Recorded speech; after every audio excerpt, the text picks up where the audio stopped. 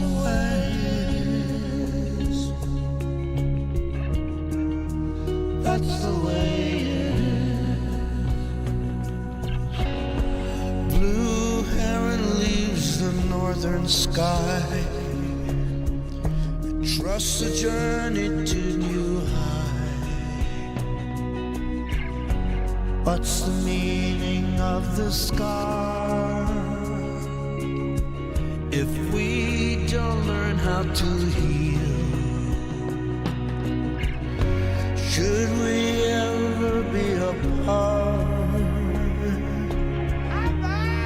Then how does it feel? That's the way it is. That's the way it is. That's the way it is. That's the way it is. Shut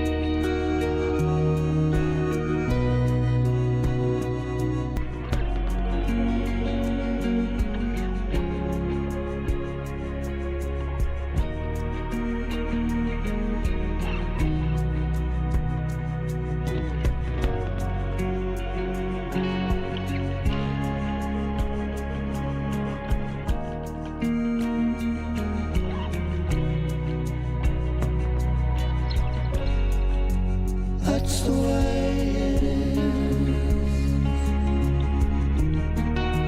That's the way it is. So many miles to walk. That's the way it is. So many things we've got to learn. That's the way it is. That's the way it is. That's the way it is.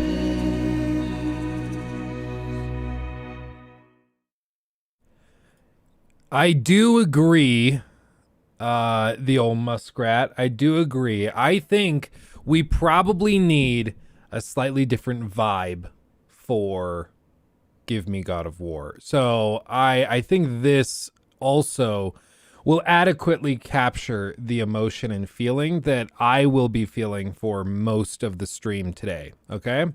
Are you ready? This is it. Okay, ready? Listen up. Today we're going to have a performance by one of our students who has written a song. The song is about his feelings towards the current political... Towards God of War Ragnarok on Give Me God of War difficulty. Check it out.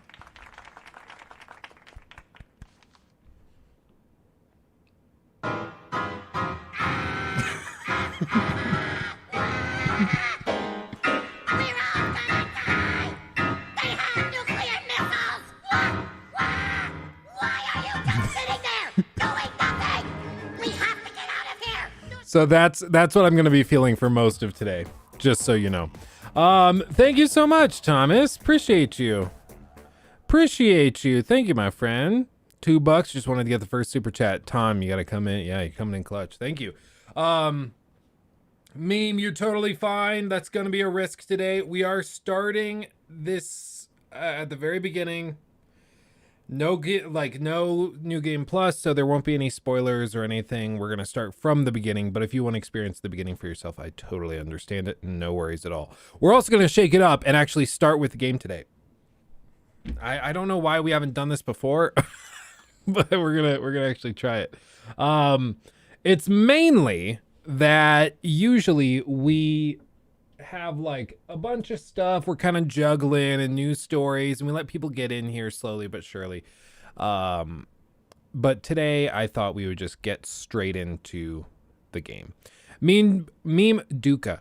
I did play we do have news. We'll just go over it like during maybe intermission, like around noon, so in like 2 hours, or at the end of the stream. I just realized like people are going to be clicking on the video to see the game, and if I'm just sitting here talking about news, that might be frustrating for some people. So we're going to shake it up and we're going to try it this way. Maybe it'll work better, maybe it'll work worse, I don't know, but we're going to give it a shot. Right now, God of War Ragnarok is copying over the update file. The drama. So, oh yeah, pin comment. Good thinking. Good thinking. Hold on. No spoilers or even parody spoilers will be tolerated. I just typed in toleration. Will be toleration. No spoilers or even parody spoilers will be tolerated. Pin. Voila. It's Morbin time. I will say, okay, unironically, I did see some like pretty hilarious comments on my God of War review that we put up. Because I was like, look out in the comments. People are spoiling it. Some with real leaks and spoilers, and others with fake leaks and spoilers.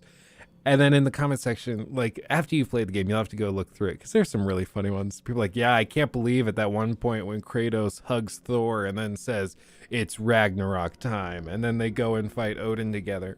And like, they throw out, oh, that makeout scene between Thor and Odin was weird, but you know what? It's cool. No spoilers, meaning that we won't tolerate people going in and putting like the end of the game into the chat. So like, yeah, we're gonna see stuff, and if like once we've seen it, go for it, talk about it. But like real spoilers and stuff, we just aren't gonna tolerate the risk. What's crazy, this update they're sending out is the 2.0 file version. Like, the game came out today, technically, and they, like, just dropped 2.0. That's crazy. I know they can name it whatever they want to, but still, I mean, it's pretty impressive. I hope people are liking it. I have to imagine Jongjia gushing about the game, because I won't watch his review. I don't know who that is. Oh, Jongjia, you mean pronounced like a Y. Yongya. Yeah. Yeah, I could see that. Oh, it's so slow. It's so slow. Yeah, it's it's I'm very thankful we ended up getting the review code, because very few people actually got one. And I like when I hopped on that conference call with the lady from PlayStation, she's incredibly sweet and very, very, I mean, sharp as a tack. And she was like, yeah, if you're worried that there will be like a flood of other reviews and stuff that you'll have to compete with, don't worry. We really didn't send out very many review codes to YouTubers. In light of the whatever, I don't remember his name. I can never remember his name. But the YouTuber who was running the secondary, like fake leak account, that thing. So that alone is affecting how many people get review codes for games like this. Like that's crazy. One dude trying to get some extra cred on Twitter affects, like, it makes it so somebody like Maddie can't get a review code, and a bunch of other people that would be like make tremendous reviews but don't get it. All it takes is one person to ruin it for everyone. Yeah, no, for real. For real. Real quick, I'm going to take it off this screen just in case. I don't think there will be any, like, I don't think there will be any spoilers or anything when I boot the game up, but I don't want to risk it, so I'll just keep it on my face, deal with it. By the way, I also got in contact with Focus Entertainment for Evil West and Atomic Heart. So our goal is to do reviews of those, and then we can also stream those as well. Should be fun. Should be fun. And I'm down. I'm really looking for Atomic Heart. Looks badass. Evil West looks crazy. It's gonna be fun. Unlimited is always in here, making me feel bad for not playing the game yet. This should be. Is this gonna be a problem? No, I think that's okay. Okay, here we are. Are you ready? Are you ready?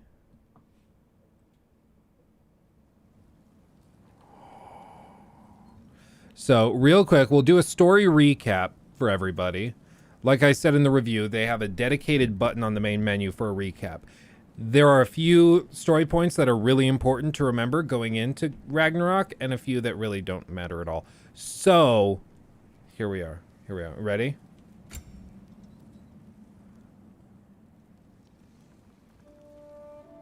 The boy's mother is dead. She wanted us to spread her ashes on the highest peak in all the realms. The gods of these realms don't take kindly to outsiders, trust me. Boy! You are God. Leader of the Vanir, once yes, but no longer.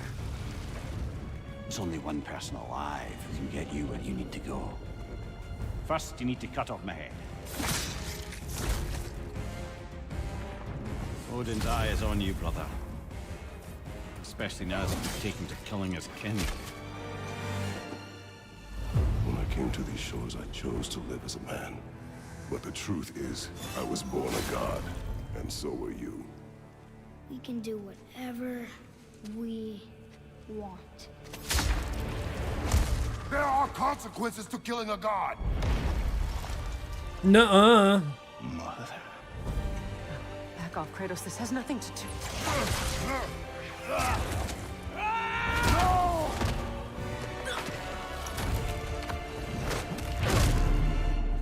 No, my boy! I need one of those adjustments. It sounds like it feels Look. great. Look, she was a giant. I'm a giant. I guess there's just one thing I don't understand. The giants called me Loki? A question for another day. Today is that day. Oh god, I'm not joking. Looking back at the footage of the first game, and I know it's not the first game. Looking back at the footage from the 2018 game, it looks so freaking lame. After playing this, like, it's so funny. I love it when sequels do that. So just so everybody knows, we have, I'm not going to pull up load screens because that'll probably spoil something. But in the settings, we've got all sorts of stuff. I mean, they let you customize pretty much everything you can think of, even remapping individual buttons. Somebody asked that, I think, on Discord. You can. If you want to change it so your attack buttons are square and triangle instead of R1, R2, you can do that. It's awesome. I love that they give you this level of accessibility, especially because it doesn't matter to them. Like, they don't care. Just remap the buttons however you want. It doesn't affect the game. If you want to do it, go for it. Accessibility options, all sorts of stuff here. I will not pretend to know how this stuff works or what a good accessibility menu looks like or a bad one.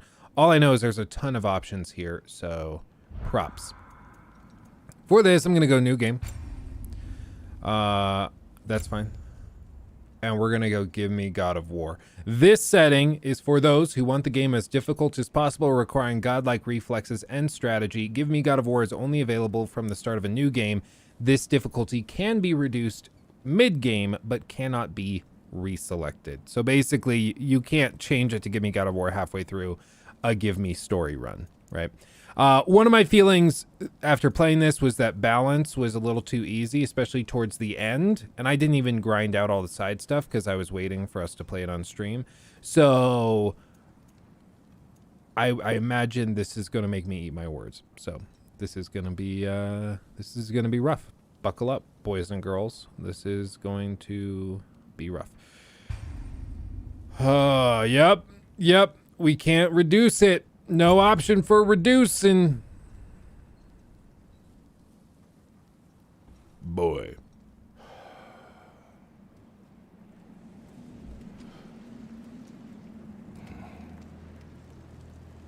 Luke's a gluten for punishment. No gluten, okay? It's bad. It's bad for you.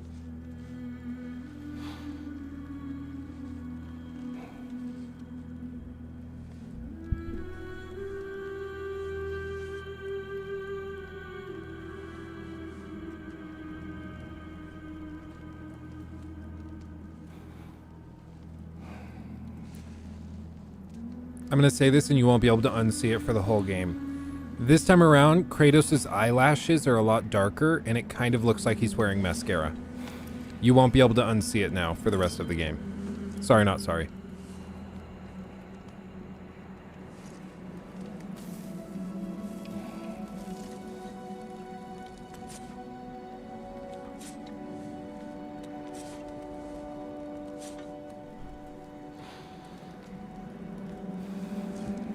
Gender fluid confirmed. The circle can't. Yeah, probably. Hold on. Look, he brought in a deer. That's how the first game started. Hungry? Hold on. I know it's big. That's what she said.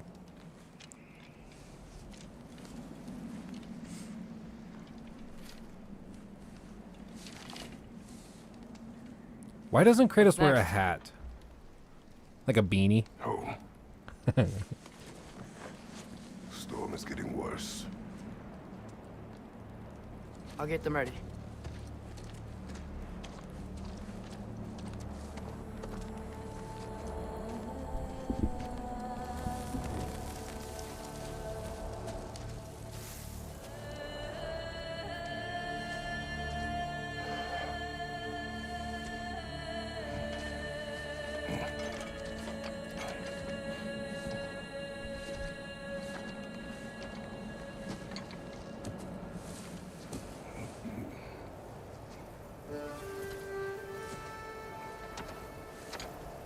Yeah, his voice broke. Yeah, Atreus sounds like an actual real boy now. It really helps make the games feel distinct, though. Because Freya, Kratos, Mimir, all identical, of course, to the last game. I will say I think Kratos is given a lot more option to act in this one. There's a lot more vulnerability this time around. Need help? Yeah. It was one of the things in the recap we just watched. Atreus was called Loki by the Giants.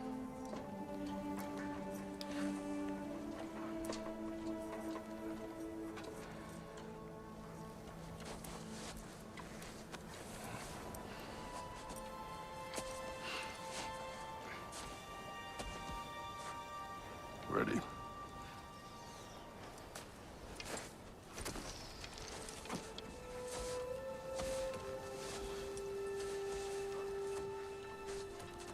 God of Bigger Boy.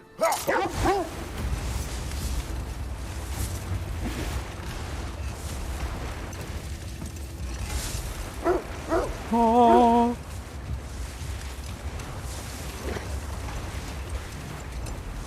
Prepare your I anus. hope Fenrir got some sleep.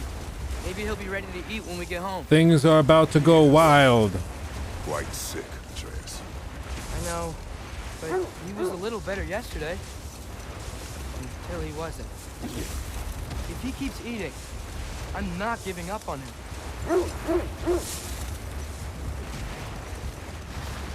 Does Kratos still say boy? I think I heard him say it once Yes. this whole game. Is it hurt? It is her. The state is not far.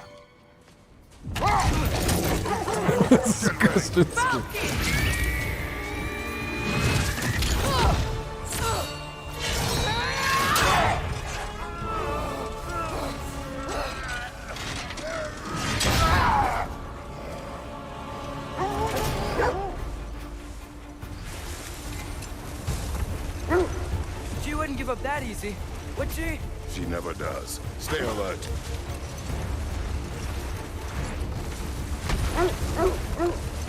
There she is! Mother! Ow. Got you! You gotta get away from her! I'm trying. Up there! What's she? Look out! The trees! They're coming down! That was too close. He's coming around again! I do not wish to fight you. Losing my grip here! Father! I have you. Hold tight. Protection stave is near.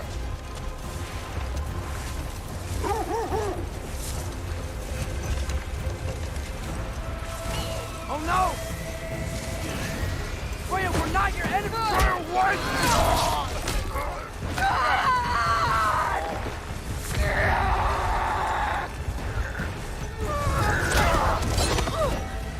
Please don't make me do this!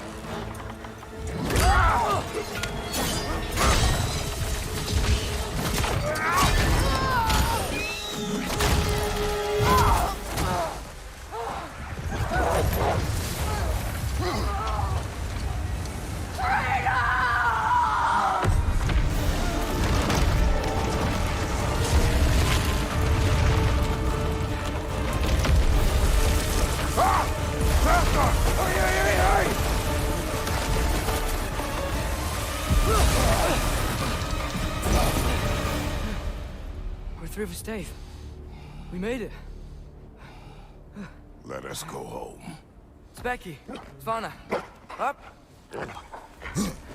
Oh, so good. So good. So what I mean, like, already in the first 5 minutes of the game, Not wish you to. I keep hoping she'll let it go. they're letting you know this is going to be different. They're going big. Son, there is no letting that go. Yeah.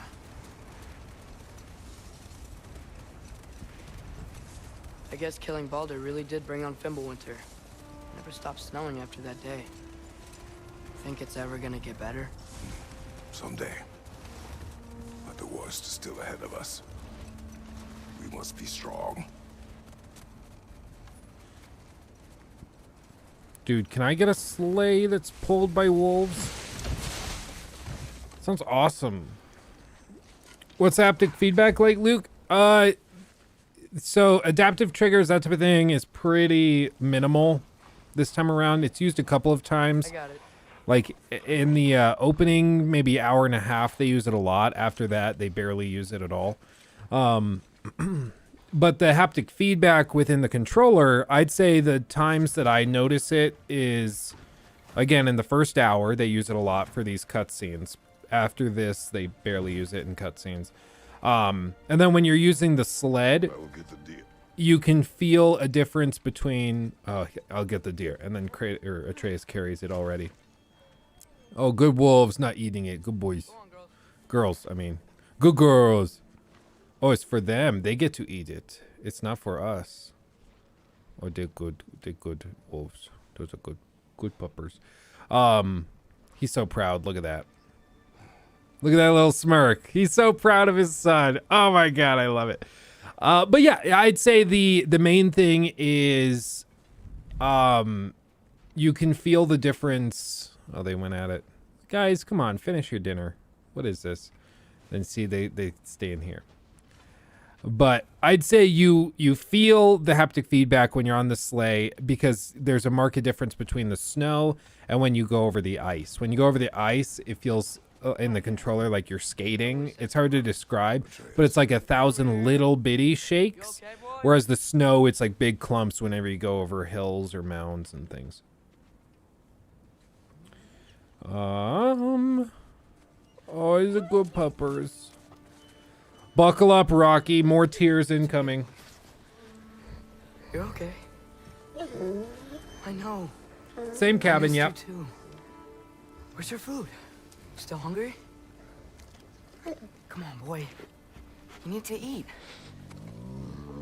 Eat. What? Too big?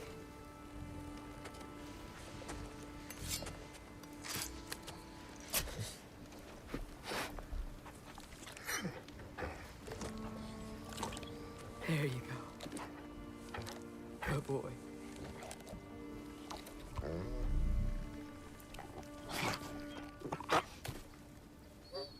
Atreus, the time draws near.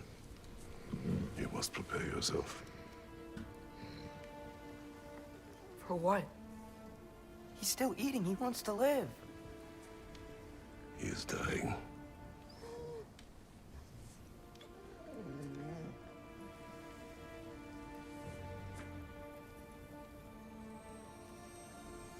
You're a good boy.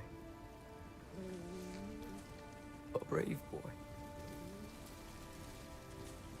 Fast and strong. But you can rest now. Okay? I'll be okay. You can let go now. You have to let go.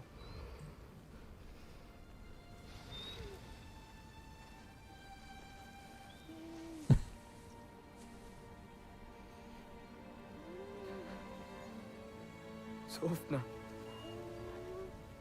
Afra. Tesu. Sofna. Ethon. Sofna. Eating good tonight. Jesus Christ, Bobcat.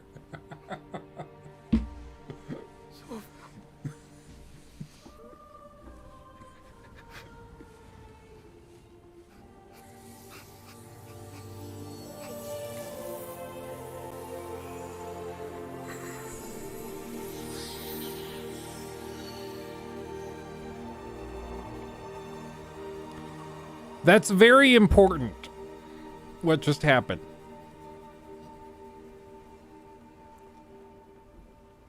Come.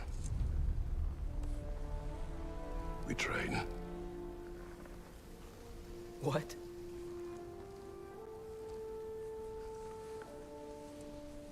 No. It's the middle of the night. I'm gonna send you a theory through DMs, not if it's true. Okay. Night does not stop our enemies. Why? What for? Training is all we ever do, ever. It's not enough. We can't hide forever. We do not hide. We prepare for a fight for which we are not ready. We'll go. Time is running out. The prophecies say Fimbulwinter leads to Ragnarok. War is coming. Whatever Loki's supposed to be doing, he's supposed to be doing it now.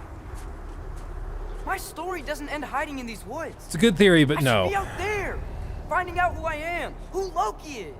I will not allow you to pick a fight with gods. I don't want to fight anyone. I just want answers. And if those answers lead to war with Asgard? Maybe that's what Mother I wants. just have to be God of War What Ragnarok. Mother wanted. Looks like we never will.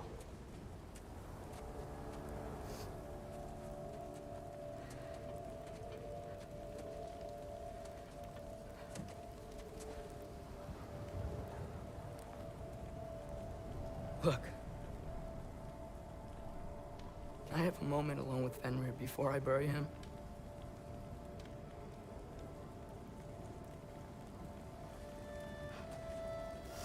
I know bury is the correct pronunciation, but maybe it's the Colorado accent. I always say bury. I gotta bury this in the woods. I have to bury my dog. I don't say bury. See, it sounds weird. Hey, good to see you. Hi.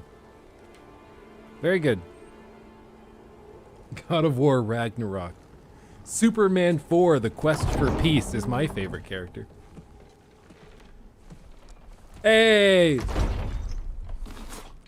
Well, He's using a spoon to I turn the recognize that pages. dour expression anywhere. Who says bury? To tell me Atreus what went just did. wrong? So can I have a minute before I bury The war Fenrir? is gone. Oh, no. Not Fenrir. How's the lad taking it? Not well. He goes to bury him. If you ask me, he's a bit of a pussy. Damn it.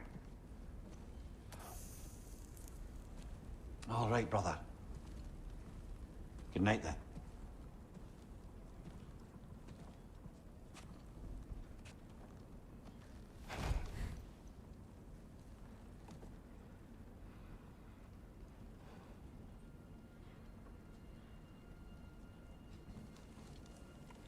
God of boy. Boy of God. God of boy in the God realm.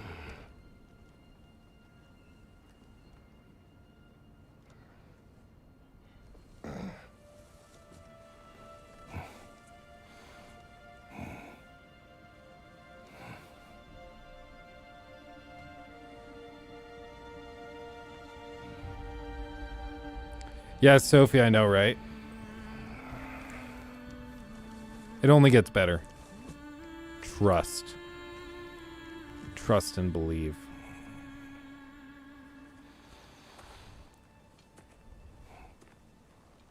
See, look at those transitions. They do this like 15 times in the game, and it's amazing.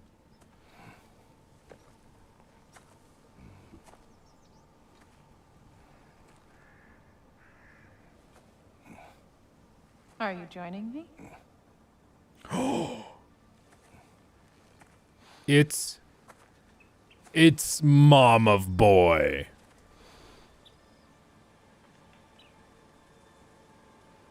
We actually get to see her. Faye. Are you ready? She's not just a weird cutout on a wall. Notice these woods? These are the same woods that we started the game. Sits atop your shoulders. This is your hunt. The last game. I will follow. Very well, Grumbles. I will follow. That's what Atreus said. See? Role reversal. Oh, it's so good. At least it didn't suffer. Am I to decipher your grunting? She teases Only him your so thoughts. much over I his am the grunts. predator. A wolf. Yes. Predators kill. It is the natural order of things. Your words are misguided. Shh. Approach slowly. It's okay, little one. We want to help. Don't we? No, don't! She looks super familiar. Is the actress, wolf did they we do like a found beyond body the sea. scan of her? Because she looks found his way like inside. somebody I know, I swear. As I said he would. We should have acted. It was not our concern.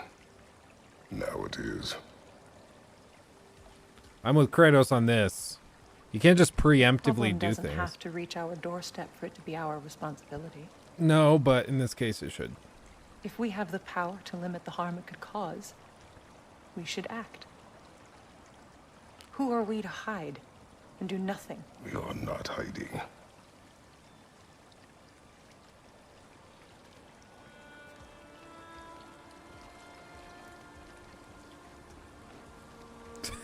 Twist, she's an elf. The real God of War Ragnarok was that we were all elves the whole time. It's so stupid.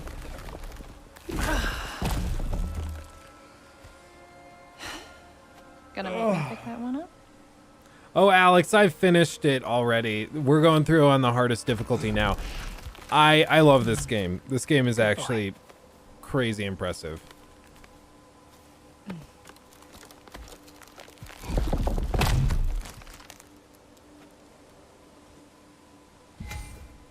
No worries, Sophie. I get it. It's a small stream today, which, I mean, we expected. Because it's the biggest game of the year, or one of the top 2 biggest games of the year. So it makes sense that people don't want it spoiled. Faye. Faye.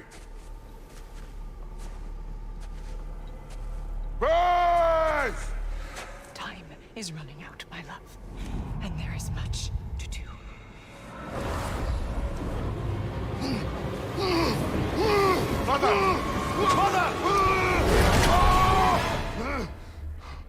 Look at that transition, though. Damn, dude.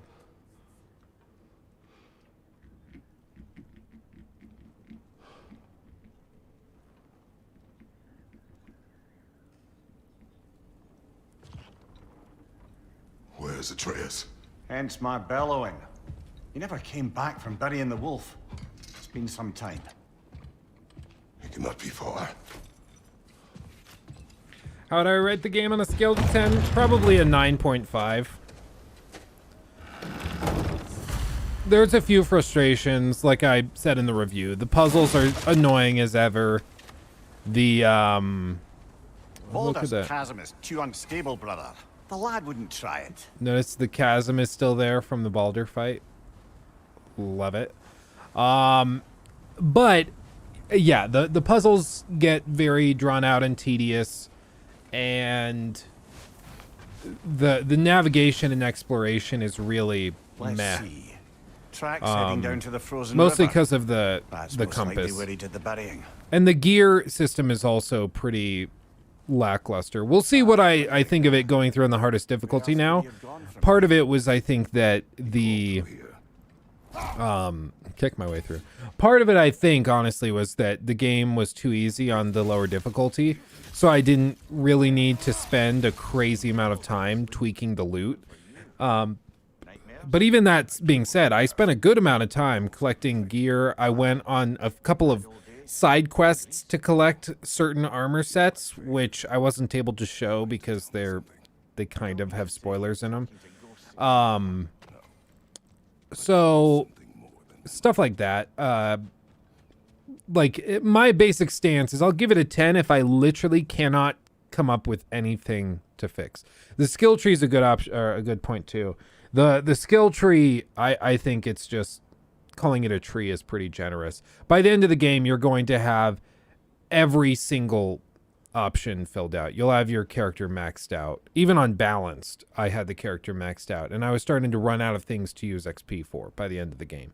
So I would guess that's probably going to be the same on the hardest difficulty too, and that's just a little frustrating. It leaves very little progression through the end game other than upgrading like skills. But you'll probably have skills already decided and figured out by then. The tracks stop here.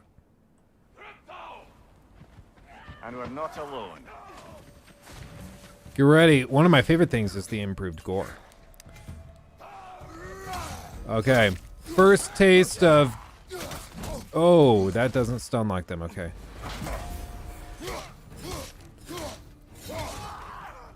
But yeah, my stance is usually I'll give it a 10 out of 10 if I can't come up with anything to fix or improve. But if I can come up with stuff, then I won't give it a perfect score.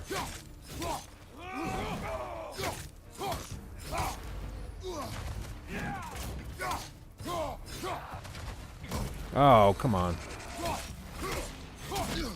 Oh man, okay. I gotta get these timings down. Hold on. Nope. I'm trying to play it a little too tight. Oh. Oh god. Give me God of War. Okay, I'm gonna unlock the camera.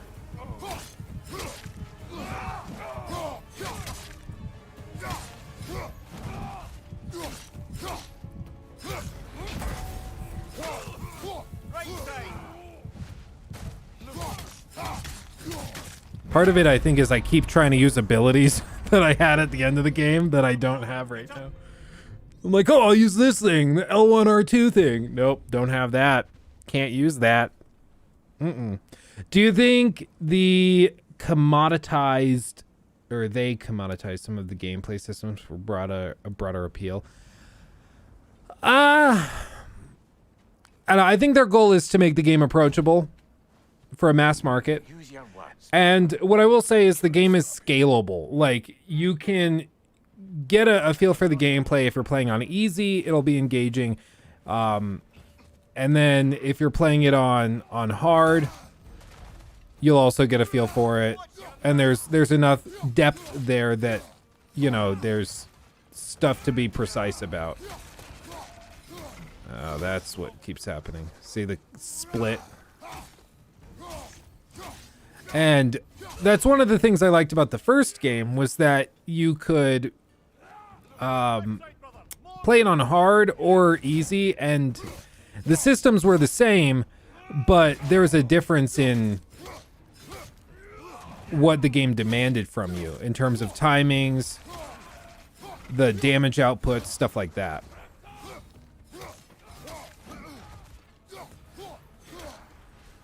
Oh, no, that didn't work.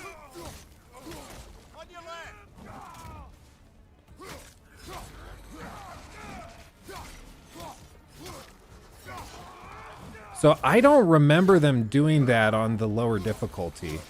Maybe they did and it's just I didn't notice. Come on. There we go. I don't know. But I don't remember them transitioning into this level 2 thing.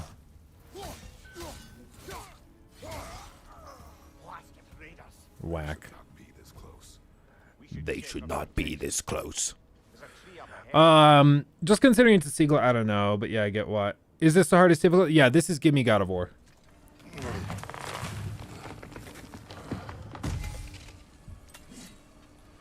Well, You were right. The state is broken. explains our trespassers. What happened here?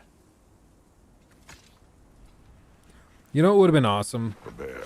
Is if they did save transfers. A larger bear. So you get your same axe kit out and The armor fight kit out destroyed from the tree. end of the last We game. must find Atreus. Aye. Between the savage beasts and marauding raiders, he may have sought shelter. Follow the trail. We'll find him. Poor bear. Poor bear. I'm pretty sure this is the same outfit you start the last game in, isn't it? I think it is.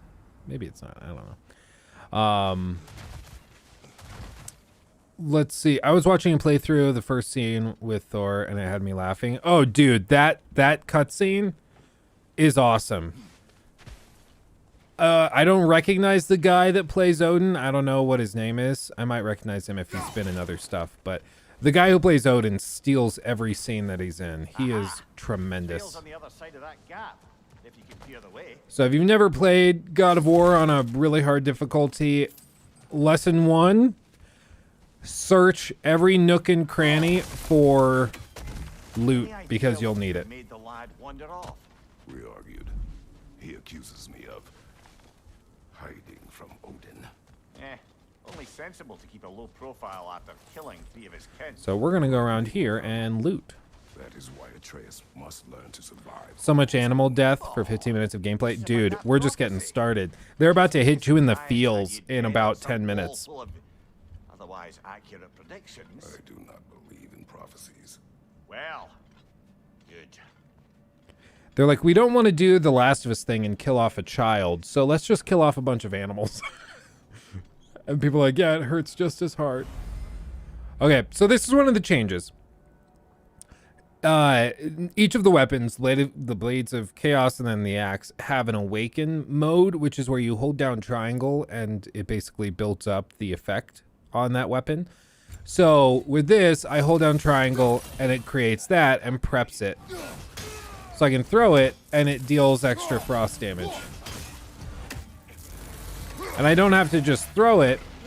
I can also just use it.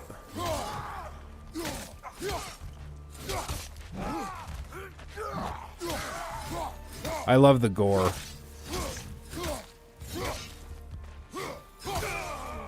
Honestly, we selected Give Me God of War, right? Yeah, we did. Okay. I'm not trying to be like, oh, it's too easy, because I'm probably going to die in the next 2 seconds, but I guess I was just expecting higher damage output from them. But I've been able to eat a few more hits than I feel like I was able to eat in the last game. All right, where's that trail gone? Oh, you will. Oh, you will. Oh, well, that's weird. Is that from me? Well, no, because I'm not leaving footprints in it. I think that's a bug. The snow deformation glitched out. I'm pretty sure that's what that is. Because when I leave tracks, it looks like that. It doesn't look like that. Well, see, I attract bugs. Maybe I just see them and other people don't see them or notice them because they're not prudes. But, dude, I love that. He got antlers and then he strapped them to his head with leather. That's the most badass thing I've ever seen.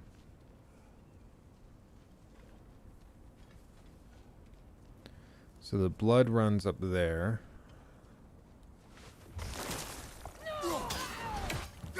I will say the revenants are also still in this game, but they're far less common.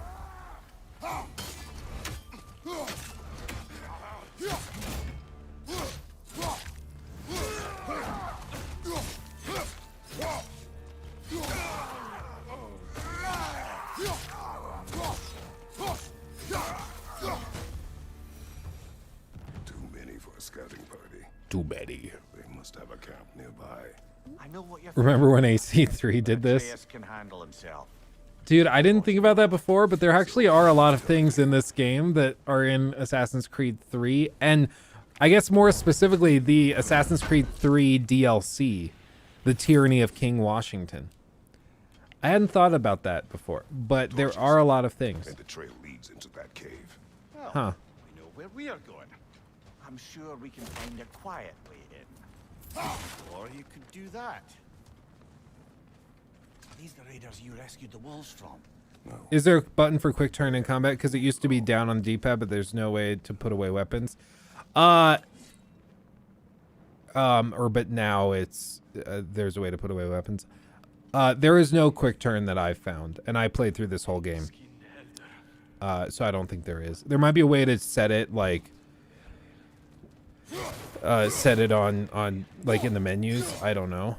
But there's no quick turn as far as I can tell. And it is a problem because some of the boss fights, one of which we're going to see in a few minutes, the FOV on the camera is so tight, it really affects the quality of the combat. So we'll talk about that when we'll get there. But yeah, there's no quick turn as far as I can tell. Death from above, sprint off a ledge and press R1. Whack.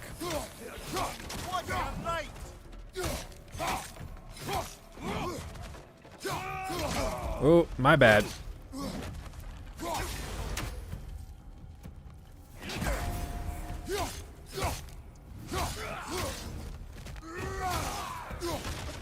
You don't get no arm. Behind you, incoming.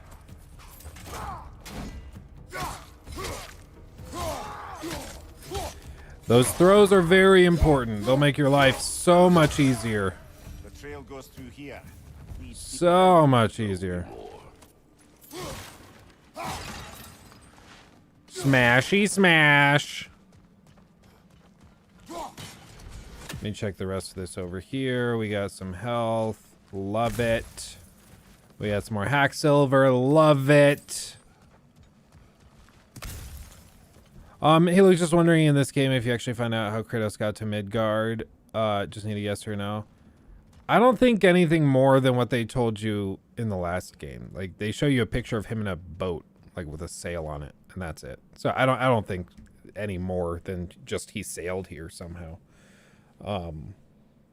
I could be mistaken, but that's the only thing I can think of that happens where they're like, yeah, there was a boat and he sailed. So don't think about it. So I don't think so. Let's see. It's my first time here on stream, enjoying it so far. By the way, I loved your Forgotten City. Thought it's the same as me, and the video was also very well done. Oh, thank you. Thank you, Beerson. Appreciate you.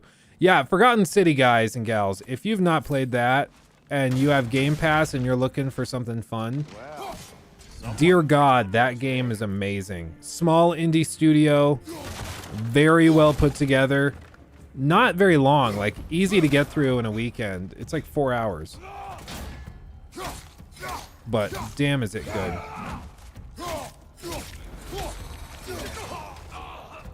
Yeah, I just need to not let them transform.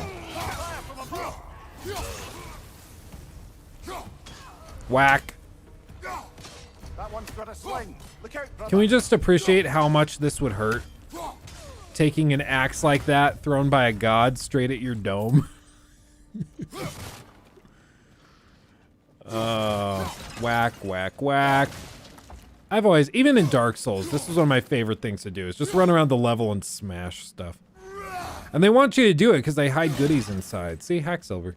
So you should do it.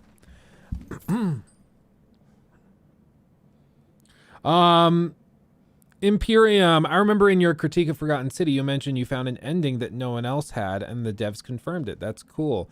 Oh, I don't remember the devs like confirming that was like a super secret thing. But yeah, no, it was one of those things that I tested. I bet somebody else had found it too, if I remember right, which ending you're talking about. Because it's basically like, they tell you, don't do this thing, otherwise bad stuff will happen.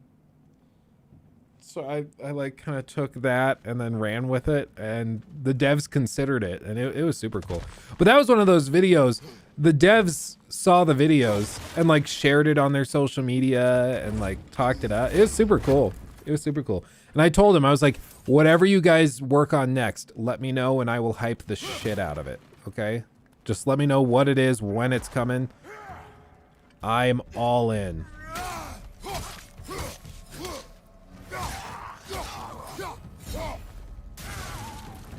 Call me a fanboy. I'll happily admit that I am one.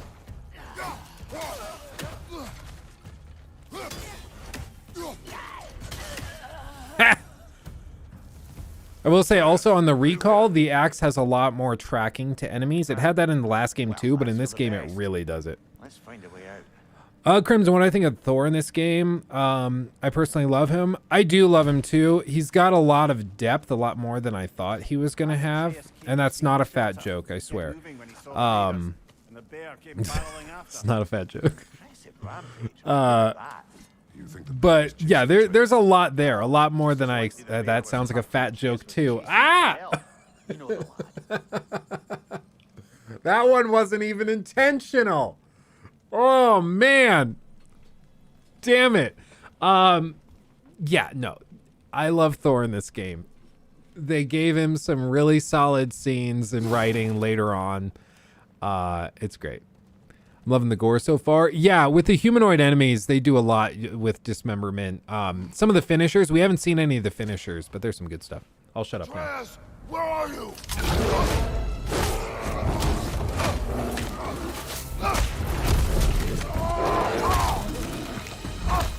It's almost like I knew that was coming, right? Well, we found the bear, or he found us. I can already tell this is gonna suck on Give Me God of War.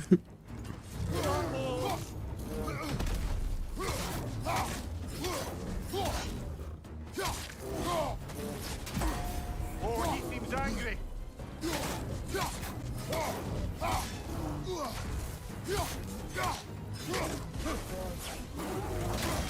Oh, golly.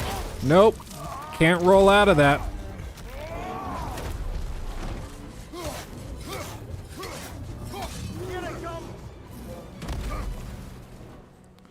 I thought there was a health stone over here.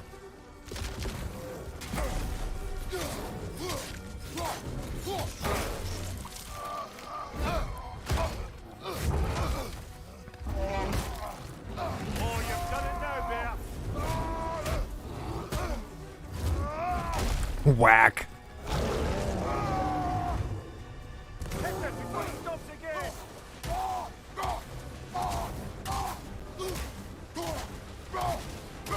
Just punching the shit out of a bear.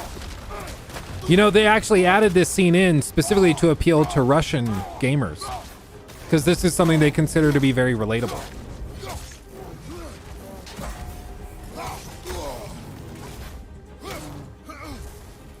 See, the tight camera really hurts it here.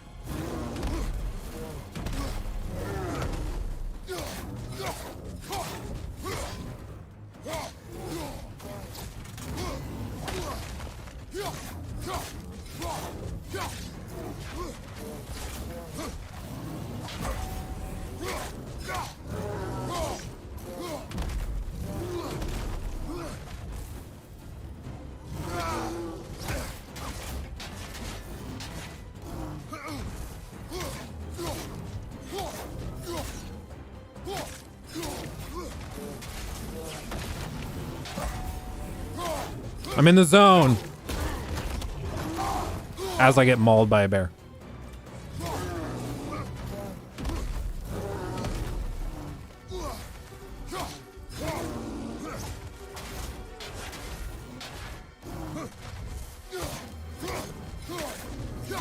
It's a pretty easy combo to dodge if we're being real.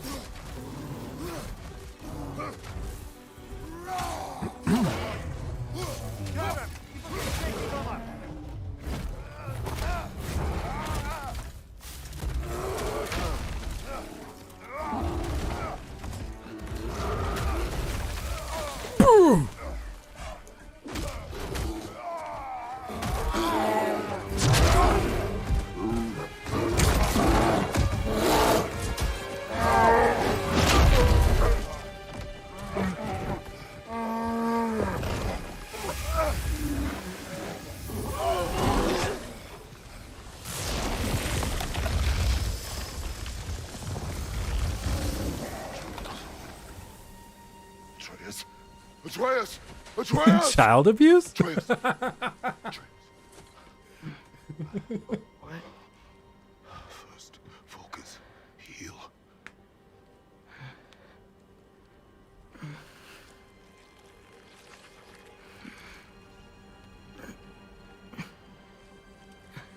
Isn't it great that like healing as a god also cleans your clothes? Sup, Kojo? Good to see you. Fenrir. And then Rockin' and rolling. I was so sad. His god power is sponsored by And Tide. then I was angry. And scared. I remember running. There was a bear Bjorn. charging, and I charged back. Yeah, exactly. Fun fact, it actually means bear. Translates That to bear. had to be a dream. Your emotions. They transformed you. Which game is harder in difficulty, Doki Doki or God of War Ragnarok? I didn't know I could do that. I was struggling to get through Doki Doki a lot more. You did not do anything. They overcame you. That is why we must not abandon your training. We do not know the reach of your abilities. They will be dangerous without discipline to control them. You've already taught me discipline. I need more than that. I need answers. Answers you don't have. Answers only your mother had. Answers she withheld. What if there was someone who could help us?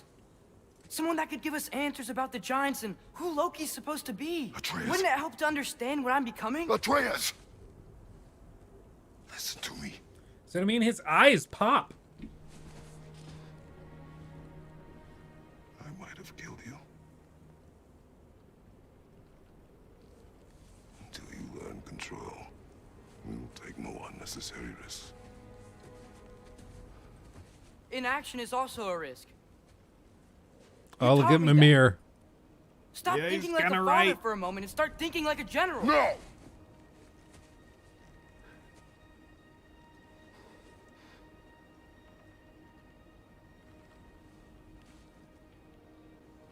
No.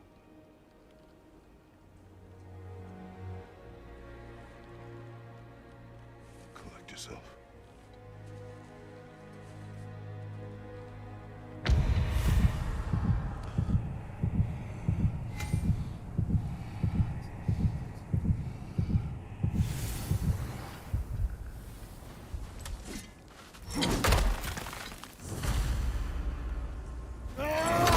See, like here they use the adaptive trigger, so there's a little resistance, but like seriously, they barely use it for the rest of the game.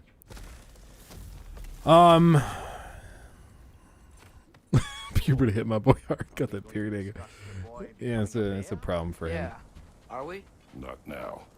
We need to repair the protection stave and get home. What happened to the protection stave? You did. So you're blaming me? I am not blaming you, Atreus.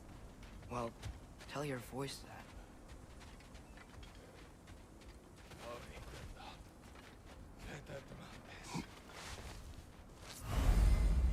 Same thing as before. We get the square thing.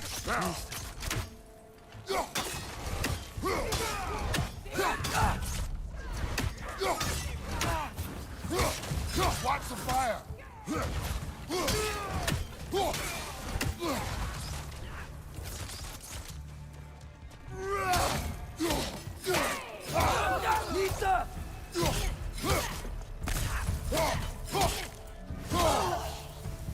Fun fact, the stones actually stun most enemies, not all enemies. So you can actually time that as part of your combo, which is kind of fun. Not really. What of Fenrir? What about him? When he died, you cast a spell. No, I didn't. But I saw light. I don't know what you're talking about. Trick of Fimbulwinter, perhaps. See my share.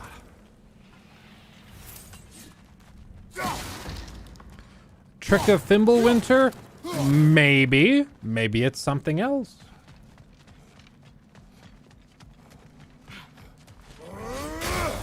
Maybe Mimir doesn't have any idea what he's talking about. Oh, I recognize where we are Oh, now. did you see that teleport? Blood.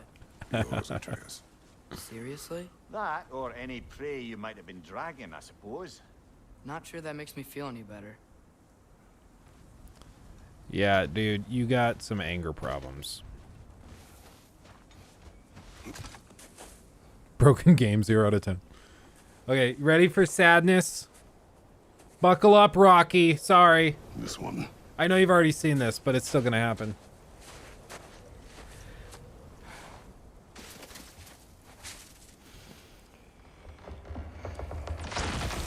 Asya.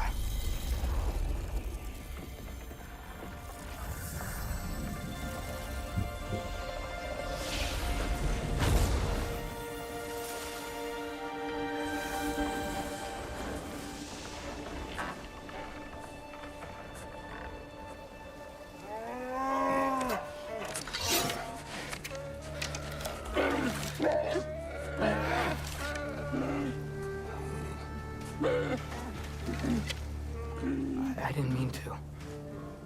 Intent does not matter. Only consequences.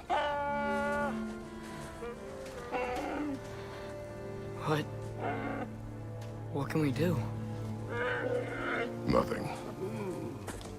Nature will take its course.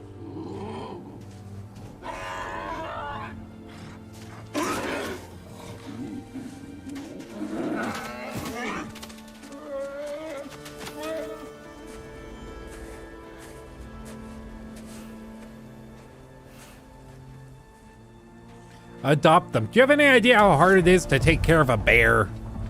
Storms are coming. Isn't it cold enough? We are almost home. I'm sorry. I've always found this just so funny. It's like writers of all stripes do this, so it's not just like games or Sony or anything. But it's always funny. Like, you just got done murdering a dozen people who were out in the woods. And yeah, we say they're raiders and stuff, but like, you just went in there and massacred them.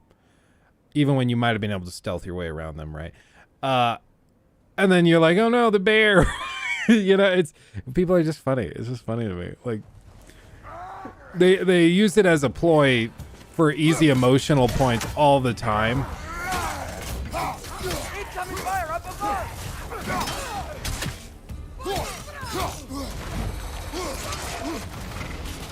Left side! Ooh, baby. Stop locking on. Raiders to your left!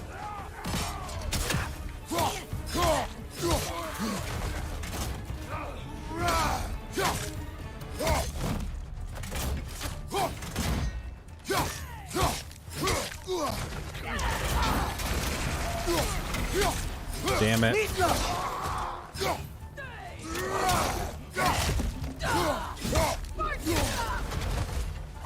Incoming fire! I thought I got you.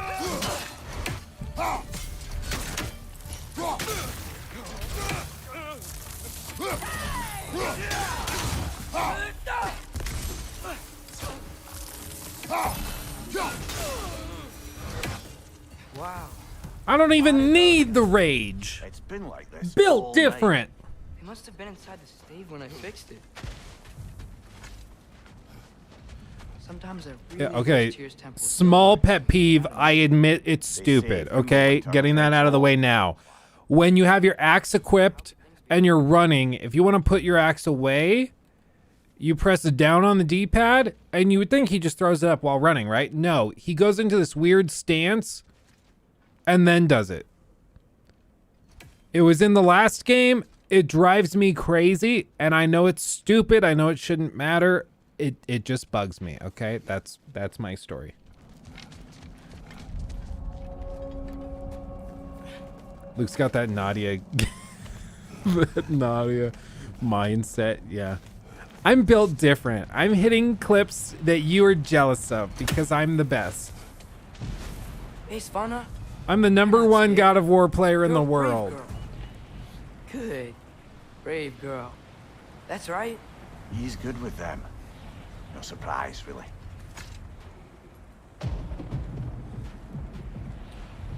Boy. Specky, Atreus! I'm just checking on... To bed! Yes, sir. That's why I'm gonna start yelling to Lachlan. Lachlan! To bed! As evenings go, that was entirely too eventful. Though I admit it was a bit like old times there, for a moment. The She's three of using us kids in her navigating some TikToks? What does that hitherto even mean? unhappened-upon patch of forest. Been a while since you've joined us. If that's what you mean. Ah, well, just tired, I suppose. You've seen one deer hunt, you've seen them all. How can you feel tired when you never sleep? There are other kinds It's of Babe and tired, Baby. Please tell your son he needs to twin with me. He needs to what? To twin with me. Oh, twin with you?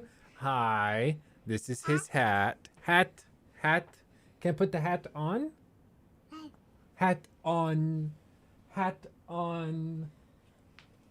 Oh, good job. So handsome. You look so good. You look so good. We look so good. And he's like, no. He's like, I don't know. I got these locks. Why are you covering the locks? You were covered in bananas. Oh, this is his Halloween outfit too.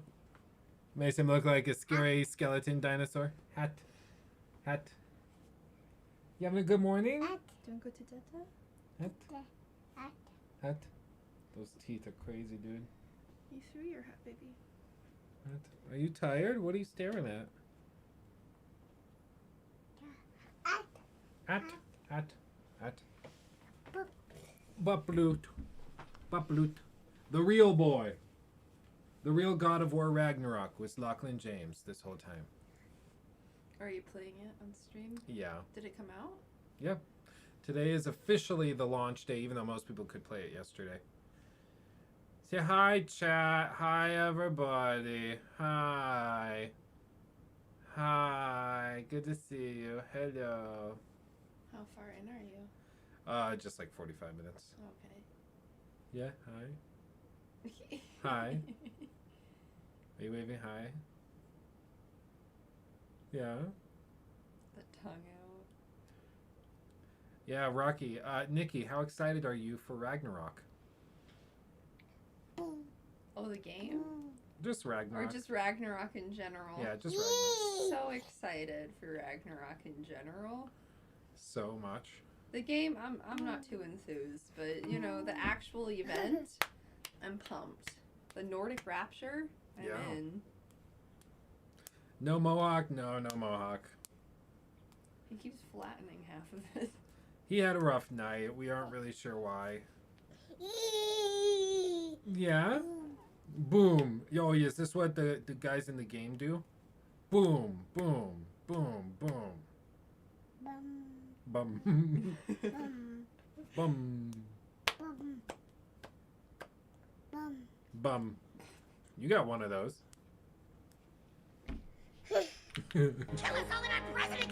He hit play on the South Park clip. Oh, what are you gonna do? What are you gonna do today? We've been asked to go get office Christmas supplies for my mother.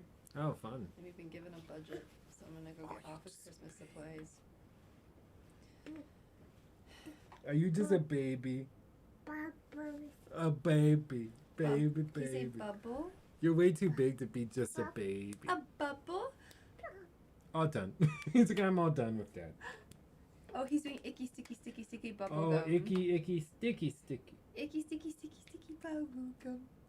Bubble. That's what he was doing. He's a smart cookie. Because I said bubbles. Bubble. Hot. Let's go. Run! So handsome. I love you. Leave the hat on. No. Keep your noggin warm. You got a lot of noggin to keep warm. Hold it?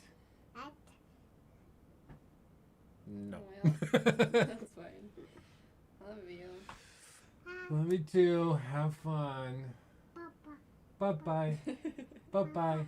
Do you want a warm drink or are you... Yeah, that'd be great. Can it be from Starbucks with all the sugar or do you... Ideally not. Okay. Alright. But if that's the best option, then like a peppermint mocha, I'd be fine with it. Oh yeah, you'll deal. I'll work with it. You'll work around. I'll work it. with it. Yeah. Oh.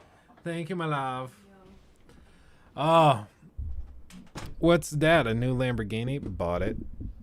Bought it. I wish. I wish. You should do a baby and female merch titled Babe and Baby. Reckon it would sell gangbusters.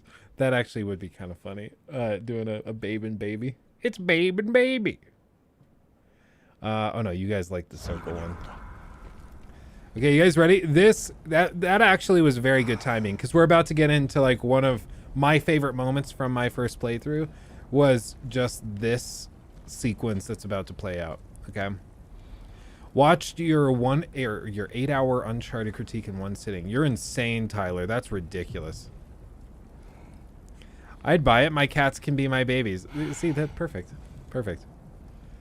What difficulty do you recommend for Ragnarok? Here's my hot take. If you played the last game and you felt like it was pretty solid, you felt like you understood the combat and you had a pretty easy time, or a decent time, I would play this one on No Mercy, which is the hard option. So if like very easy is story, grace is easy, balance is normal, No Mercy is hard, and then God of War or Give Me God of War is very hard, play it on hard. If you didn't play the last game, or if you played the last game on easy and one of those things, I would start on balance because you can always change it. My feeling was that balance stays a little too easy. It's not as balanced as I would have hoped. But I did just play 2018's God of War, so you know it's fresh in my mind. So that's probably part of it. But that would be my recommendation. Is it possible to dual wield shields? No. Sure isn't. Buckle Have a up. proper rest, my brothers. Things are always brighter in the morning.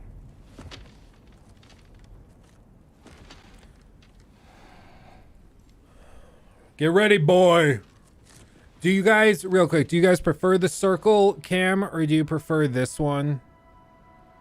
Which shows recent sub and donos and info like that. What do you prefer? What was that?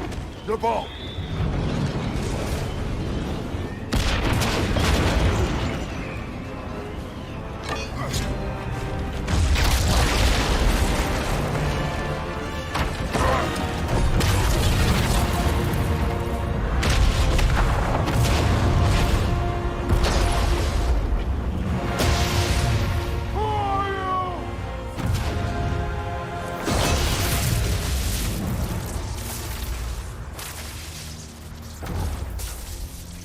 I come in?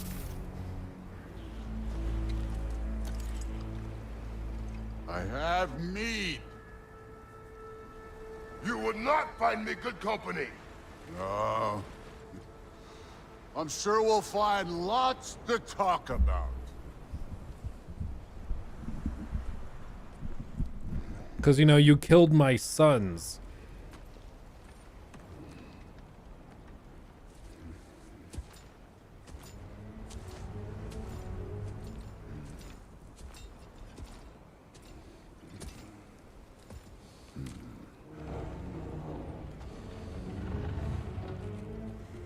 I think my note in my Google Doc for this scene, when I saw that, I just said, finally, somebody's bigger than Kratos. Nice place.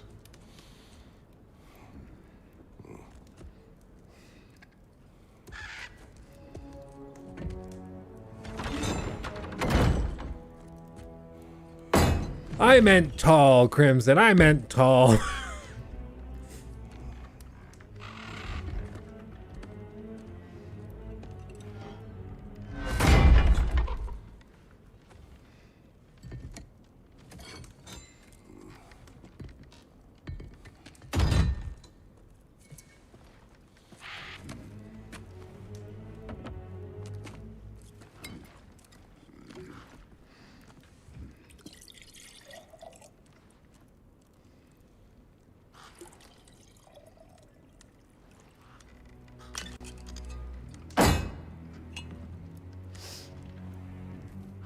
I love it.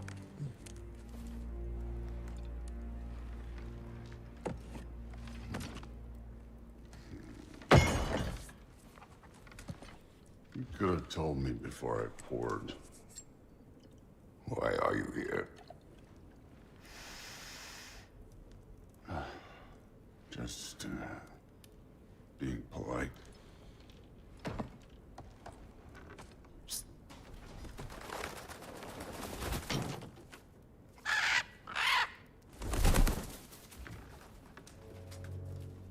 You seem like a calm and reasonable person. Are you? A calm and reasonable person. If the moment calls for calm. I'd say the moment calls for calm. Yeah.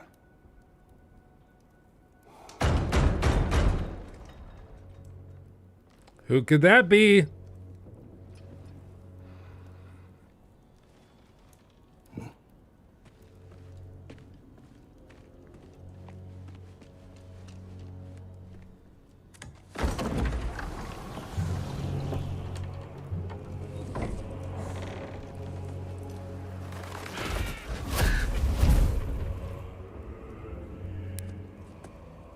You know who I am? Back before winter set in, there were some misunderstandings. Regrettable ones. But I think we all have a better idea of who we're dealing with. Now, what you did to his boys. Self-defense. Dying is what we Aesir live for. And let's be honest, they were kinda useless. But Baldur, he had value. He was my best tracker, my closer. Yeah, his mind was gone, sure. But he had his uses, and now he's gone because of you. You follow me?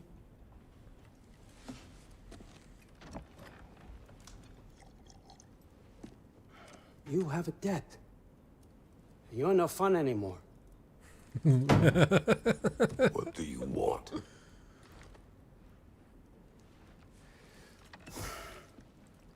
Another swig. How about peace? How does peace strike the esteemed, retired god of war? How about we just don't kill each other? How about you stay home, kick up your feet, seek no quarrel with me, and I'll have none with you. Of course, it means that that one has to stop his search for Tyr. Yeah. We know what you've been up to. Stop it. Tyr's old ways are dead. He is dead. You understand? And then that's it. Then we're square. Shit, I'll even sweeten the deal. I'll let you keep the prisoner that I know you stole. That's right. I know you're in here somewhere, you silver-tongued little shit. Why should we believe a word of you? What have your promises ever been worth? There he is, my old partner in crime. He's lost weight. Tells you snow is white. He's lying. What He's kind lost of wisdom weight. is that? Can't the smartest head alive see past himself? See that we all want the same thing? All right. Here's a deal I know you can trust. I'll settle your debt with my ex. Keep Freya off your back. Keep your boy safe. That's really all you want, isn't it? So what do you say?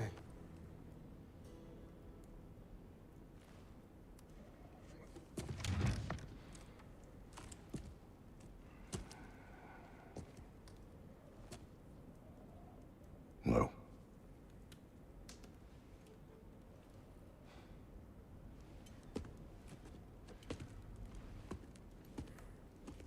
Don't take all day.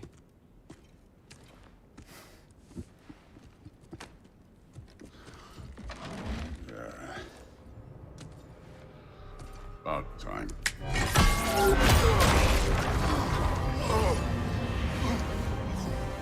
I've been waiting for this. You're not from here. We got a tradition called blood payments. It means I get a piece of you for what you took from my family. You'll pick it up.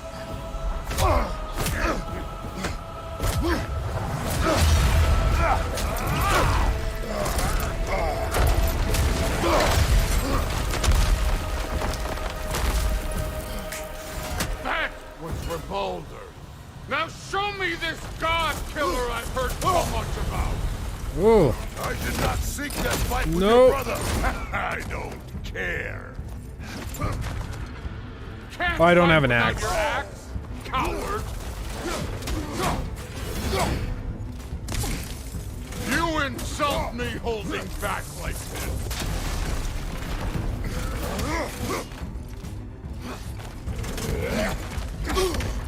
Come off that.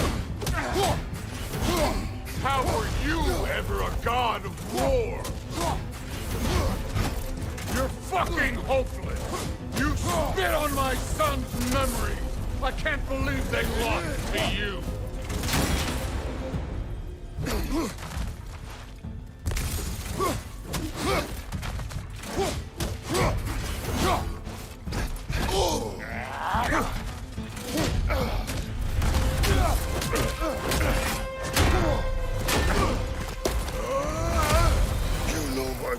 The ghost of Sparta thing? Yeah. Then you know that I can't. Oh, I'm saving it, Crimson. Show me.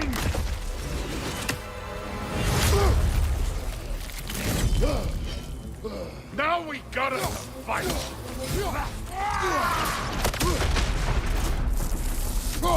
Was hoping to see your blade. Guess they don't come when you call. You should be better than this.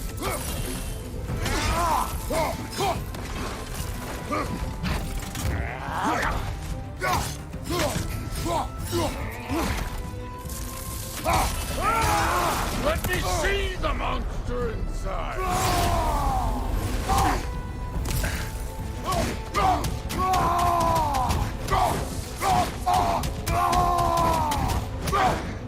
That's all?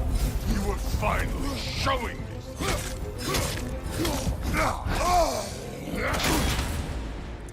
I don't know about that timing. That was weird. I know about that timing. That was my bad. No. Stop holding back.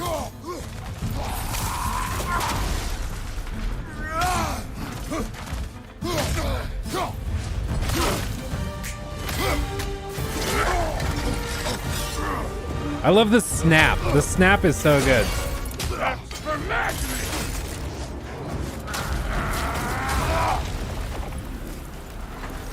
Sorry about your statue, Tyr, you preachy old stiff. If you're not fighting dirty, you're not fighting.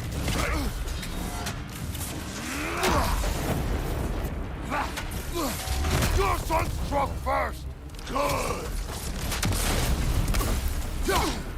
No way my droids fell to this. Show me who you are.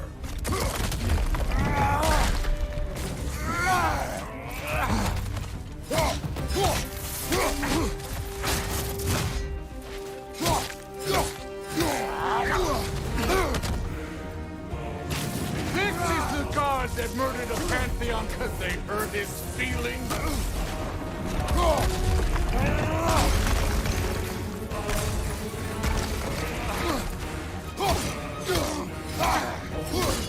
Was it luck? Did my son die to blind fucking luck? Dumbass!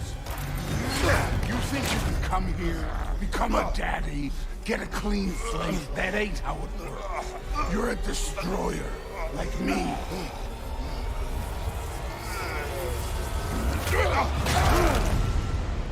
Oh, damn. Oh no.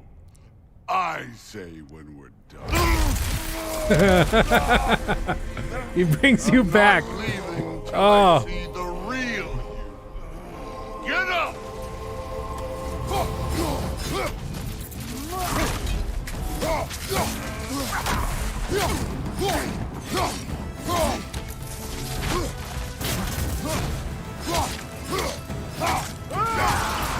This is the man who faced down Sindri, the Valkyrie Queen.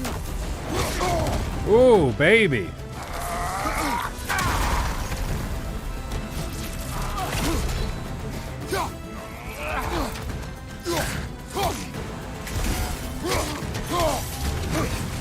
This is the foreign god that bets the solver. Ooh. That kick sucks.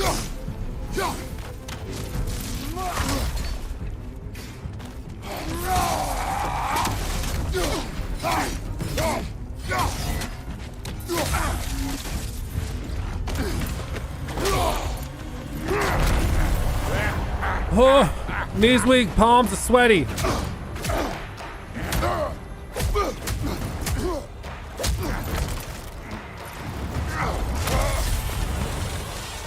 This is for Modi! You put him last, even in death. The fuck you say? Modi sought us in fear of you.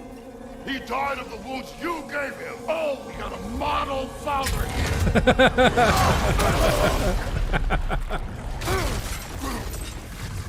This feels familiar.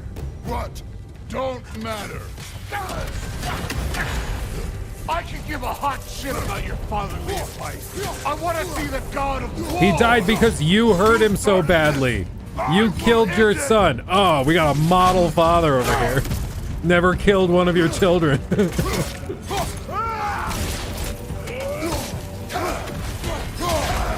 the god of war out.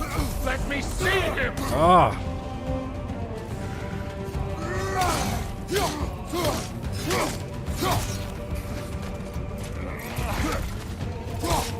Where's the love of the fight?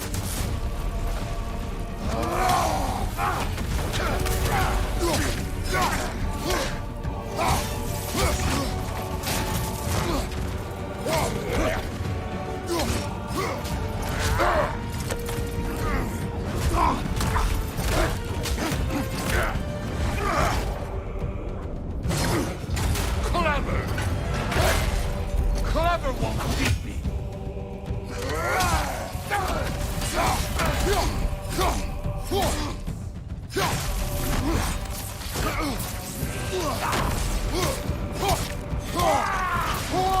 Oh, damn it. Show me the killer of God.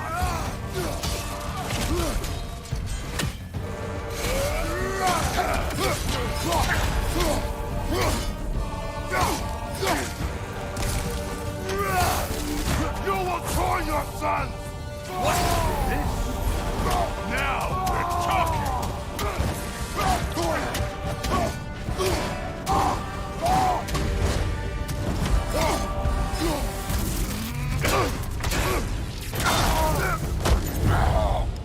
I see why my sons fell to you. Even this lesser version of you. But I am not my sons. And your boy, Allfather, has plans for him.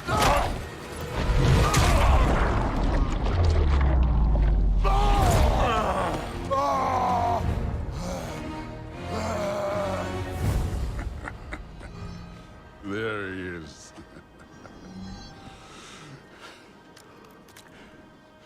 There's the god of war.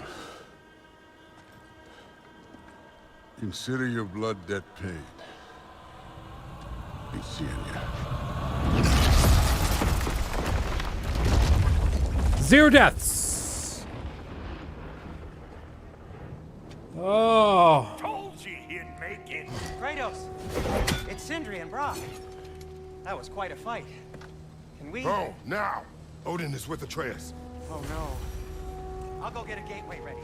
Come on then. Ain't a long walk. Before this, yeah, we died, but not in that fight. We didn't die. Let me have this. You know we made that hammer, right? You have mentioned it. I know that. Wasn't ever sure you were listening. At least it was good to see the axe hold their own.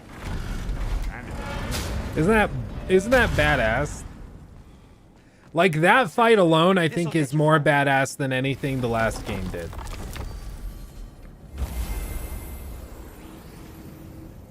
Badass being, like, highly subjective, but still. Hey, one last thing there, Tiny.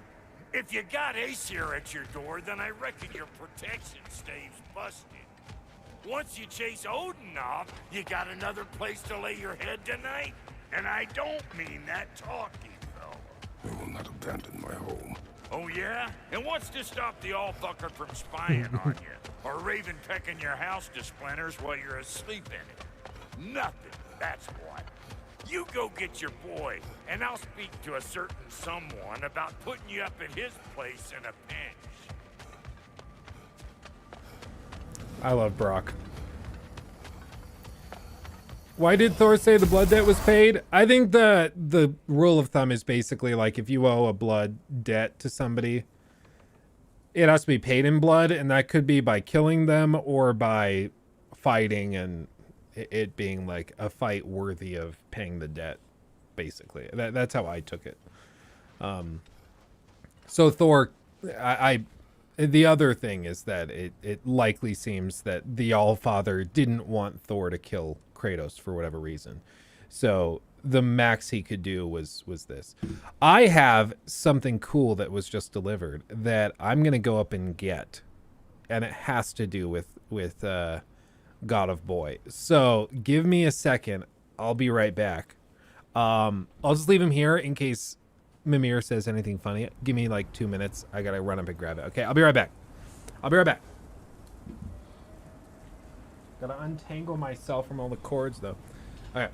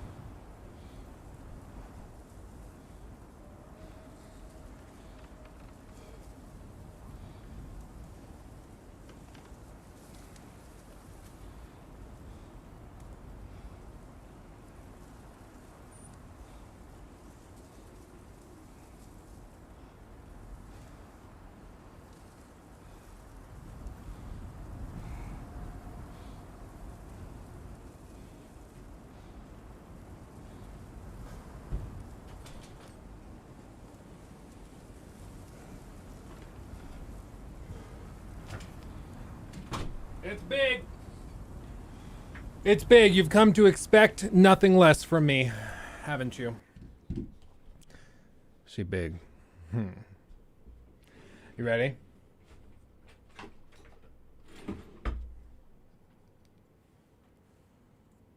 Big like Thor. Yeah, meaty boy. It's a meaty boy. A meaty meatball. Big red sticker that says do not display or sell or open before November 9th. I wonder what it could be. I wonder what it could be. Something cool, something lame, something sexy. Who's to blame? Come on, damn it.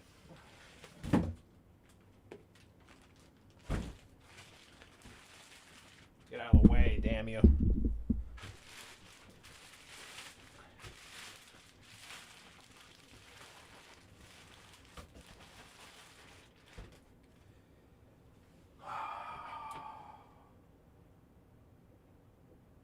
Is that not sexy? Is that not sexy? Is that not sexy or what? Hold on, I gotta... Like we said in the other unboxing of a collector's edition,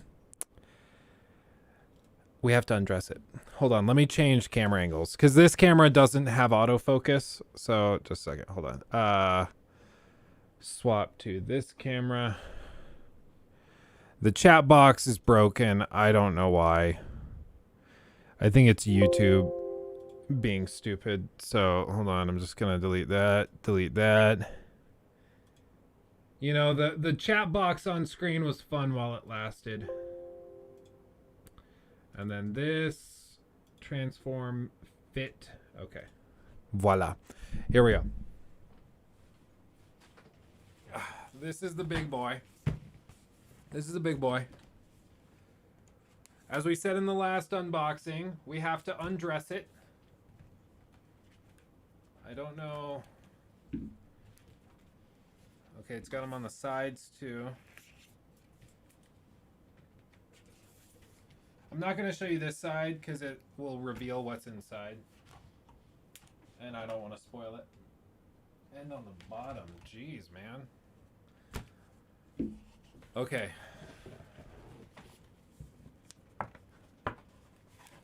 Oh, she purdy. Look at this. Okay, how do I even...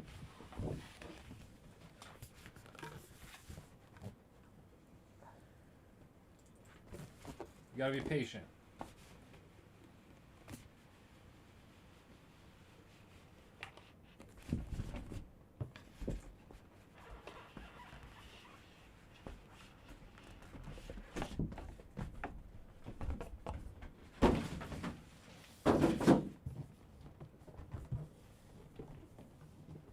Okay, you ready? Can barely reach around it. Ah, come on. Come on. Okay, I can't see. What does it look like? Okay. Oh God. It's a piece of artwork. I think it's just artwork for Ragnarok. Okay.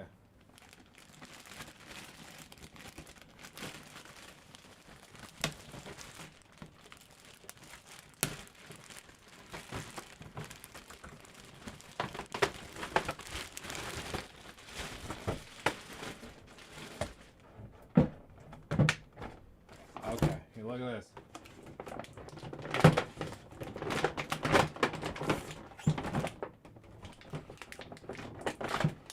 Come on! I don't want to break you.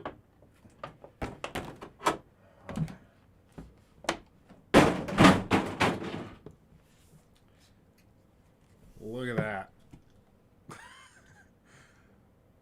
Why do I need this? I don't know, but it's freaking cool and it looks badass.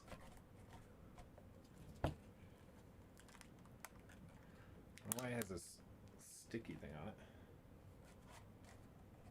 That's pretty sick right there. That's pretty sick right there. Okay, that goes there. That's the, I think that's like the main thing that's in this. Inside there's, I don't think there's anything else. And then down below, Come on. It's not taped, is it?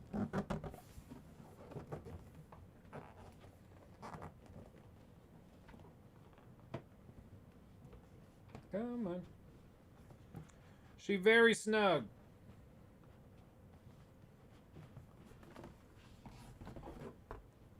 Oh, that was the top. I was opening it like it was the bottom. Okay, well then here we have these little wooden figurines.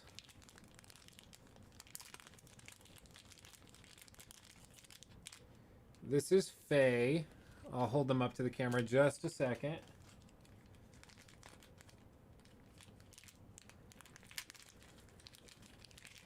Well, this also looks like Faye.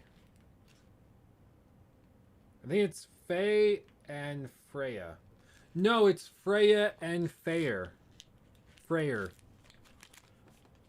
Okay. And then this is like a dice pack, I think. Yeah. Bunch of special die. You could use those. It's like a, there's a D20 it looks like. And they look like they're carved out of wood, even though they're like a ceramic feeling thing. That's nice.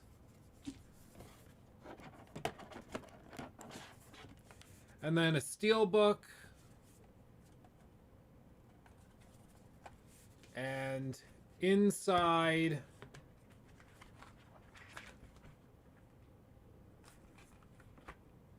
is digital codes for the game and the DLC.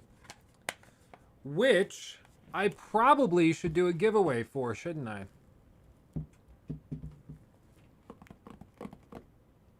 Probably.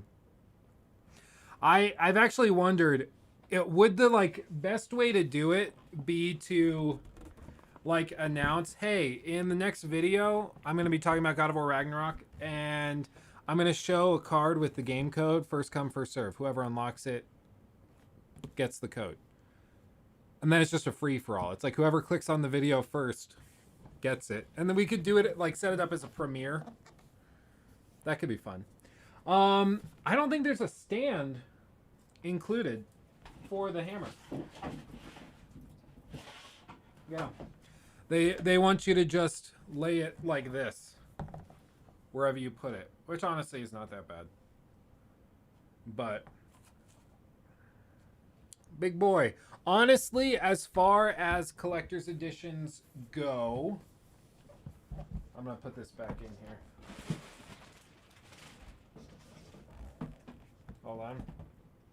And then that goes there. That goes there.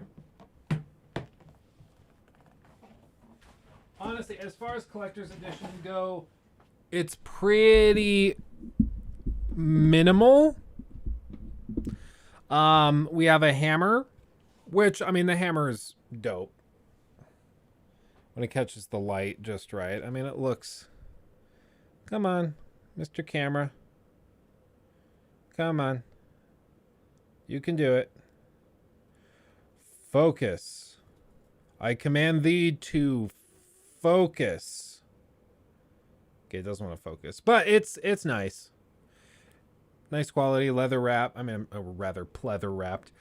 The steel book, and then the dice, and then the two figurines, which I don't know if it's actually gonna focus on them or not. As long as my face is on screen. Hold on. Come on. There we go. So honestly, like, it's nice quality, but they're pretty... There's not a whole lot here. I would still say, like, this as a collector is a lot more valuable to me than, like, that Harry Potter floating wand art book thing. But that's just me, I suppose. Set it there. We'll figure out where to put it later. Oh, God. Then we'll fold that up.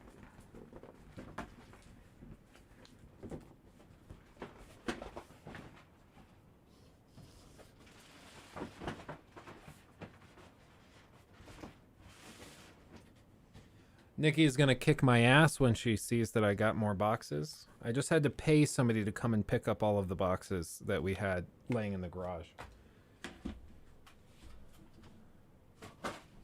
Okay. Not bad. Not bad. Do collector's editions come with CDs anymore? I can't even think of the last time it came. Well, actually I can. It was the Elden Ring one we unboxed. That one did come with a collector's or with a disc. But that was, I think, primarily because it was a console. Well, actually, I can't think of why that one would come with a physical disc while this one wouldn't. Honestly, it might be just because of story spoilers. With that version of the game with the code, if the package were stolen, for example, and then somebody had the review code or had the code and then tried to activate it early, they wouldn't be able to. Because it would say like, this doesn't unlock until X date and time. So you wouldn't technically be able to steal it early, which is probably why they do it for these narrative games, to try and get ahead of that. Whereas if you steal a disc version, you can probably, I imagine, just like turn your Wi-Fi on your console off and then put the disc in and play. But surely they have steps where it has to authenticate online. I know for a fact, like, I can't boot this game on or boot this game up unless I have an internet connection. I can't play this offline. Maybe they'll turn it off. But I at least the review code I got, I cannot launch this game unless I have an internet connection. Which, I mean, I could say that's screwy, but I mean, it's a review code, so beggars can't be choosers.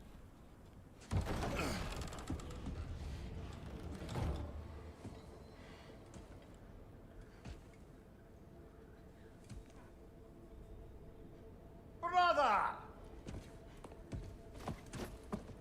I was about to look for you. Are you hurt? Are you?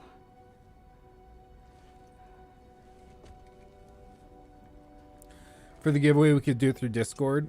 Yeah, well, we could do that. I mean, I guess that is true. The time zones would be kind of mean for people who live outside of He invited me to Asgard. the U.S.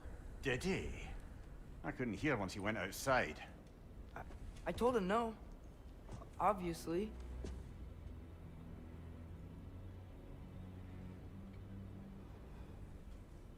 Good.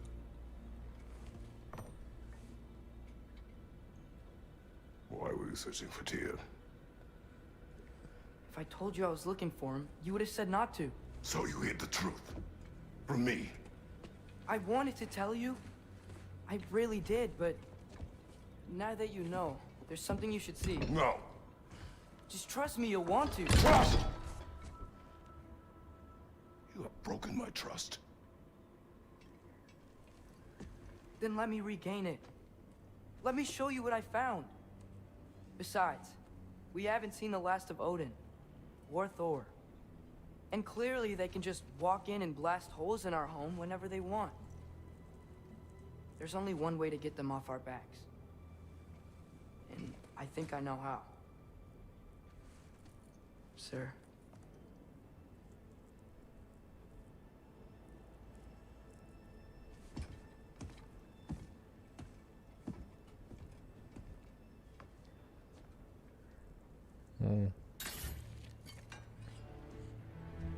Sylvie. Gather your things.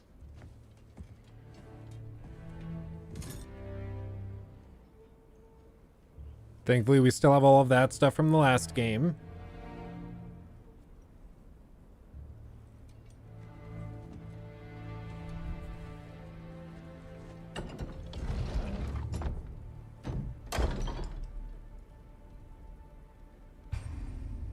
Gear up, boy.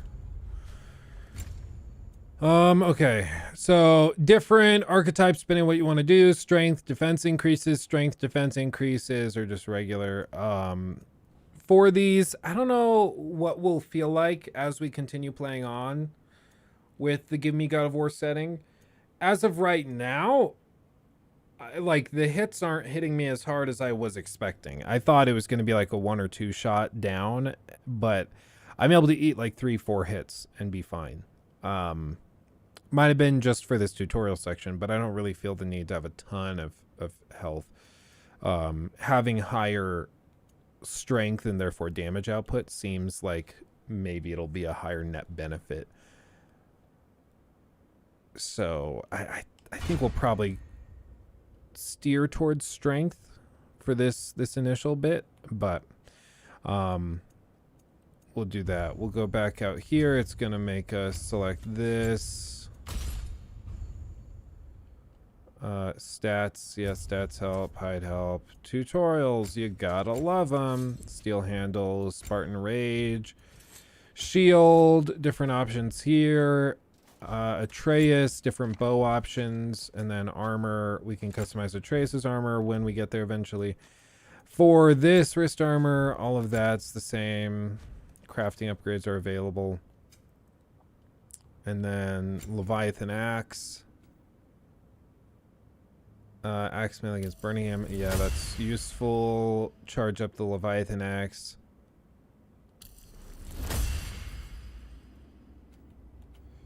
While evading, forward, quick spinning, double slash. Yep. Okay. We'll do that. And then Atreus. I don't have enough. I have 38 XP. Okay.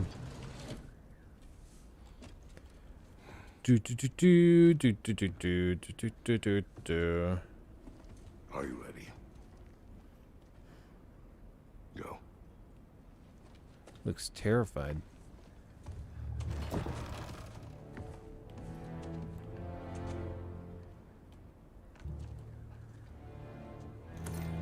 Dude, people are attacking the Final Fantasy 16 devs for it not being open world. Oh, really? Oh, that's stupid. And keep the change, you bastard! It is kind of a badass baller move for Odin to come in, break the roof, and then come in and offer like a gold coin for it. Where are we going? The old temple in the Wildwoods. Why? It'll be easier to explain once we're there.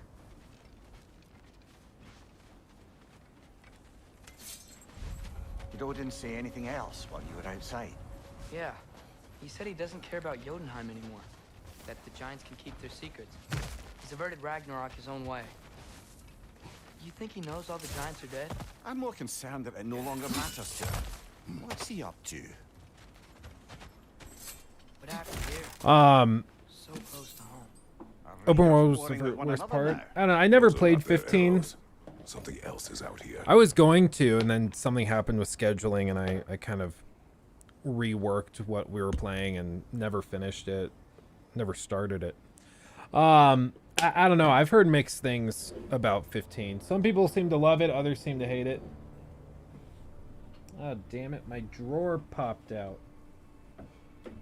There you go.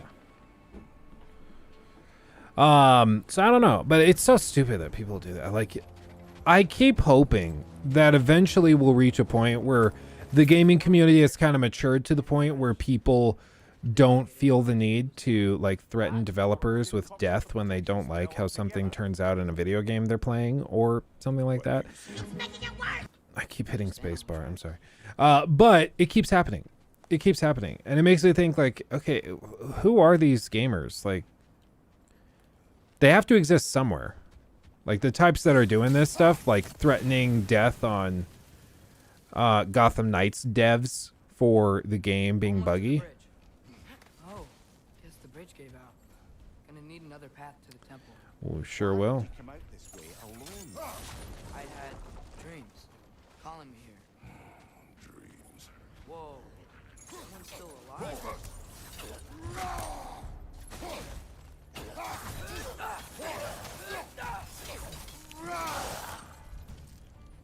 Suppose it's too much to hope that an enemy of theirs would be a friend of ours.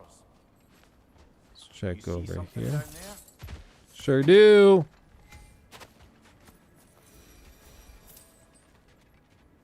And that's it. I remember the first time I went through this, I was like, really? That's all that was down there? A little hack silver? Not upset at all. They're Reddit users. I don't know, it seems like there's just some places on the internet that just breed toxicity, you know? Ooh. Something strong. And like Twitter has been one of those places where there's very little benefit. You know, like what do you get out of Twitter? I like nothing. So it's like, okay, well then why are you using it? Like you're addicted to the pain. Well, he's running that way. I'm gonna run this way, see if there's any goodies.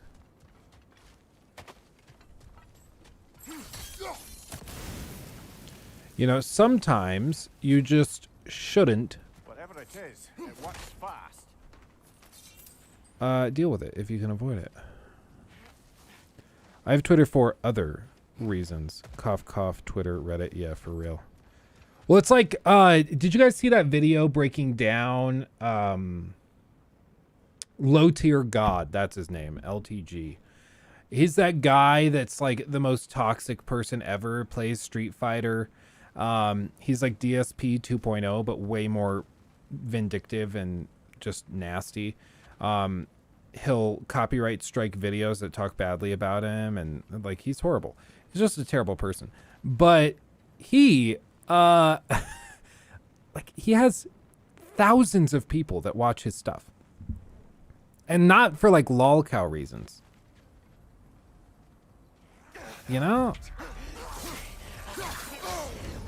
Like, I get it. King Cobra. Oh, Frozen sucks. Oh, God. That feels way worse than on the regular difficulty. That's horrible.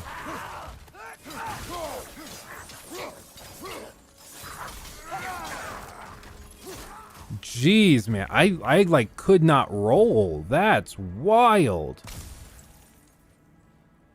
Wow. Dang.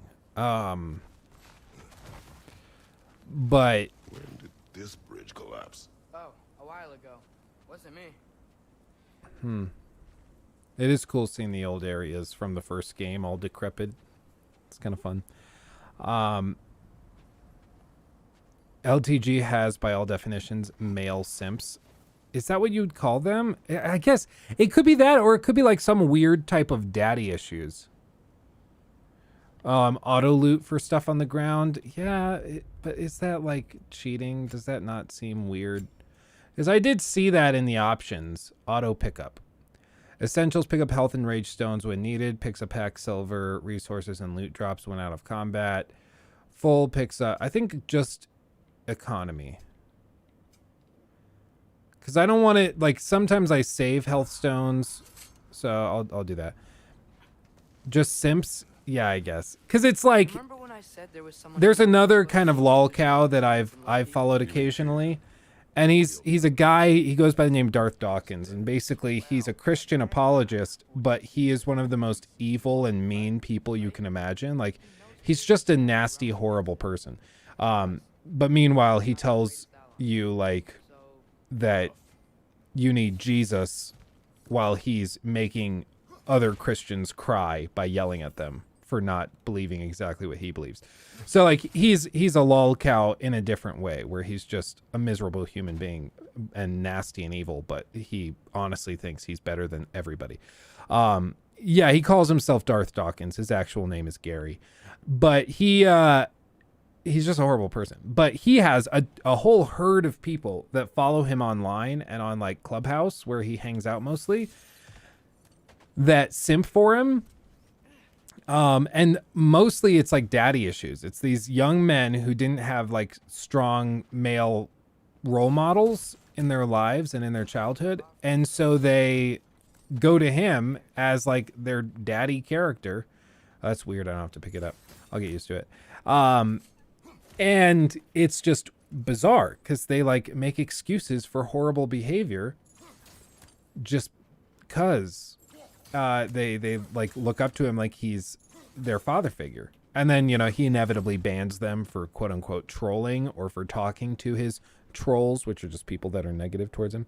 Yeah, Andrew Tate, similar thing. similar thing where it's like you just have like no strong male role model in your life, so you think that Andrew Tate is going to like answer all of your questions. Oh god damn. That's what I get for trying to use the arrows. Damn, man. That guy hit like a truck.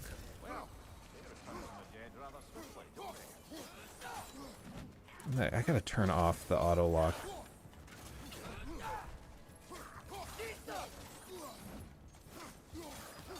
The Blades of Chaos feel a little broken in these tight areas because they just hit everybody.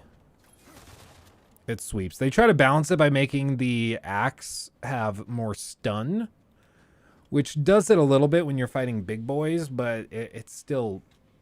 The Blades of Chaos feel really, really powerful. LTG is giving them the dad experience. Yeah, like the toxic, horrible thing. But that's the thing is, I'm like, no matter who you are, there is an audience for you on the internet. Like, even if you're a toxic, curmudgeonly ass, like, there will still be people who will find you entertaining. Or even if you're like a spice head maniac who thinks he has actual magical powers, there's still an audience for you as well. In the case of like King Cobra JFS, like he's fried his brain with booze and spice, smoking it constantly, and he still has an audience of like 40,000 subs. What do you think? Can't imagine what the lad's found, but he says he has evidence. We've come this far. Let's see it. Do you guys turn motion blur, film grain, or chromatic aberration when playing games, or is it better off? I usually leave things as default, and because if the art directors wanted it, I try to respect that artistic decision. Some games it's overly aggressive, for sure, and for those games I'll turn it off or I'll tone it down. For me, like The Last of Us Part 2 on base PS4, it had such strong motion blur to try and smooth out the 30 frames that it would like make me motion sick. So I would turn that off, but that was something where I was kind of compelled to do it separately. Flame Whiplash. Oh, damn it. That didn't time out well.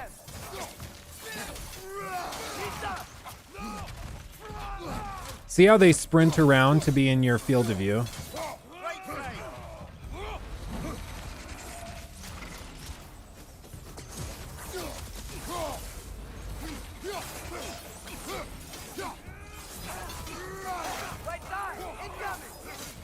I hit circle to dodge. Who am I?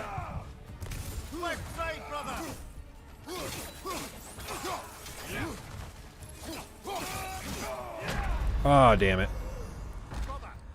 Fair. Well played. Only game I like motion blur on is Spider-Man. Yeah, Spider-Man's a good one to have it on.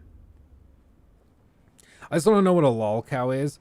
Lolcow, I think, is just generally defined as somebody who has a following of people who watch them, not ironically, but for like the laugh of, I don't know, it's not even schadenfreude. It can just be like a bizarre fascination.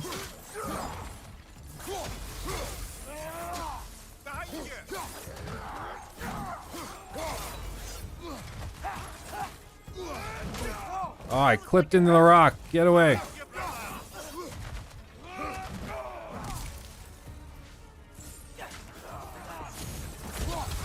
Damn it.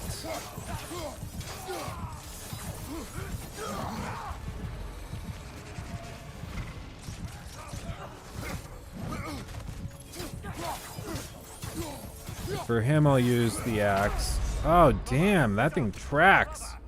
Okay, I see what we're doing.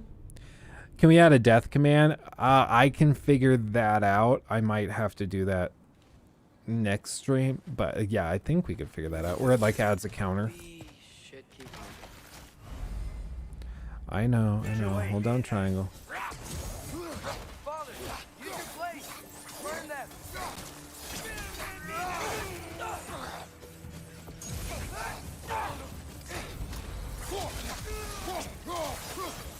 There we go.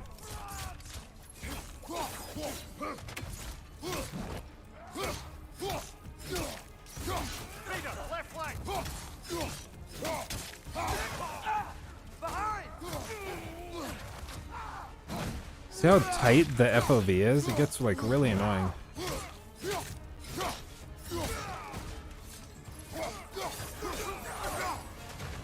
Oh, damn it.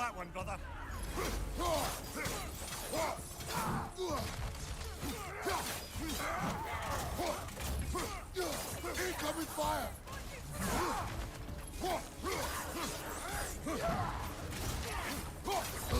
Oh.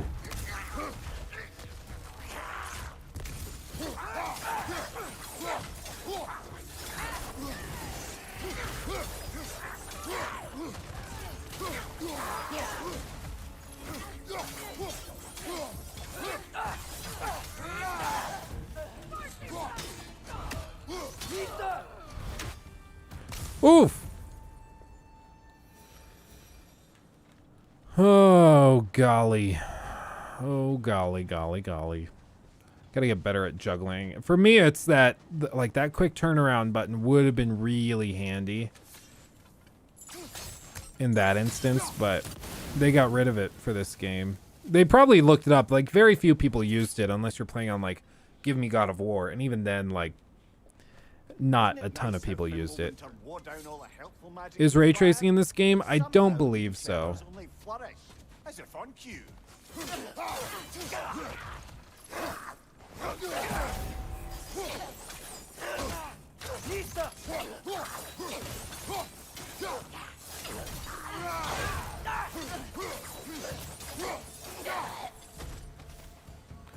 Just plow through them.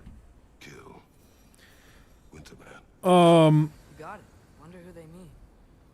Crimson, no, I don't believe that is the case. If that's the case, yeah, I don't believe that's the case. Because if that's the case, then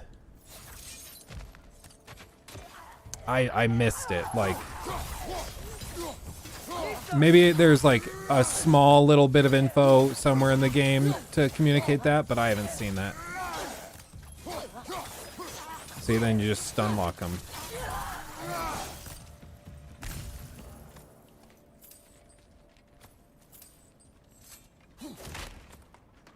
Yeah, I can turn it up a little bit.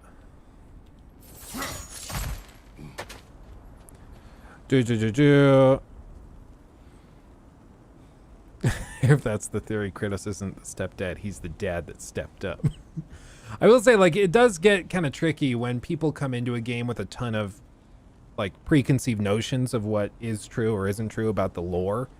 And this is one of those instances. Because it's like, people think they know what goes on within this mythology, so how do you tell that story in line with the mythology, but also in a way that's unique and your own? You know? Not that easy. Ah, he has gotten rather good at that.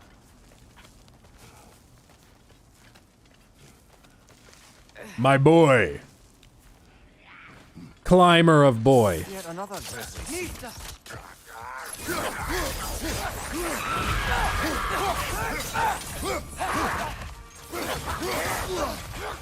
Behind you, look out! Oh, damn it.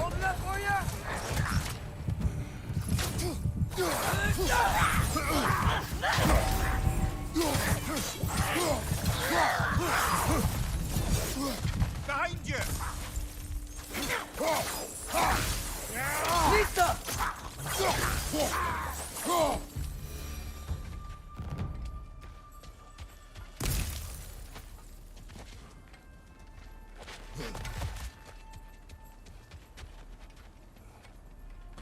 First playthrough, no. Share of bloodshed, but this is an awful lot for one more. Ow. It's that one shoulder.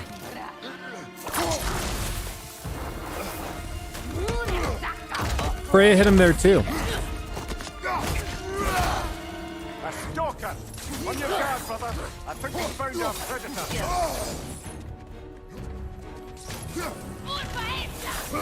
I can already tell I'm gonna die to her.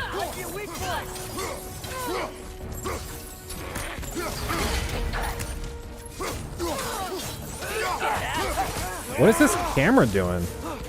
What is that? Stop it! What? What was that?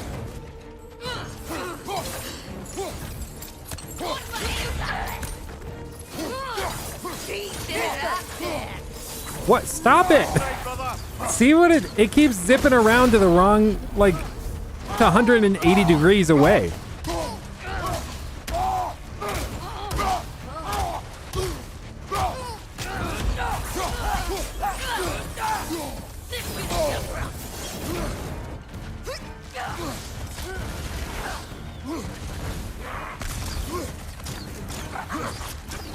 Ah.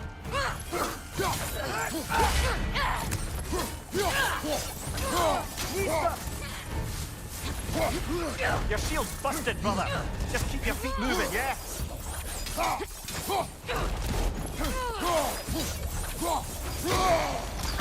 My B, I stepped right into that one.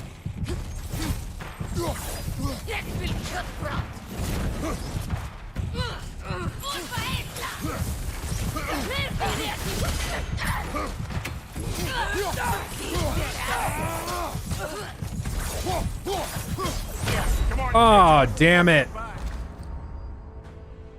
Good old fortune donkey punch. Right there. A stalker! On your guard, brother! I think we found our predator!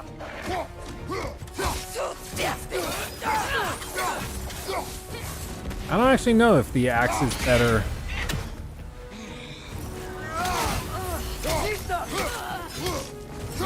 It does seem to be doing a little bit more damage.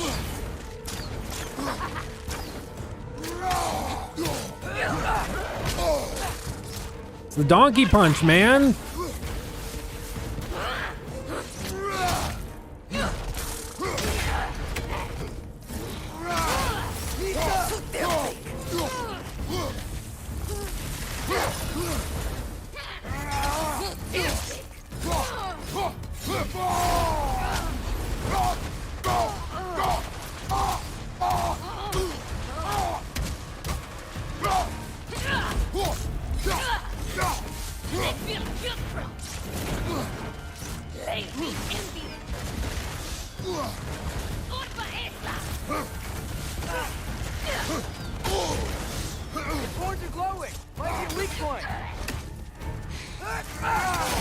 Way ahead of you, buddy.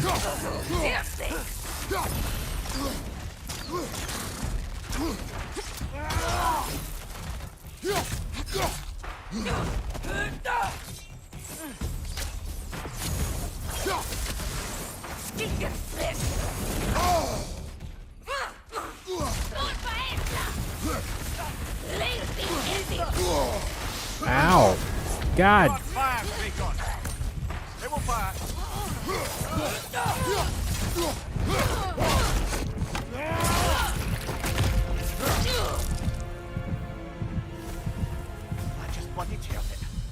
Winter Freya, the raiders, Thor, Odin barging in. Oof. And now Stalker's playing in our woods. SSCB, thank you for becoming a member. Appreciate you. BRB food. Oh, all's fair in love and food. There we go. I already did this. I slotted it before the game triggered. I did. That's funny.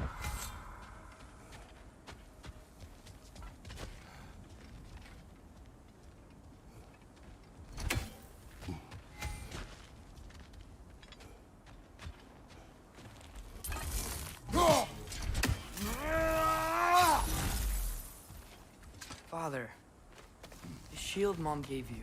Thor damaged it, but now. Perhaps the dwarves could take a look. Yeah, man, I figured I'm here all the damn time. At least I can do is join. Well, I appreciate that, my friend. Come on, we can get in this way. Hold on, boy. I need to pick up thing. I am god of thing.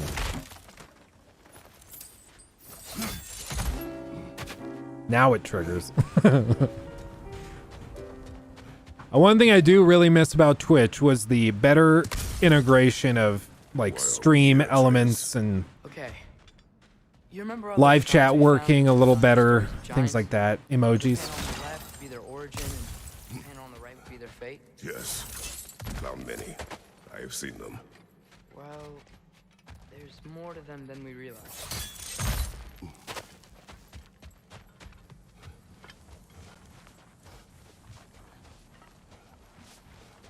Well, the collapsed pillar is new, but the shrine is just on the other side.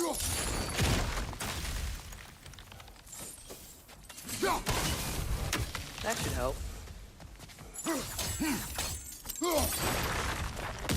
There we go. Come on. Just a second, boy.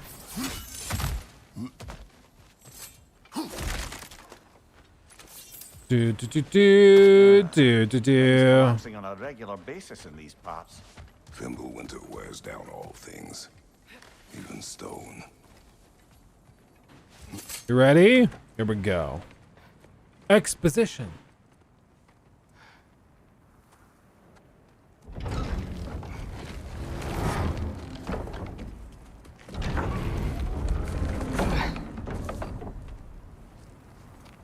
You watching?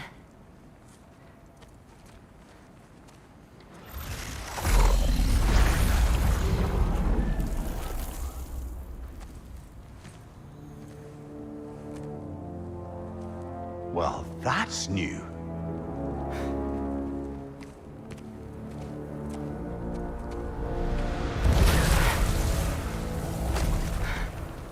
Come on. Atreus, wait! Yeah, I don't think he's waiting.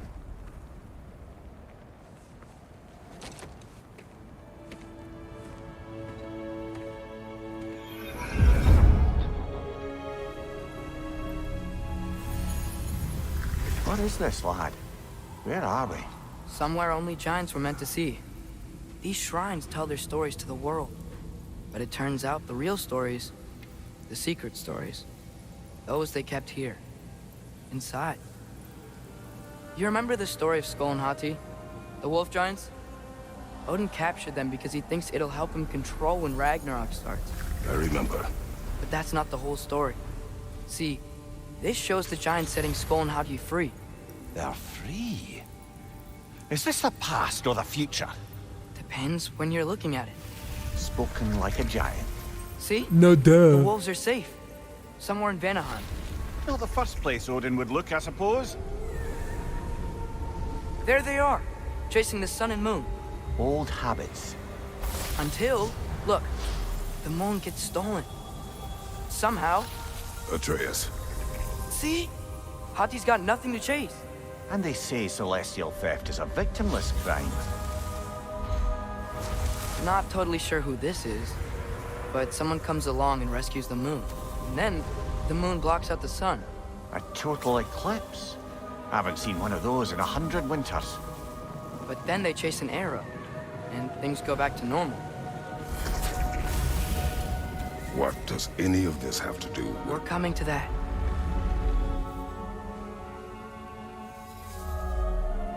Look, here's Ragnarok.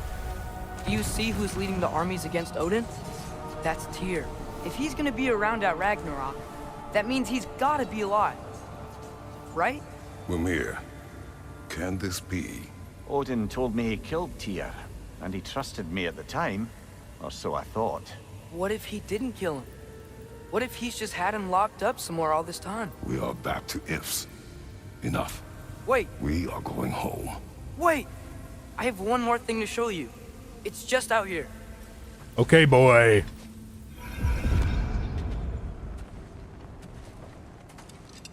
Yeah, Gru stole the moon, yeah. What is this? Everything I found. Well, almost everything.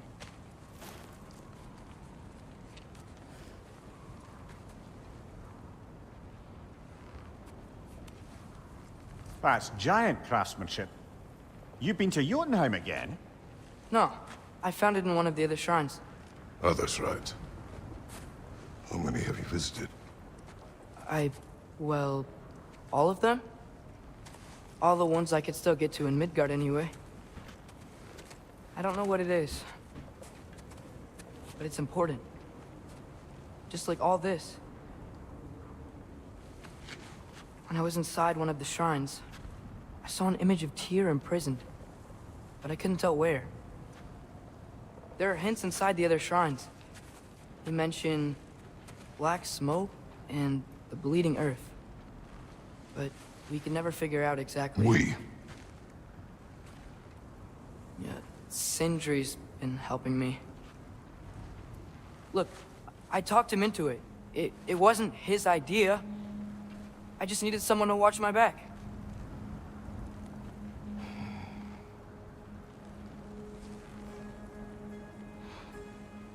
Black smoke. Bleeding earth. Could the prison be in Muspelheim? Unlikely. Odin's got no presence to speak of in the primordial realms. But the bleeding earth? Sounds like a mine, aye. The realm of the dwarves, perhaps. Svartalfheim, that's a good bet. Their mines did belch black smoke, and Odin's had his thumb on the dwarves for a very long time. That's it then. Tyr's in Svartalfheim somewhere, imprisoned in a mine. So, what now? Home.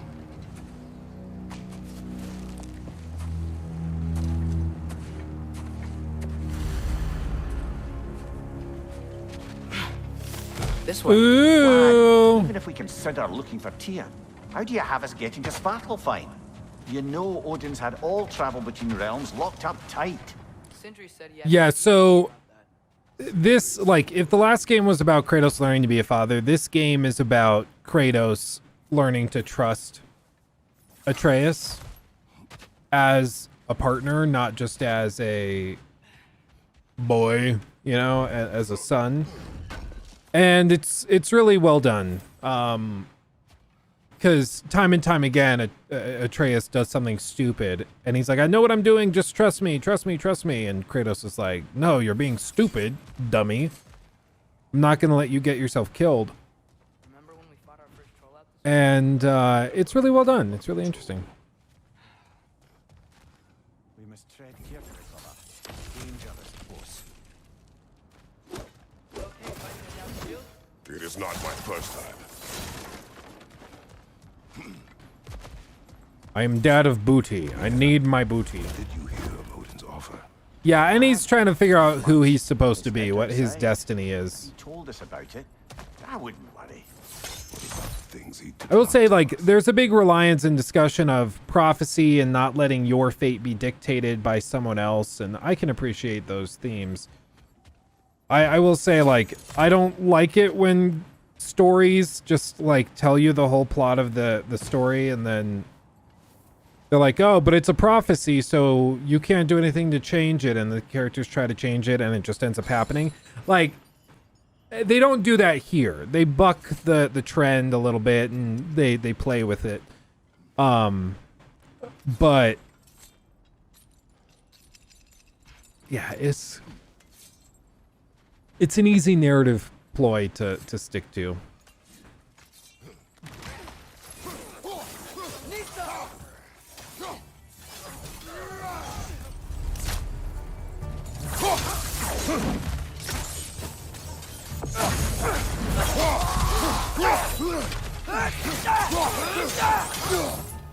Behind you! Watch out!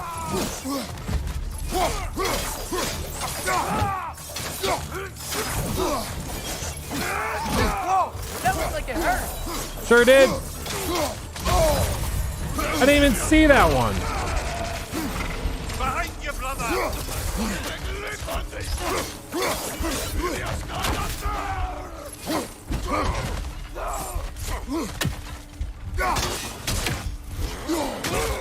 Let's fight!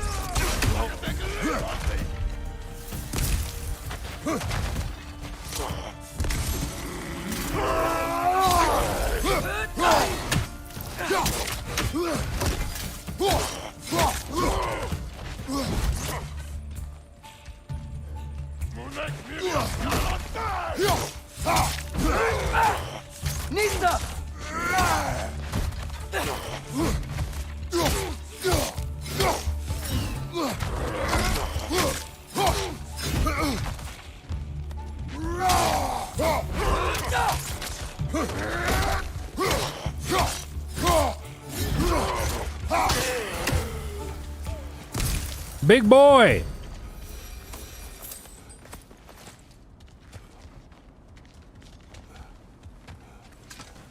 Ugh. Phew.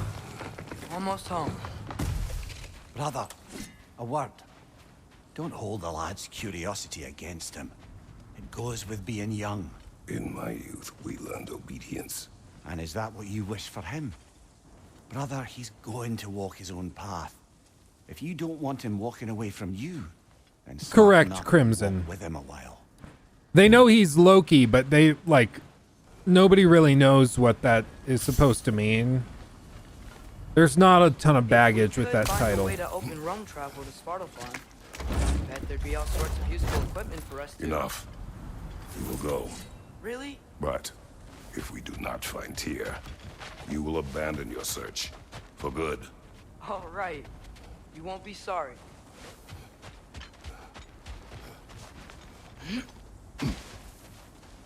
Kratos! Over here! What's up, dude? Sindri! As I live and breathe, is that Atreus? It's been so long. How you've grown. Oh, yeah. Well, if you'll follow me, Brock mentioned you needed somewhere safe to spend the night, and I believe your favorite dwarves can help you out with that. We're still your favorite dwarves, right? You're still the only dwarves we know. I'll take it. After you, my friends. Where are we going? The cleanest cabin in all the 9 realms. And I'd prefer it to stay that way. Not looking at anyone in particular. Kratos. After that Thor incident, we thought we should make up some rooms, till you can figure out your next moves. Nearly there.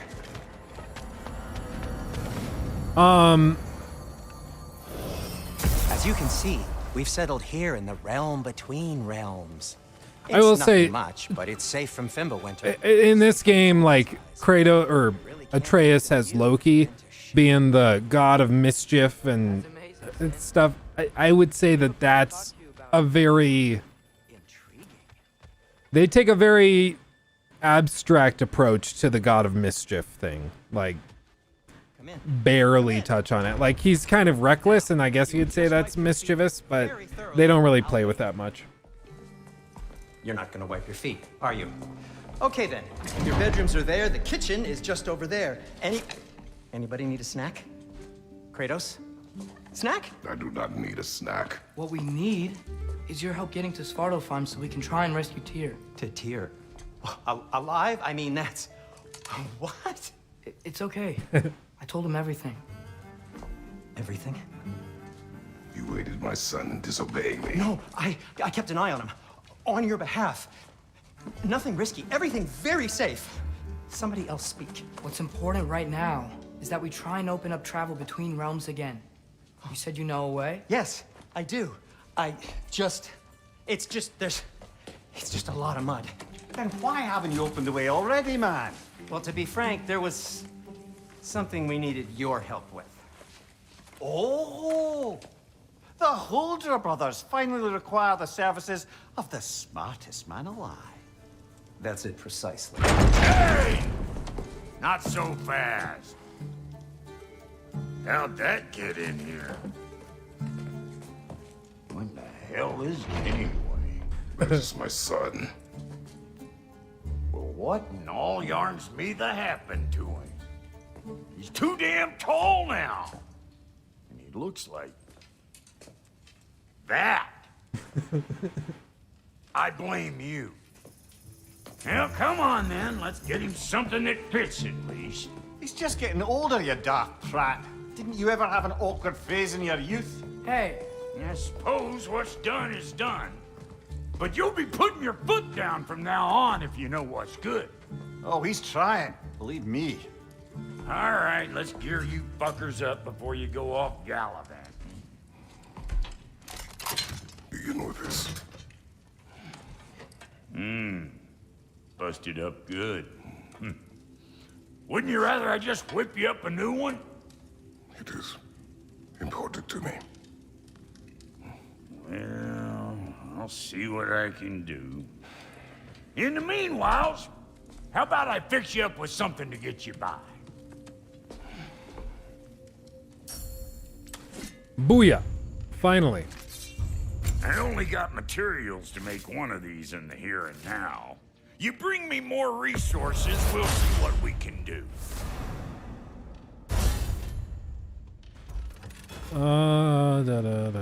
Yeah, that's right. And then over here. If the kid's gonna insist on getting taller, best make a habit of swinging in for new duds. Looks like Winter's been hard on our girl. Voila. And Give her then here. armor. She's overdue for some Brock love. Brock love. 6, 14, 11, 8.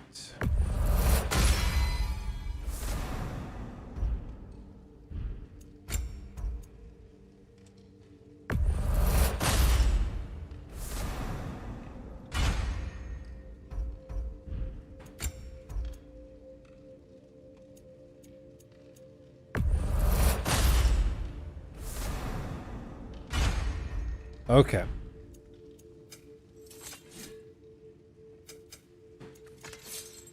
And then that's all good. That's all good. Found Okay. some items you left behind, tossed them in the chest.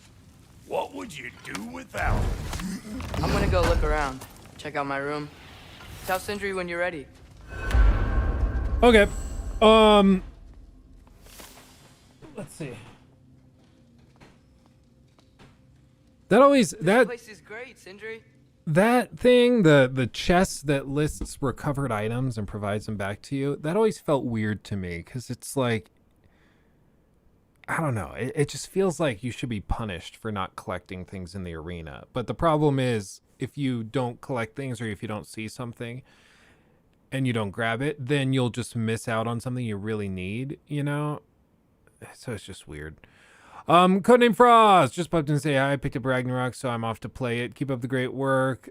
O's and X's. Bye bye. Oh yeah, no, I totally get it. Go play. Go play. Go have fun. I think what we'll do now, per our initial idea at the start of the stream, let me save real quick. Yeah, 2 hours. That's solid. What we'll do now is we'll run through news stories, and that will give us a chance to kind of take a break from the game so people don't have to worry about spoilers. We can talk about the news stories that we have to discuss and have fun that way. Let me go over here. It's kind of a reversal. Normally, we do news stories at the very beginning. Today, we're flipping it. We're doing it a little different. Okay. Let's do this. You want to send me links? Yes. Give me just a second, Rocky. Okay, pull this up. Whoops, this one. My mouse is frozen. Give me a second. My new PC is also delayed. Sad day. Apparently, I was told by the team that's helping me get it all set that the newest 4090s are just melting. There's an issue with like power cables. They're just melting. Let's see. Gaming news roundup. And then I'll change that. And then change. Just do a generic photo. Boom. Do you ever plan to do the Yakuza and Like a Dragon games? Yeah, maybe. They're just huge and they're not like it's a very tough thing to tackle. So the spring is normally when we do it when we don't have a lot of games to play, but let's see.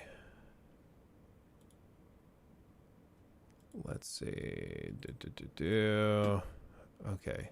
Copy. And then I'll paste it here. We're almost there. Almost there. And then share. Anyone with the link? Let me hold on. Okay, we're almost there. We're almost there. Sorry. Takes a second, everybody. Sorry.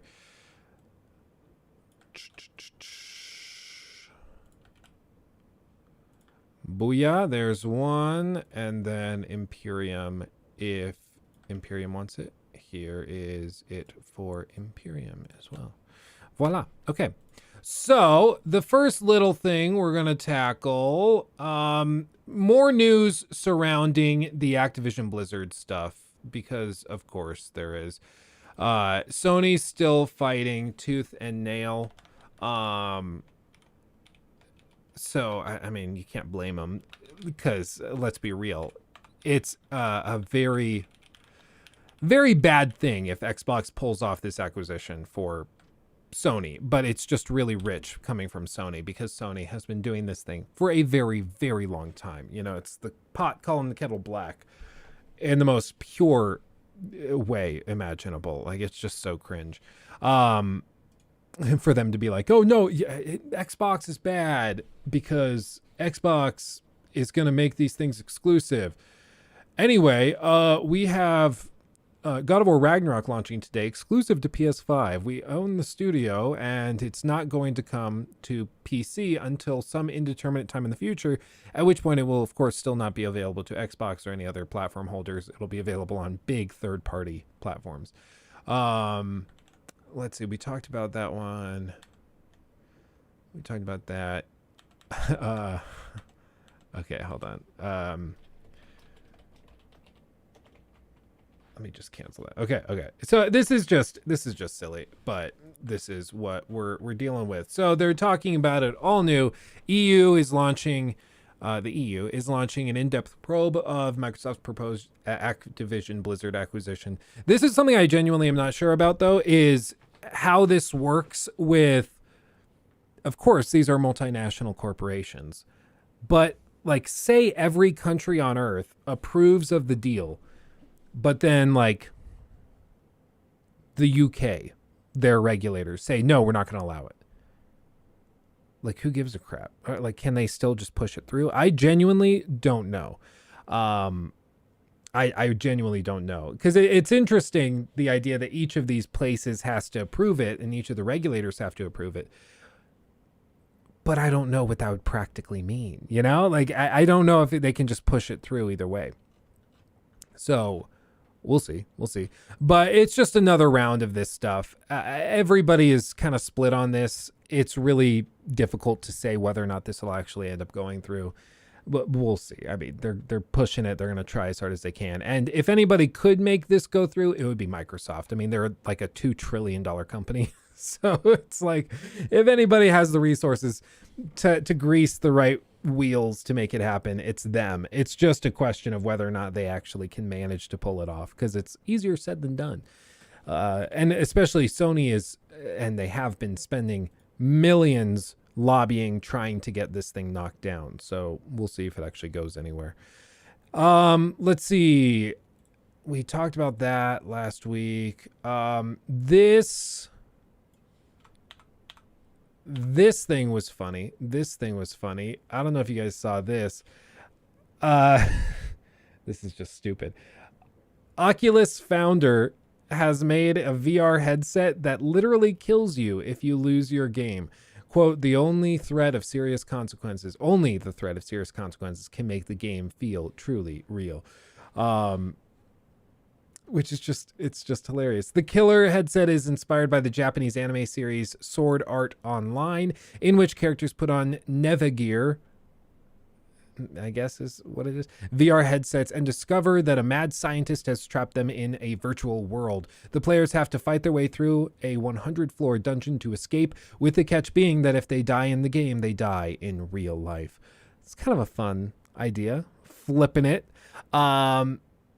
I've never heard of this anime, but Rocky says it's amazing, so there you go. Do they make VR Cuphead? Yeah, gaming populations have dropped by 30% since the release of this headset. It's just funny. This is why I have not worked up the balls to actually use it myself. And also I'm convinced that, like an SAO, the final triggering should really be tied to a high intelligence agent that can readily determine if conditions for termination are actually correct. Lucky went on, adding that he also has plans for, quote, an anti-tamper mechanism to deter any wimps. Wow. Lucky's blog concludes, quote, at this point, it is just a piece of office art, a thought-provoking reminder of unexplored avenues in game design. It is also, as far as I know, the first non-fiction example of a VR device that can actually kill the user. It won't be the last. Respectfully, we'll pass on this one. It's crazy. Like, it seems like one of those art piece things it's meant to be like thought-provoking. But the thing is, like, I would be shocked if in the next few years we don't see like crazy TikTok trends of people using stuff like this. Maybe not actually killing you, but the type of thing where it's like, oh, you use it and then if you die in the game, it gives you like a cattle prod shock. Like, I think we'll see that type of thing. They already kind of mess around with those types of issues. So we're going to see stuff like this kind of continue to develop. But of course, this actual thing is not going to be actually like a product, but it is kind of an interesting headline that you don't see every day. A VR gaming headset that will kill you if you die in the game, which is just funny. This next story is a little ridiculous. McDonald's has created a grease-proof gaming chair. I could have used this a couple of years ago. What I need is a grease-proof keyboard. My K60 keyboard that I used for years, that poor thing got so much root beer spilled on it, chocolate milk, like that thing was nasty by the time I was done with it. I need a waterproof, grease-proof, whatever-proof keyboard more than anything. But you know what? A grease-proof gaming chair is kind of awesome. McDonald's is releasing a gaming chair called the McCrispy. is what it's called. The gaming chair includes a hot box to keep you warm while gaming. A hot box. That's an unfortunate name. And then a little armrest for your food. And then a towel holder. Unironically, this looks like the cheapest, most crappy gaming chair. Like, okay, maybe not the most crappy. I've seen some pretty horrible ones. I won't say names, but I've seen some, like, should I say? I'll just say it. I've had a couple of companies reach out, including one that makes extremely cheap and crappy gaming chairs, like the most uncomfortable, horrible things ever. If you look up like and this is what you need right here, the gamer toilet. I think it was Gaming Nexus. They put out a review of gaming chairs, and this company was like bottom 2. If not the bottom, I don't remember, but it was like one of the worst companies. And they regularly reach out to me and they're like, can we send you a gaming chair? We just want you to use it. It can be for free. You just use it in your videos. I'm like, bro, Secret Lab sent me like a very nice Assassin's Creed themed one. I don't need a crappy chair. But this is another one. Another instance of that. You know what? It's easy. It gets headlines. Why not? It reminds us of the KF console from KFC. That's a classic. Sneak King. That's funny. Yeah, some classics. Yeah, good old gaming right there. You gotta love it. Gotta love it. One day we'll get there. One day we'll get there. It's a fun little story. Who needs a McCrispy? I think is what they said it was called. McCrispy. Yeah, the McCrispy. Dude, unironically, I genuinely do love me some McDonald's. Ooh, it just hits right. And that Sprite, you get the Sprite that burns your throat. Ooh, it's so good. They should call it the McGreasy. That would have been smarter. Missed opportunity, 0 out of 10. Meme Duca, Luke, are you gonna pay $8 a month though? Do you mean $8 a month for like are you talking about the Twitter thing? The Twitter verified thing? I mean, I don't think so. If like, I hate Twitter as is. Why would I want to pay for it? I can't stand Twitter. Is that all the links I clicked? Okay, let's see. Palmer Lucky, see the future goes with it. Oh yeah, this guy, the guy that founded it. let's see. Let's pull up these real quick. Naughty Dog hires former Fortnite Battle Pass strategist. Uh-oh. That's concerning. Ooh, Monster Hunter mobile game. Oh, God. Okay, let's see this. Mass Effect 3 is getting a major overhaul via Project Variety mod. Mass Effect 3 is a complicated title to discuss. After the beauty of Mass Effect 2, BioWare had the job of closing out their space opera trilogy. And as we all know, it really was not received too well. Most people were really frustrated that they played Mass Effect for years and years and years. And then the conclusion of the story was basically 3 colors. And that's it. So they're like, wait, you're telling me after all these years, careful consideration of all of these choices and branching narratives and things, colors were the conclusion. Okay. It's like the different color light beam. Of course it's difficult to pull that off. It's difficult to conclude any saga of RPGs and have it feel meaningful. Nobody's doubting that it's difficult.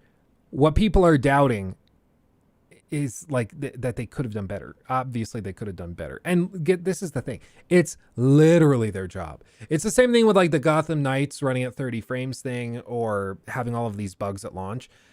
It's yes, it's hard to make a video game. We agree. It's your job though. Your job is to create the thing and have it be good enough that we want to buy it. It's not that complicated. We just ask that it maintain a certain qualitative standard. But that's all beside the point. But anyway, so from adding new hubs, diversifying the Citadel population, restoring cut content, and much more, Project Variety touches most of Mass Effect 3 in one way or another. Project Variety is extremely customizable with hundreds of options changeable in-game via mod settings menus. I think this is great. Mods, I've started playing around with them more and more, and for real, it's crazy what you could do. I mean, everything from the flying car mod that we played on Cyberpunk on Monday, which just totally changes the dynamic of everything, to the ability to customize, Cyberpunk to have the tram system or more buyable apartments, or in Skyrim, house building and things, all sorts of cool stuff.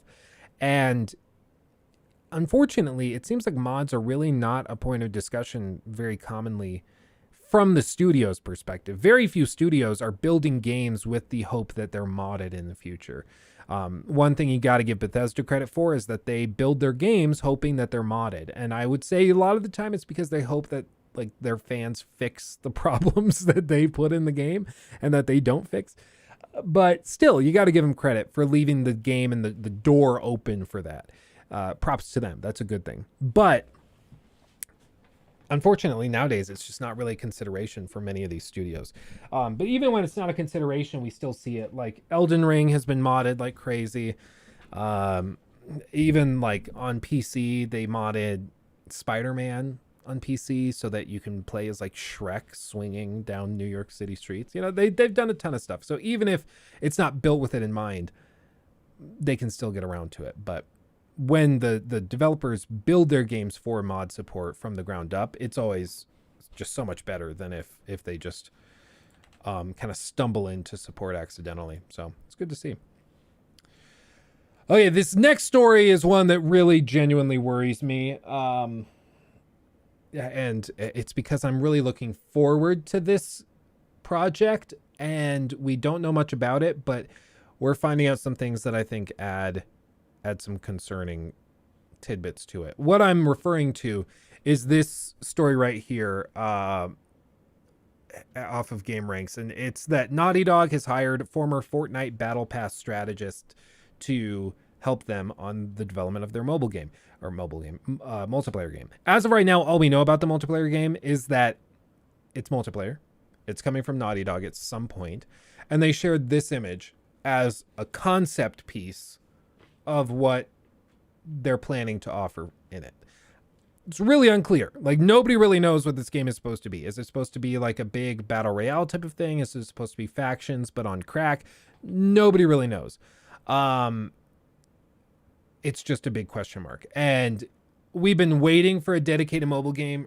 I keep saying mobile game. Yeah, so Freudian slip. We've been waiting for a dedicated multiplayer game since probably 2016, I think, is when the rumors really started to come out. And so to see them coming out and taking big strides and steps towards it makes sense. This is not what I think most of us were hoping for, though, that they were going to be trying to tie in Battle Pass stuff. What this tells me, though, is that it's probably a battle royale. It's probably priced using battle passes and stuff, which, like, let's be honest. Let's be fair as we can here, okay? I know it's easy headlines to be like, oh, lol, Naughty Dog hires Fortnite devs to monetize their game. Easy L, you know.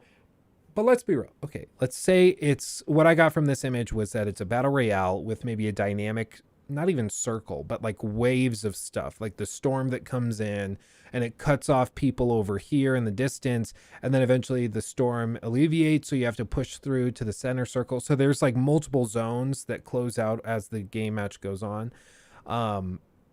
There's interesting things there. Okay, dynamic gameplay. You can see a large open city. It looks like you can go into every building. That would be badass, especially if it has the gameplay of The Last of Us Part 2.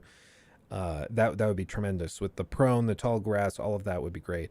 You see infected down here, which the idea of having like a dynamic battle royale, but with the infected, like that gets even crazier, because you could do this thing where, like, if you're playing super aggressively, you're getting better gear, you're better loot, you're exploring, you're leveling up, it's easier to push through the infected. But then you get to the point where you could also hunker down at like a rooftop and just try to camp. But if you do that, then the infected are more likely to come at you in waves, which draws the attention to you. You know, there's a lot of really fun dynamic stuff you could do here, which is why I'm interested. And if they bring in a battle pass where you pay $20 or $40 or whatever each season, and as a result of that, you get expedited leveling up of weapons for maybe new cosmetics, that could be cool. To change your character's appearance, that could be awesome. I don't have a problem with that. My problem would be like if that battle pass ties into weapon upgrades that make you markedly better. Hopefully they don't go that route. You never know. We've said hopefully like the COD guys don't do that. They've done it before plenty of times, so we're just gonna have to wait and see. I really don't know what they'll do here, but it's just another sign that this is probably a battle royale. So what this guy's name is Anders Howard. He recently unveiled through LinkedIn that he has a new position, which is the most recent job he's had since he worked at Ubisoft Stockholm, which is interesting. So right before this, he was at Ubisoft, and then Naughty Dog picked him up. So on LinkedIn, you can find his new position is with Naughty Dog as the principal monetization designer for them.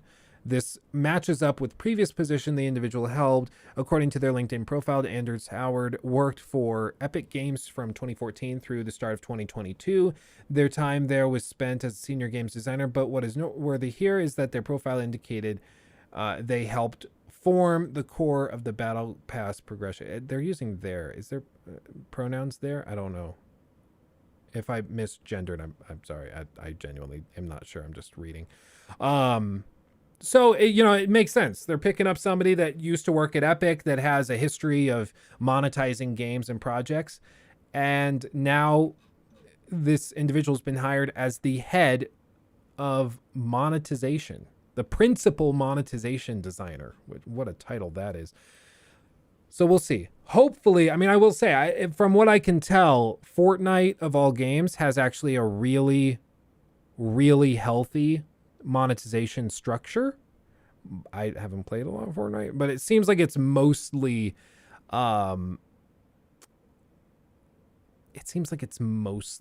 cosmetic. So not really that concerning. If this guy or this individual were coming off of like Activision Blizzard, that would be concerning.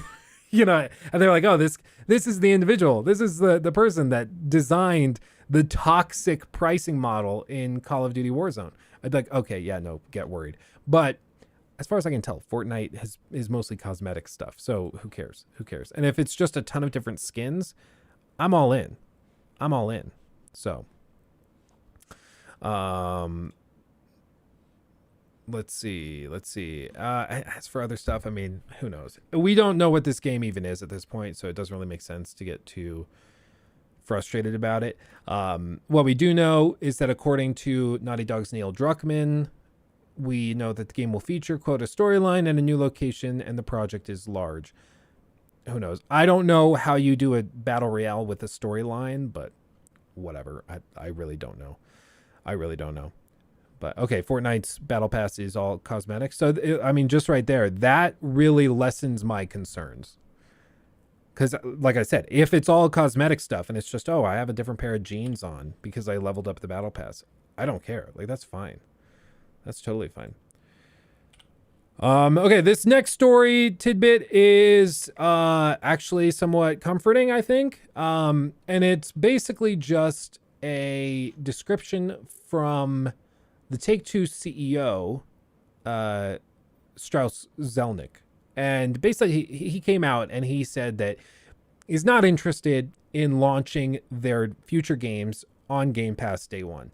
They're just not interested in it as a company, which some people were freaking out on Twitter over this, but I don't actually think it's that concerning. And the reason I don't I don't see this as shocking. Maybe I would prefer it if they launched on Game Pass, of course, but it doesn't surprise me in the least. And it doesn't surprise me because, obviously, whenever GTA 6 launches, every person on the planet is going to be buying that day one full price.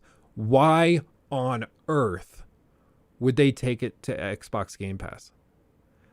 My understanding of the basic approach and pricing model to Game Pass is that it's built to get your game in front of more people, and in doing so, you have a chance for high revenue. So, if I if you have two people who would consider buying the game, priced at $60, player one might is going to play it. Player two isn't going to play it for 60. It's going to wait for a sale or buy it secondhand, right? Game Pass, the idea is that you'll get both players to engage with the game. And even if the per unit revenue, say from each player, you end up pocketing $35 or $40 equivalent compensation for them playing your game through Game Pass, that for two players ends up being $80. So you end up ahead of the 60 you would have gotten if it didn't come to Game Pass, right? So the accessibility opens up more people to playing the game, and you'll get more exposure. And also the broader revenue from more people playing it will make up for the decreased individual sales. That's the idea, at least. But that's only true of games that don't have mass market appeal day one, that are going to demand sales. That's why, honestly, as far as business is concerned, God of War Ragnarok, for example, or Elden Ring, coming to a Game Pass-like service doesn't make sense on day one. It just doesn't, because everybody's going to pay for it anyways. So just release it full price. And then if you want to bring it to the service later, you can do that. The difference, I think, that is particularly unique with Take-Two's games, specifically Rockstar's games, is that they never really seem to slow down. Ever. It's ridiculous. I think they just announced that this past quarter, GTA 5 Online slowed down with its revenue for the first time in its history. It dropped and sold less than 1 million units for the first time in years. I think ever, actually. So that alone is crazy, but it shows people are revving up for GTA 6, and they probably need to hurry up and get it out. But all that said, it's no surprise at all that Take-Two is not interested in bringing games to Game Pass. Xbox would have to write such a stupid, huge check. We're talking hundreds of millions of dollars. Why does it make sense for Starfield to be on Game Pass day one? For one, I think it's because one of the selling points of Game Pass from the time they announced it, and it's been part of Phil Spencer's vision, is that you get AAA games day one included in your subscription. I don't think that's sustainable. Okay. In 10 years, if Game Pass still exists, I would not be shocked at all if they introduce another tier where it's like Game Pass Ultimate is $15 a month, but if you want Game Pass Ultimate and day one releases, it's $25. Or, if you want to play the game day one, you can buy it for $20 instead of $70, or at that time it'll probably be like $80 or $90 with inflation. So eventually they'll raise the price. It's not sustainable long term, especially when you're talking about like each game costing $80 to $100 million to develop. So eventually they'll change it. But as of right now, Microsoft is eating that cost just to get people to sign up and to try to win market share. And it's working. It's great. It's the same thing that everybody's done for years. Like Netflix was built on this. Honestly, a lot of growth stocks are built on this idea where you can be not profitable, but you are still valued like in the billions of dollars range in terms of value because investors see potential. They see what it could be eventually. So they're buying into the idea and the dream, the vision, even if it's not currently there. And Game Pass is currently one of those types of growth stocks or growth companies where it's been structured in a way where it's being designed for what it could be. What it is right now probably isn't that profitable. I think Phil Spencer said it is profitable, but it's not where we want it to be, and eventually we'll raise prices. That to me says we're not like losing money on it, but it's not generating revenues and profits high enough to like justify the trouble. We need to increase it. So eventually they'll change it. But I think, honestly, when they change it is probably around the time that Activision Blizzard comes through and maybe one more acquisition. But like Activision Blizzard is the big one they're trying to push through. If they actually pull that off, I think all bets are off. And at that point, they can raise prices, specifically with Call of Duty. And I mean, who knows? Maybe they try to buy up EA or something. Buying up EA would be the big question mark. I don't think they'll buy up Ubisoft because Ubisoft, I think, is tying themselves to China. So I don't think, and being owned in large part, I think 15% of Ubisoft is owned by the Guillemot brothers, which is a pretty big chunk as far as corporations are concerned. I don't think they're going to be passing it off anytime soon. But all told, I mean, it doesn't shock me at all. Ubisoft is so after. I wouldn't actually agree. They're billionaires and they are still printing money. Like as easy as like we say as gamers that are very like hardcore gamers. We play tons of games. We talk about tons of games. I mean, right now you're watching a video or a stream of a YouTuber talking about video game news. Like that's a pretty niche thing to do. Most gamers just see a trailer for God of War Ragnarok or for Red Dead 2. And they say, oh, I want to be a cowboy, or I want to be a Viking, or, oh, like they just see those types of news releases and ads, and they jump on the game and they play it and they have a decent time, but it's not that big of a deal. And that's what Ubisoft excels at, is the mass market stuff. It's the jack of all trades, master of none. And they've mastered it, as weird as it is. They've mastered not mastering anything. And it's a talent, really. But it engages a ton of people. AC Mirage, yeah, we'll see how that goes. Still haven't seen the game. Still no idea what that game even is. We shall see. I'm hoping it's good, but I see very little reason to get super hyped. Let's see what this next story is. Hold on.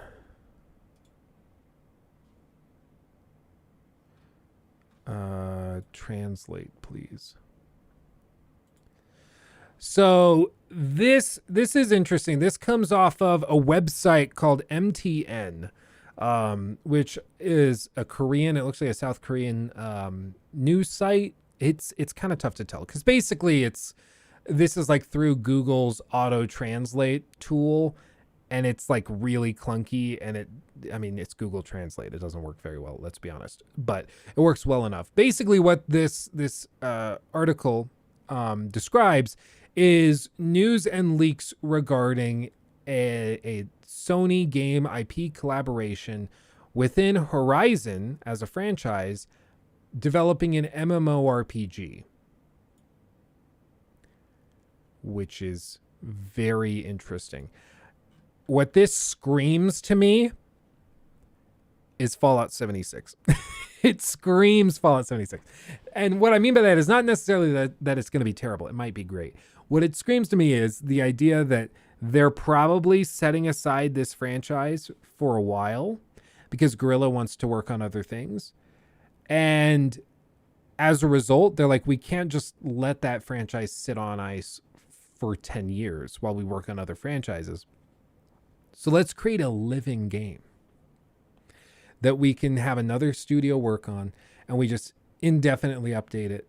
Boom. It's the Fallout 76 thing. It's the Elder Scrolls Online. It's just meant to keep the franchise somewhat present in the industry while they go do other things that the developers and the team find more interesting. So I think that this also probably describes an idea within Guerrilla Games that Horizon's kind of at a wall.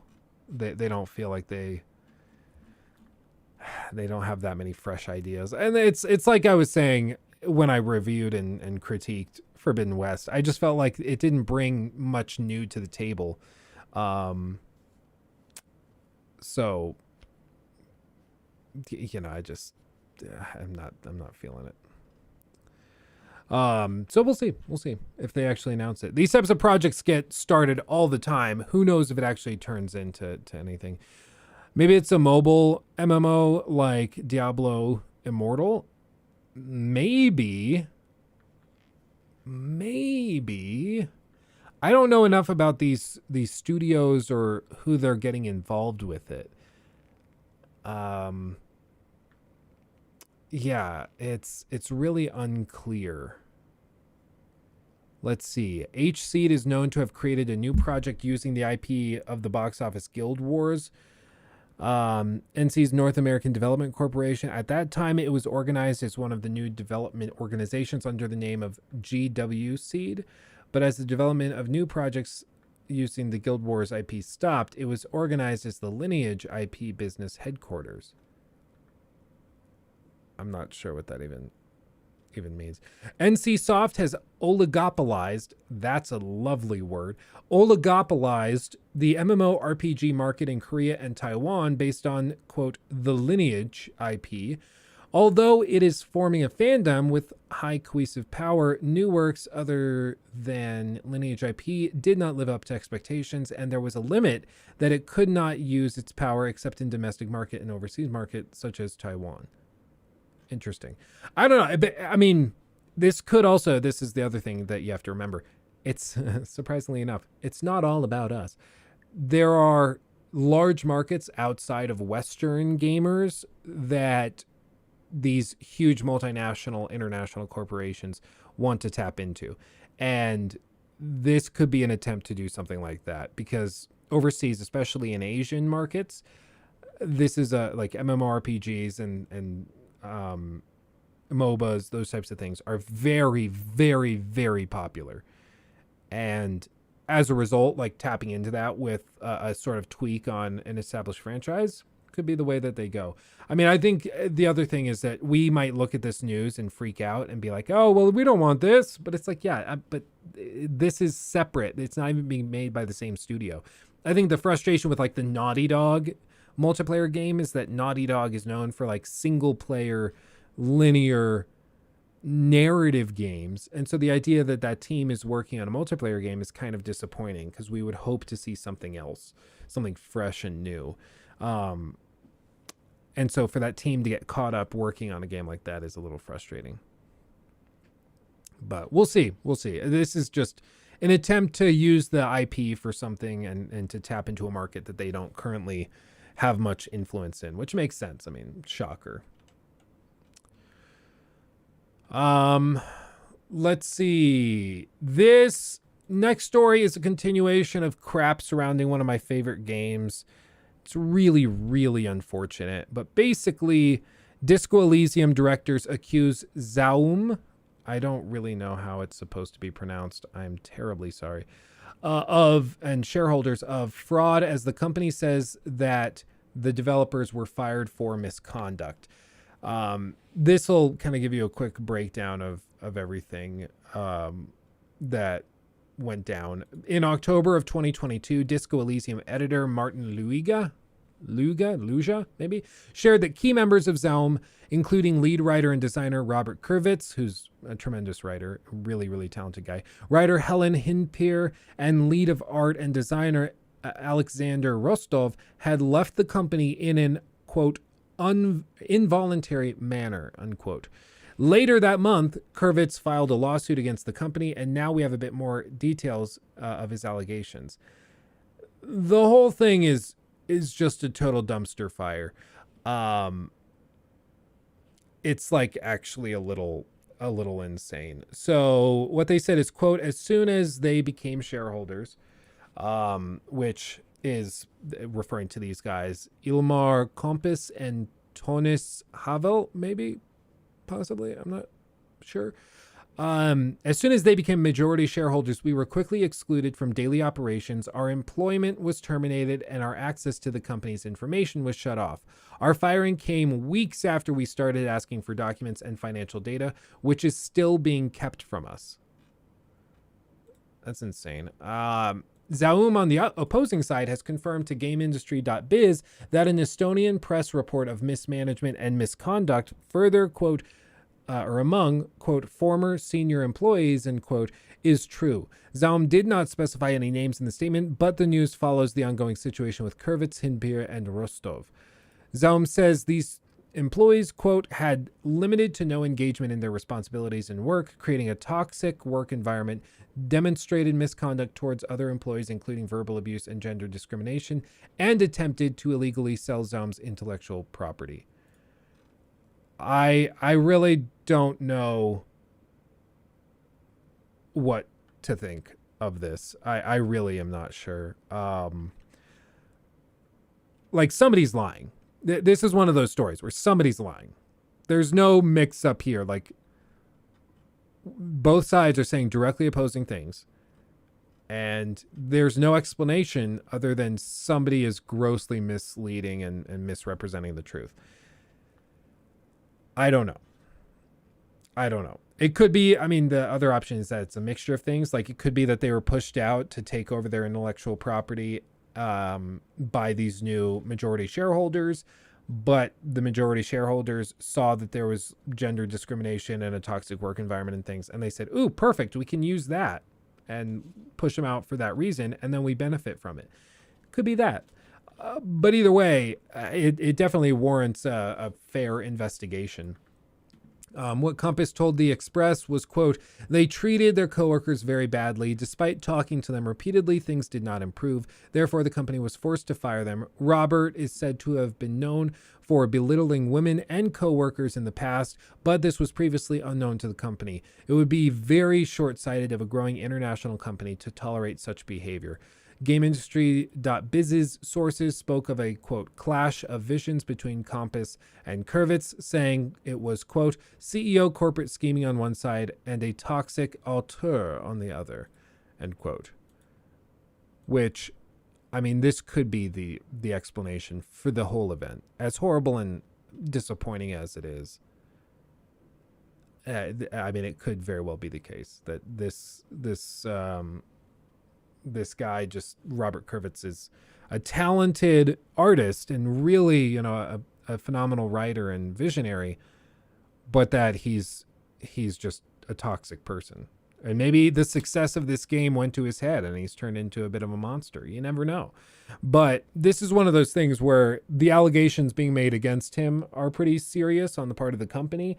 And the allegations from Robert to the company are pretty severe, saying that they basically worked and conspired to kick him out. You know, that is a hefty accusation as well. And like I said, somebody's lying. So, like, either he's being toxic and these guys sort of harbored toxicity within their company and discriminated and did bad things, or they didn't. That's a consideration. Like, boom, either yes or no. well, it wasn't as bad as they made it out to be. It's still bad. Like, you still shouldn't do it. That's bad. And either the corporate guys conspired to kick him out or they didn't. And they just were kind of forced to kick him out. Who knows? I mean, I would think these guys, having developed a game that scored like a 9.6 from IGN and is one of the best RPGs of the last decade, you would think that that company, Zalm, would want them to continue working for them and would want them to continue producing this stuff. You know, you would think that that would be the case. So for them to push out the creator that could potentially make them a ton more money seems like a weird thing to do. So who knows? Who knows what it's going to be? But as this plays out, we're going to hear more and more. It's just really sucky that it just really blows that all of this crap had to get in the way, because it's why we can't have nice things. You know, we get a phenomenal out of nowhere RPG like Disco Elysium, and then this crap comes out from it. It's just disappointing. It's just disappointing. I hoped we could be better than this, but I suppose not. Alas, we do not deserve nice things. This is just a fun little tidbit. This is a fun little tidbit. Quick little tidbit. Animal Crossing New Horizons has become Japan's best-selling video game of all time, taking over several Pokemon titles with staggering sales numbers. Selling 10.45 million units since March 20th of 2020. Whereas Pokemon Red, Green, and Blue is in second place with 10.23 million, having released in 1996.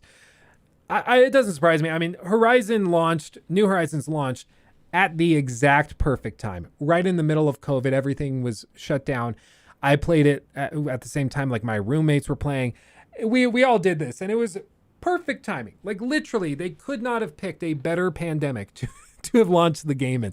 It was amazing timing. Talk about the luckiest timing of any game release ever. Just a feel-good game at a feel-bad time, you know? So I think that helped a lot. I still insist. I think that it's one of the more lame Animal Crossing games. I love City Folk first and foremost. That's my favorite. But it was also my first. You always remember your first. So that's probably part of it. But I thought there's a ton of issues with New Horizon. But even so, it sold tremendously well. It launched at the perfect time, and this doesn't surprise me at all. So, yeah, just fun little tidbit. Still selling like absolute crazy hotcakes for whatever reason. The Switch stuff is just different. Switch stuff is different because people come out and they're like, oh, yeah, no, I love playing on the PS5 because the games go on sale and I can buy them secondhand and all this. Nintendo's different. Nintendo, all of these games that launched like 5 years ago are still full price. It's ridiculous. It's insane. Bayonetta 3 is topping the charts right now. Well, I mean, it's because it's like the only game that's released in the last year for Nintendo that has like any news surrounding it at all.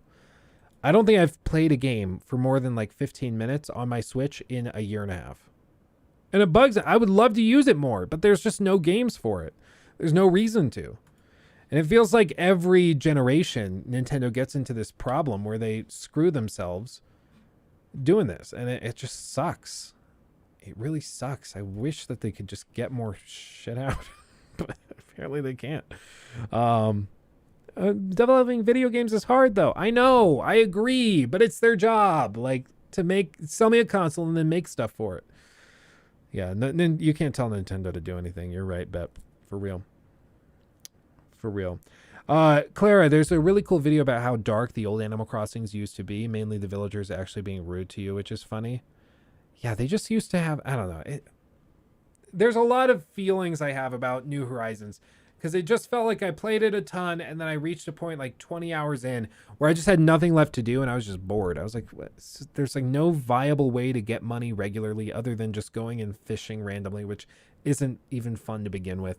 And then like, I just want there to be some economy and some reasonable way of generating money to buy things, to build cool stuff. And the game just isn't like that. And I know it's like, oh, well, it has a daily lock where it ties to your actual time of day so that you don't play it like a regular video game. I get that. I get the idea artistically of doing it. Doesn't mean I have to like it, though. You know? Stream exclusive critique for it. Oh yeah, maybe we'll do that. Maybe I'll just ramble about why I'm frustrated by it. Could be fun. Like one of those I tried videos, but we just do it on stream and I just ramble about what I find frustrating. That could be fun. That could be fun. Oh yeah, The Division. I've not played The Division yet. My buddy Caleb goes hard. Like he straight up broke the game. He has been playing so long and has his characters so maxed out that when he shoots bullets, the damage number clips off. Like the screen can't hold the damage number that he generates. It's insane. But anyway. Next little tidbit of news. Monster Hunter mobile game has been announced from Capcom and Tencent's Teamy Studio Group. It's the same studio behind Call of Duty Mobile and Pokemon Unite. I'll be real, I have zero interest in this. I really loved Monster Hunter World. Monster Hunter Rise was okay. I didn't like that it was on Switch, but it's whatever. But goodness gracious, a mobile game, I just have like zero interest. I have negative interest. I'd pay not to play it, especially coming from the studio that made Call of Duty Mobile and Pokemon Unite. Like, it's going to be monetized out the ass. It's going to be toxic as hell, you know. Oh, if you want to go out on another hunt, you have to wait 15 minutes, or you can pay 3 green gems and 2 toadstools to play it now. Each toadstool has to be unlocked with a Giga Pack, and if you buy the Giga Pack, you can actually redeem it using an ultra shiny silver pack. But the silver packs can only be found within bronze packs, which you redeem with 100 in-game credits, which are also known as gold coin tokens. And the gold coin tokens can be redeemed using Fun Bucks, and the Fun Bucks you can buy in packs of 20 for $100. All told, I'm not interested. I'm just not interested. So anyway, that's the news with that. Who cares? Who cares? That's my stance there. That's my stance on that. Hot take, I know. This one is really weird. This next story is bizarre. I really don't know what to make of it. I wish I had answers for you all. So just so you know, the Prince of Persia remake is allegedly not canceled. Everything is fine. However, Ubisoft is refunding pre-orders.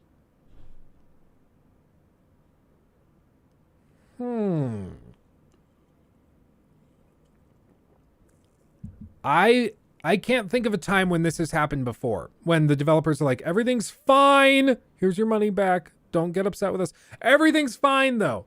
It's really weird. Oh, yes. Sorry.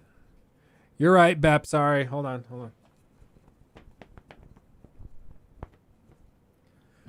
Everything's fine. The game is, we're working on it. It's being developed slowly, but we're really happy with the progress we're making. However, we're going to cancel all of your pre-orders and send you your money back.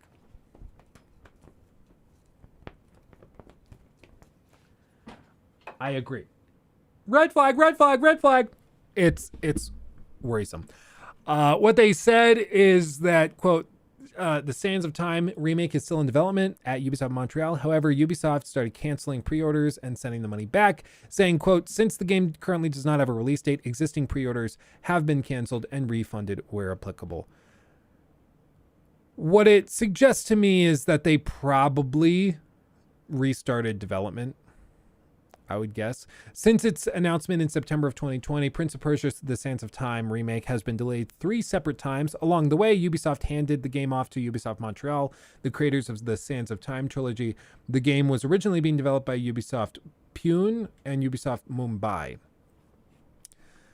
Basically, it sounds like they sent it off to Montreal because the other studios couldn't handle it, and it wasn't getting done. So they sent it off to one of their big staple studios that gets a lot of stuff pumped out. But it's weird. The Prince of Persia remake was last delayed out of Ubisoft's fiscal year 2023. When it was first announced, it was being developed for PS4, Xbox One, and PC. That's how long ago this was announced. So we don't even know what it's coming out, if it's going to be cross-platform, what the details are, and it doesn't sound like they know because it doesn't have a release date, which is just hilarious. So I don't know what to make of it. I really don't. I haven't heard anything about it. I don't know. It's weird though. It screams of restarting development and it just being in development hell. I don't know. You would think they could figure this out. I mean, it's a remake. The hard part's done. Like, the game's already been made. You just have to like rework it. I'm shocked, but game development's hard. I know, it's your job.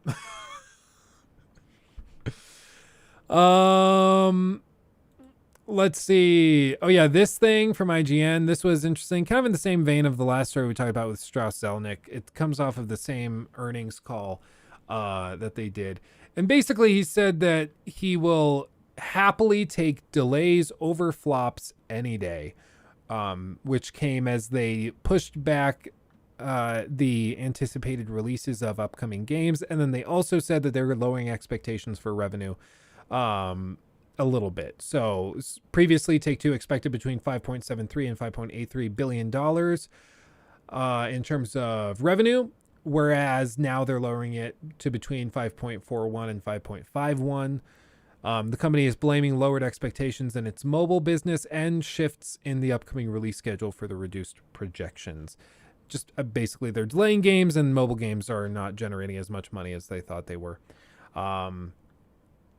Which, you know, whatever. To be fair, it's also not just Rockstar stuff. So don't just immediately think GTA 6. It's also, they have a ton of other stuff. Many of the games coming from recently acquired Zynga. In fact, 38 of the 87 games in development at Take-Two are mobile titles, another sign that the publishing giant is pushing harder into its mobile future. The rest of the lineup is as follows. That's insane. They have 87 games in development. 87. That's wild. That's ridiculous.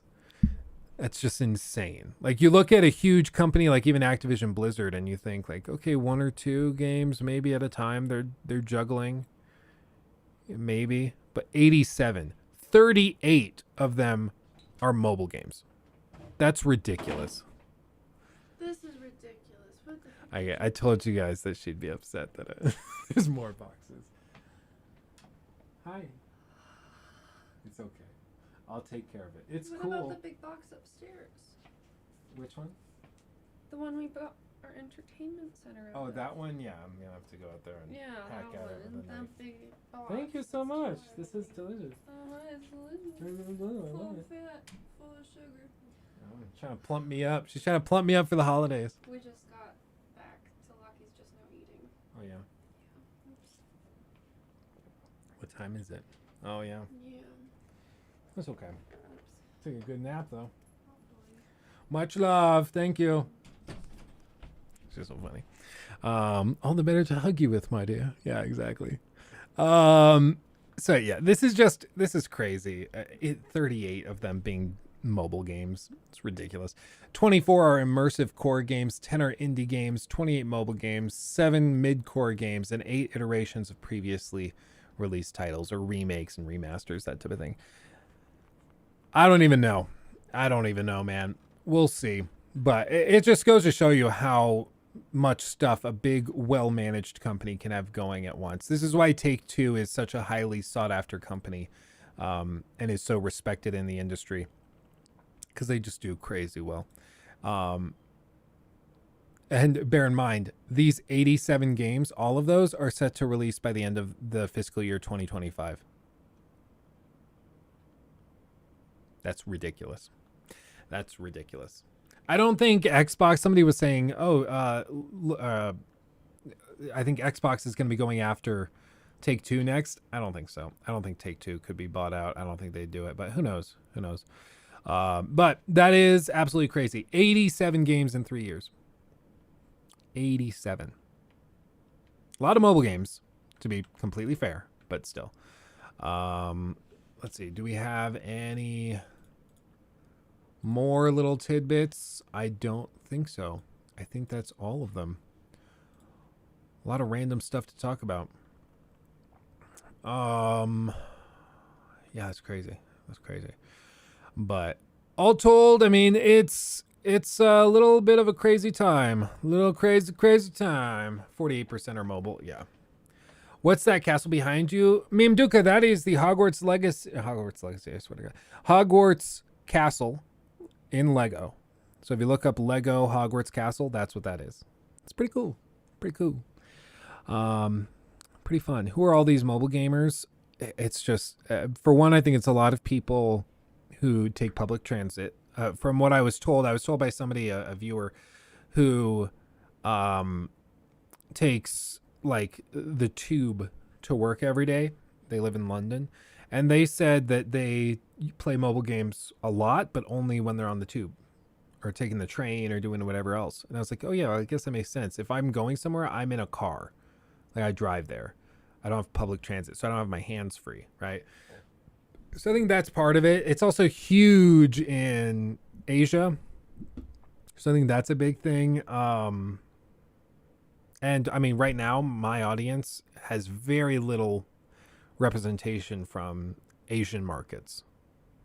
So, I mean, because I don't speak Cantonese or Korean or anything, so it makes sense.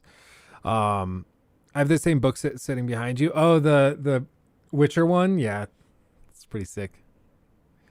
I grew up in SEA mobile games are still pretty, but yeah. I'm Indian. What do you mean? Well, I mean, like, specifically Korea, China, Japan. Those are the markets where mobile stuff, MOBAs, MMOs are a different breed. Yeah. Yeah, Rocky. Crazy person. I knew, I don't think I'll say his name because I think he still watches occasionally. I'm not saying he'll see this, but just in case. Like the one time I think he won't see this is the time he's coming, oh, let me check in on Luke. But I knew somebody who was Indian, and he's just a wonderful guy, like just hilarious, sharp as a tack. Like he's just an awesome dude.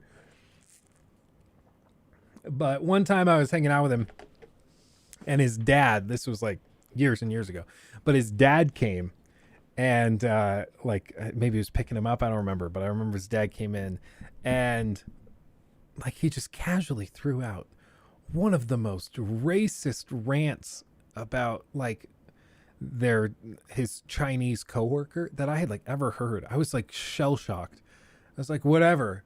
I was like, I don't even know what to do. I don't even know what to do. And his dad like finished the rant. He's just like venting, and then he left the room. And then my friend turns to me. He's like, yeah,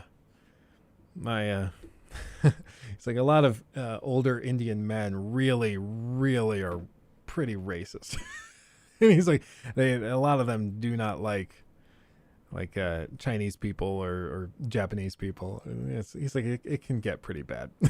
I try to tell him not to do that kind of thing when I'm around my friends. And I was like, oh, I didn't know, was not ready for that. Okay, well, I mean, whatever. Not even surprised. Casual racism is pretty common even today, especially with older people. Yeah, it's just when you're raised that way, it's just a thing. Yeah.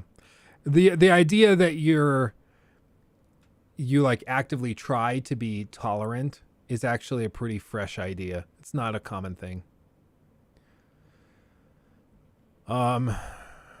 Old Chinese people call Indians basically the N-word. Oh. Yeah, no, I mean, I believe it. It's one of the funny things about I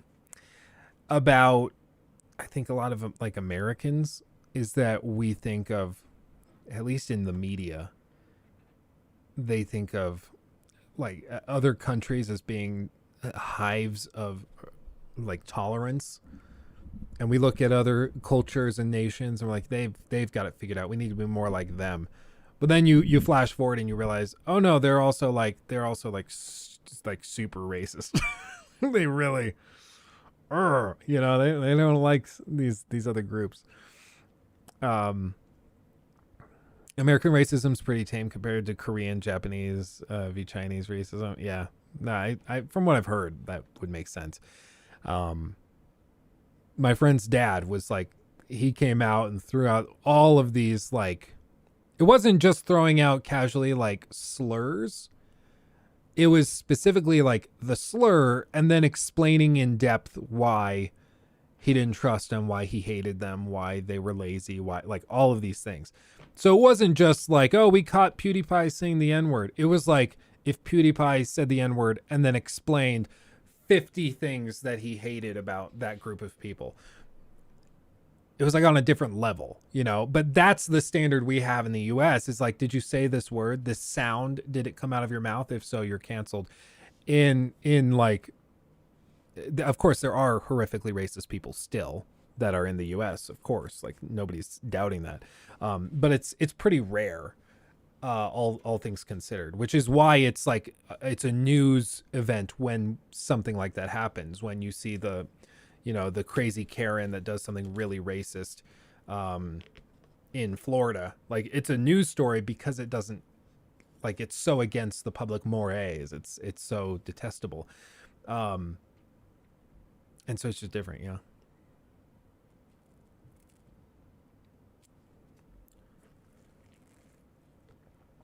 Like, I don't know what job you could work in the US where you could just be casually, like, horrifically racist towards people without either severe punishment or termination. Like, literally any job you work nowadays, if you are casually throwing out racial slurs consistently, like, you will lose the job unless you own Papa John's. Except, didn't he lose his job? I think he lost his job too. Didn't Papa John, did he step down, or is he still there? I don't actually know. I know, like, I think it was a conference call. He was caught, like, saying the N-word on a conference call, like, 3 times in one call. Like, it was crazy.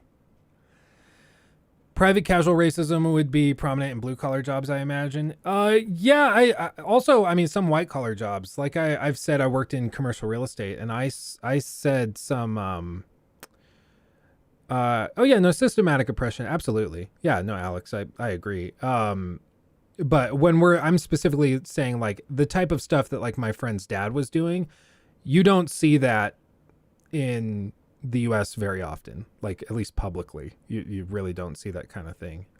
If somebody does that, they're canceled, they lose their job. Like, it's not tolerated. I'm sure this guy probably isn't saying it publicly at work, but I was kind of taken aback by just how upfront he was saying it in front of somebody he didn't know, you know? But what was I don't know, I lost it. Real estate. Yeah, I worked in commercial real estate, but there's certain communities of people that are, say, more difficult on buildings than others. So, like, we were selling an apartment building, and the apartment building was next to, like, a meat packing plant. And the meat packing plant was almost entirely, the workers were almost entirely Somalian immigrants. And these Somalian immigrants lived close to the property, or close to the meat packing plant, because they didn't have cars. They were quite poor. So they would live in this hub of apartment buildings, right? And we were selling one of them. And so the apartment building was full of these Somalian immigrants. And Somalian immigrants, especially first generation and second generation, they're like pretty difficult, or they're pretty hard on the buildings, specifically because they like the rooms hotter. So the heat stays on, like, the thermostat will be set to 90 degrees pretty commonly. Like, we would go in and do tours of the building, and 9 out of the 10 units would have the thermostats cranked as high as they could go, with just the furnace pumping out heat, or the floorboard vents pumping out heat. They also, like, I guess it's a cultural thing, they wouldn't use the showers or baths. They would take like those big 5-gallon Home Depot buckets, and then they would bathe with those. And the property manager had to come in and show them how to operate the showers and tubs to use those instead, because otherwise this bucket would sit in the living room and they would clean with that as a family. Just cultural differences, right? They liked it hotter, they bathed in this different way. And so it was really hard on the building. And so we would have these guys that are stupid wealthy, and they would come in and they'd be like, oh, I like the building. I like the idea of owning this building. And they would just, like, we as brokers, of course, we can't what's it called? What's the word? disclose. We can't disclose like the race or culture or whatever of the tenants, because that's not fair, and we wouldn't want to do that. But these guys would come in, and these guys would be like, so be honest with me.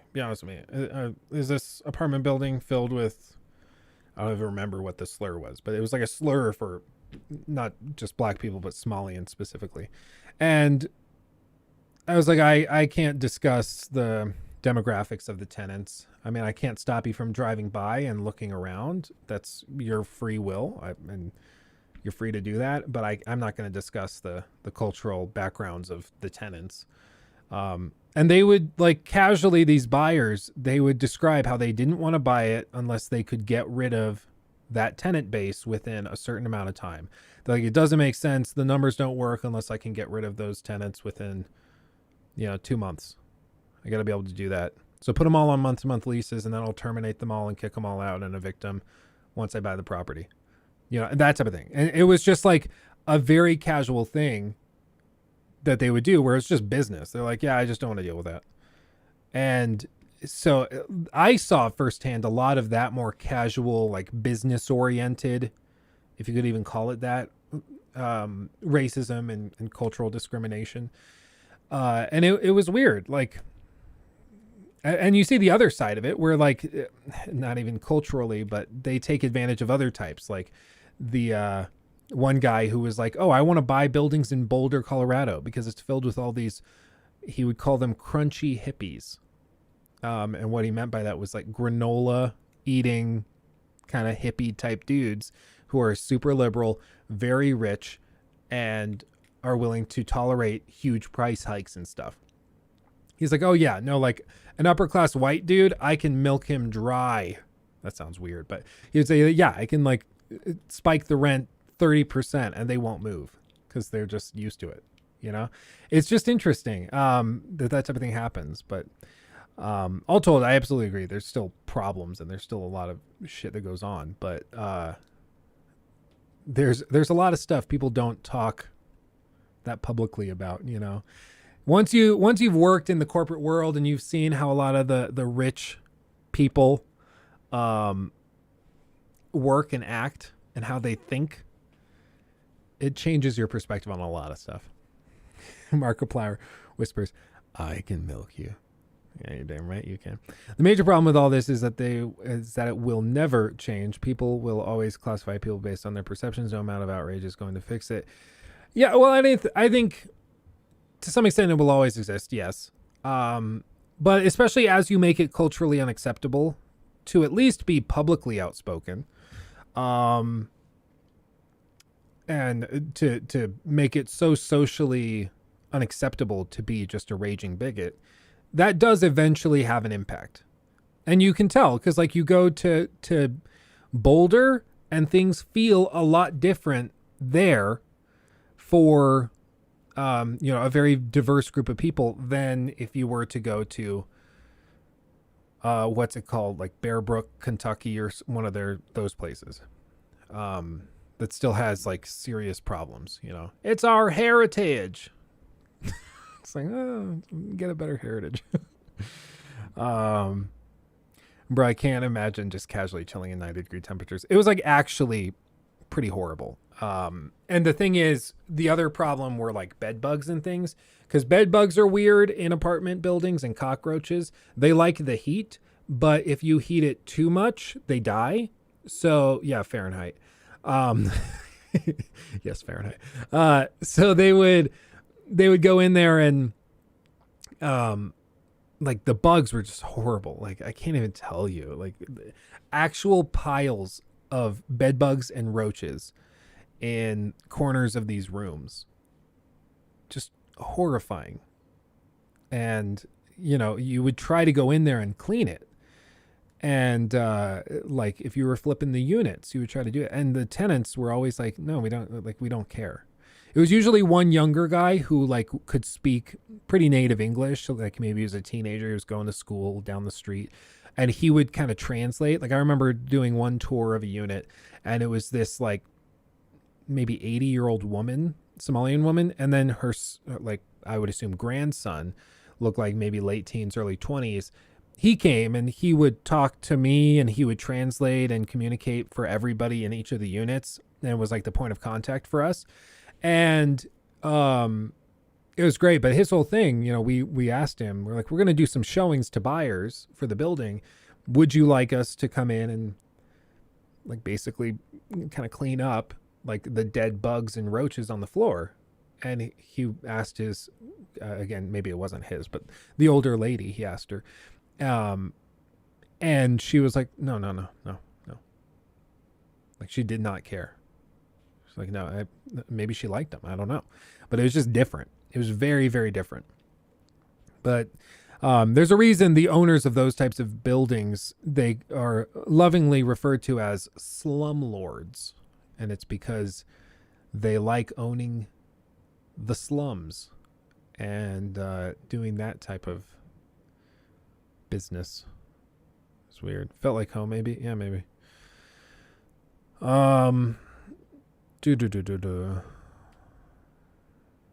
If it's not publicly ousted, it'll decrease. Or if it's publicly ousted, it'll decrease. Publicly, sure. I just think there's a lot of witch hunting going on that isn't helpful. Oh, for sure. It's breeding more hate, which is the exact opposite of what people want. Yeah, and it's just, it's eventually the most outspoken members of any revolution will reach too far and will eventually eat each other. It always happens. You know, you can be the most adamant, like maybe, who was it? Justin Trudeau. Like, you can be a very adamant advocate for racial justice and equal treatment. But then it comes out that, like, in high school, you did blackface pretty regularly. And it's like, or Gavin, was it? No, not Gavin Newsom. Was it Newsom? I don't know. It's the governor of, I think, West Virginia, maybe, or Virginia. I don't remember his name. But he also was caught casually, like he went in blackface and dressed up in a KKK outfit in college, like back in the 70s. It's like, normal people don't do that. It's not a normal thing. They still have their jobs, by the way. See, no idea what 30 is. See, like, metric does make more sense, especially if you go into any STEM field. It actually makes a big difference. So I agree. Like, meters and centimeters and kilograms and things makes a lot more sense. Let's be perfectly honest here. It's just, there's no way to easily learn it in the States. Like, there's no way to get acclimated to it. Like, how I probably would get acclimated to it is if, like, literally moving to the UK or Germany or somewhere, and they're just forcing myself to learn it that way.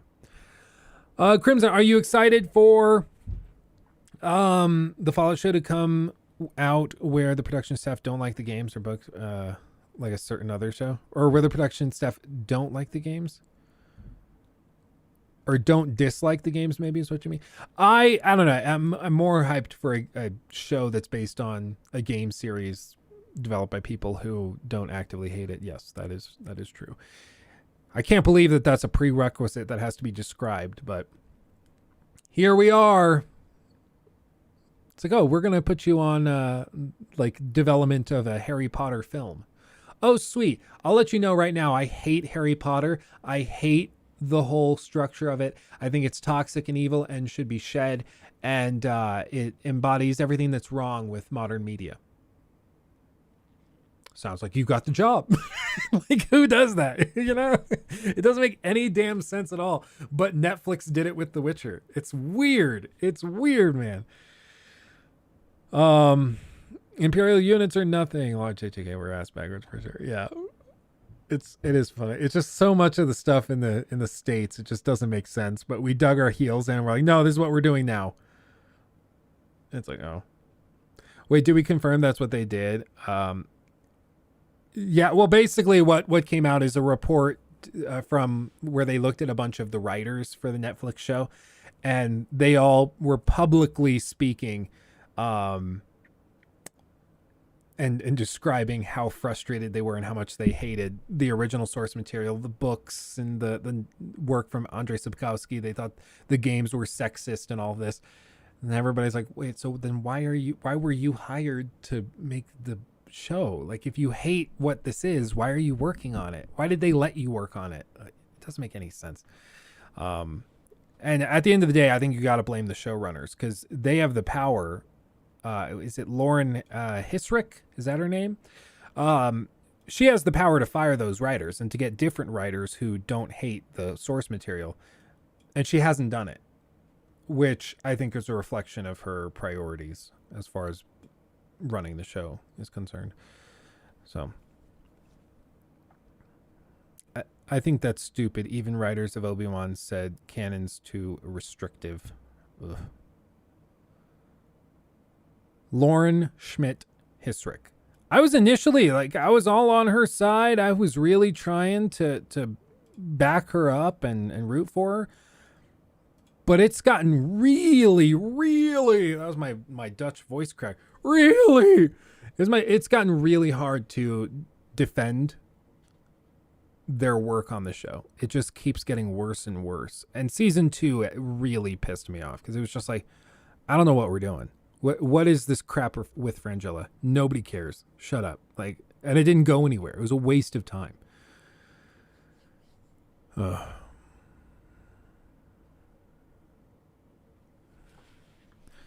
see. What's that? What's that? Hold on. Hold your horses. Ooh, there's a good girl. There's a good girl. Whoa, girl. Slow down. Okay, here. Comic book. Da-da-da-da-da-da.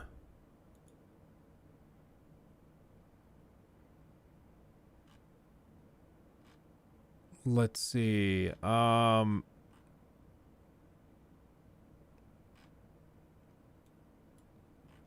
this is like a temporary thing, though.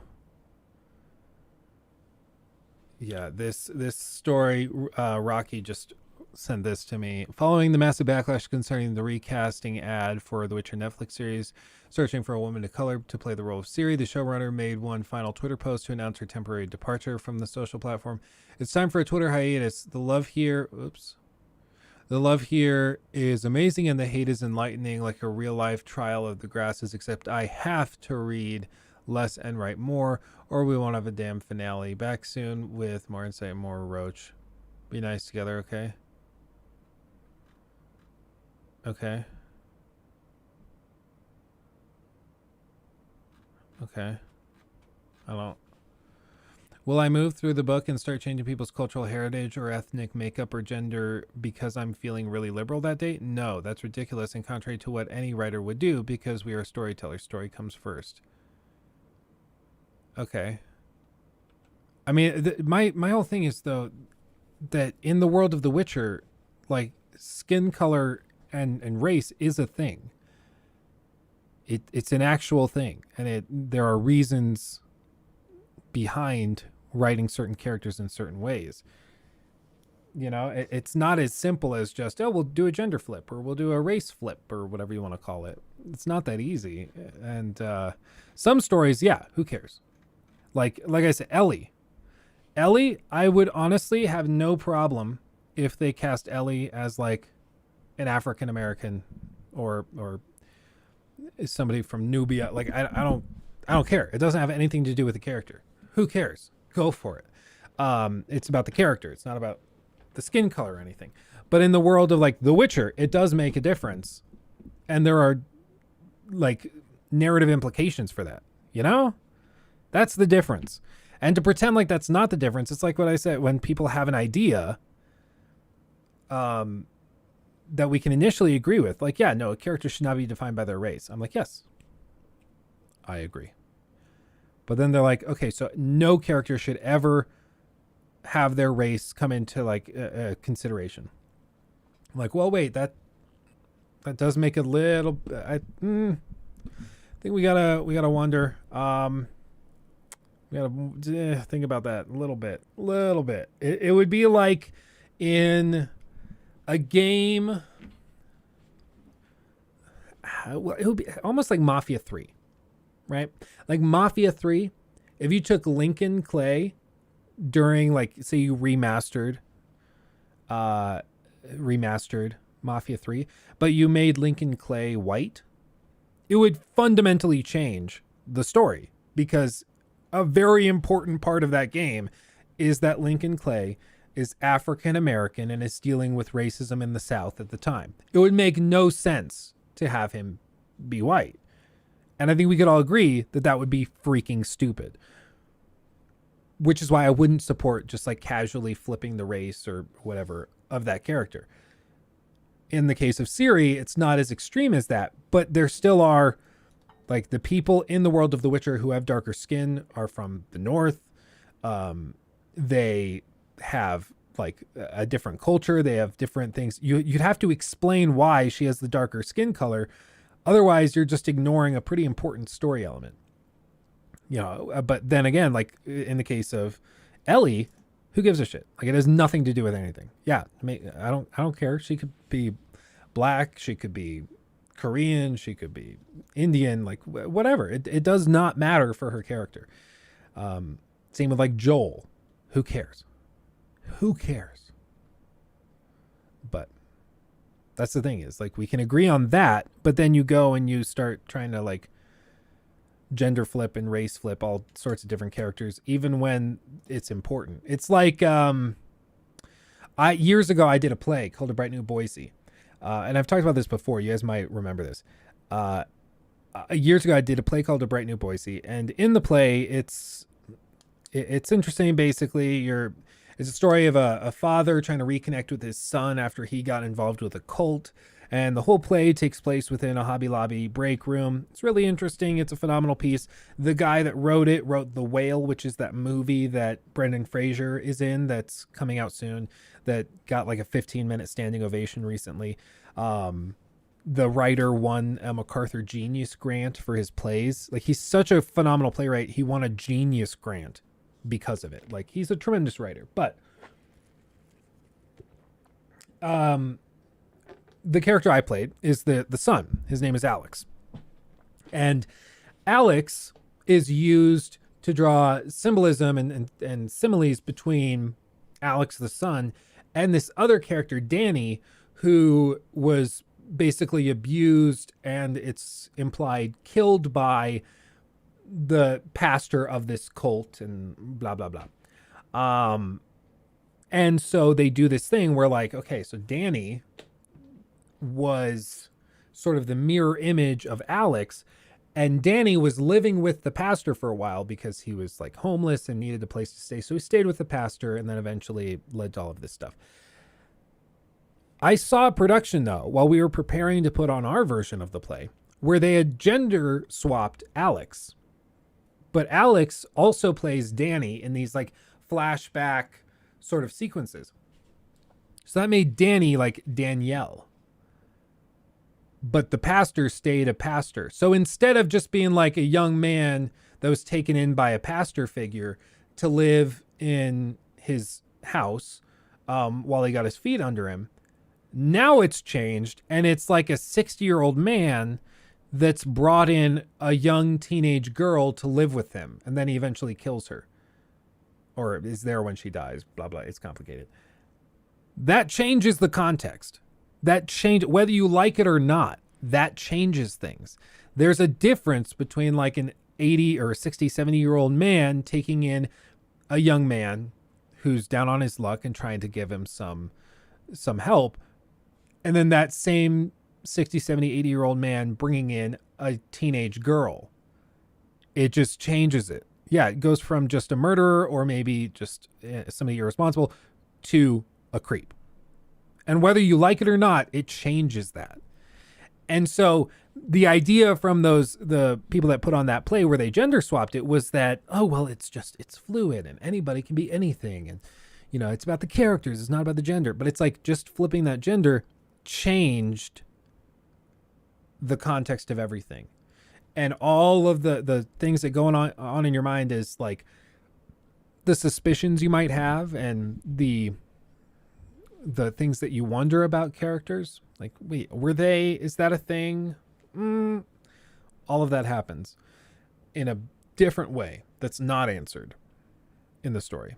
It does not work. So again, who cares if they flipped it? Where's that from? Do you mean the play? Like I said, it's a play called A Bright New Boise. It's just for press. Maybe. I mean, I think the press from making a better show might be might be a little better and more useful. If the girl became a boy and we swapped the old man for an old lady, would she still be considered a creep or not? Honestly, I don't think she would be considered, like the old pastor lady. I think that would change everything, like if you flipped it. But it's just, I mean, again, it's one of those things where, like, we talked about at one point, and we said, like, oh, well, double standards, exactly. Like, but that was the thing, is it's like, well, sure, it's a double standard. Yes, an old man bringing in a teenage girl to his house to live with him, that is different, and people will consider that differently than if an old lady let an old or a young woman into her house. It just is different. And pretending like it isn't different is just stupid and naive and short-sighted. It just is different, you know? But that's the thing, is you just have to be able to evaluate these things a little more level-headedly than, well, but it shouldn't be different. It should be the same. I'm like, sure, but it's different. Like, people will view it differently, you know? Anyway, yeah, that version of the play was like hilariously terrible. It just changed everything. The whole thing felt really creepy and weird and pedophilic, and it was bad. It was bad. And they just never mentioned it. They don't address it at all. It's weird. Like, even if you brought up the question, like, okay, the old man who let the young man into his house, was that an instance of, like, was the old man creeping on the young man? That's a valid question. That's a very valid question. You could ask that. But yeah, it's still a little creepy. Either way. But it becomes a lot more creepy, I think, for most people when it's a 60-year-old man asking a like 15, 16-year-old girl to come and live with him. And then to go on a spiritual camping trip and sleep in the same tent. That gets weird. I'm sorry if you think it shouldn't, or if you don't think that is weird, maybe we need to talk. But so essentially that man was Michael Jackson. Yeah. No, that's ignorant. That's ignorant. You're being ignorant. Oh, God. Oh, goodness. Both genders are weird. Yes, that's a good way to put it. That's a good way to put it. Oh, man. Well, so everybody, I knew going into it that this stream would be a little more intimate because, of course, it's the first day that God of War Ragnarok is out. There's a lot of people playing it. They don't want it spoiled. So I knew covering it and discussing it, we would probably have a smaller turnout. And I can appreciate that. You know, it's kind of a nice return to form to be able to focus a little more on the individuals in chat, talking with you, having interesting conversations. I like that. And it's nice because sometimes when we get like 200, 300 people in here, it can get a little hectic and we kind of lose track of stuff. So I'm glad to have you guys here. I really do appreciate it. Genuinely. So thank you. As for what's next Friday, I don't know.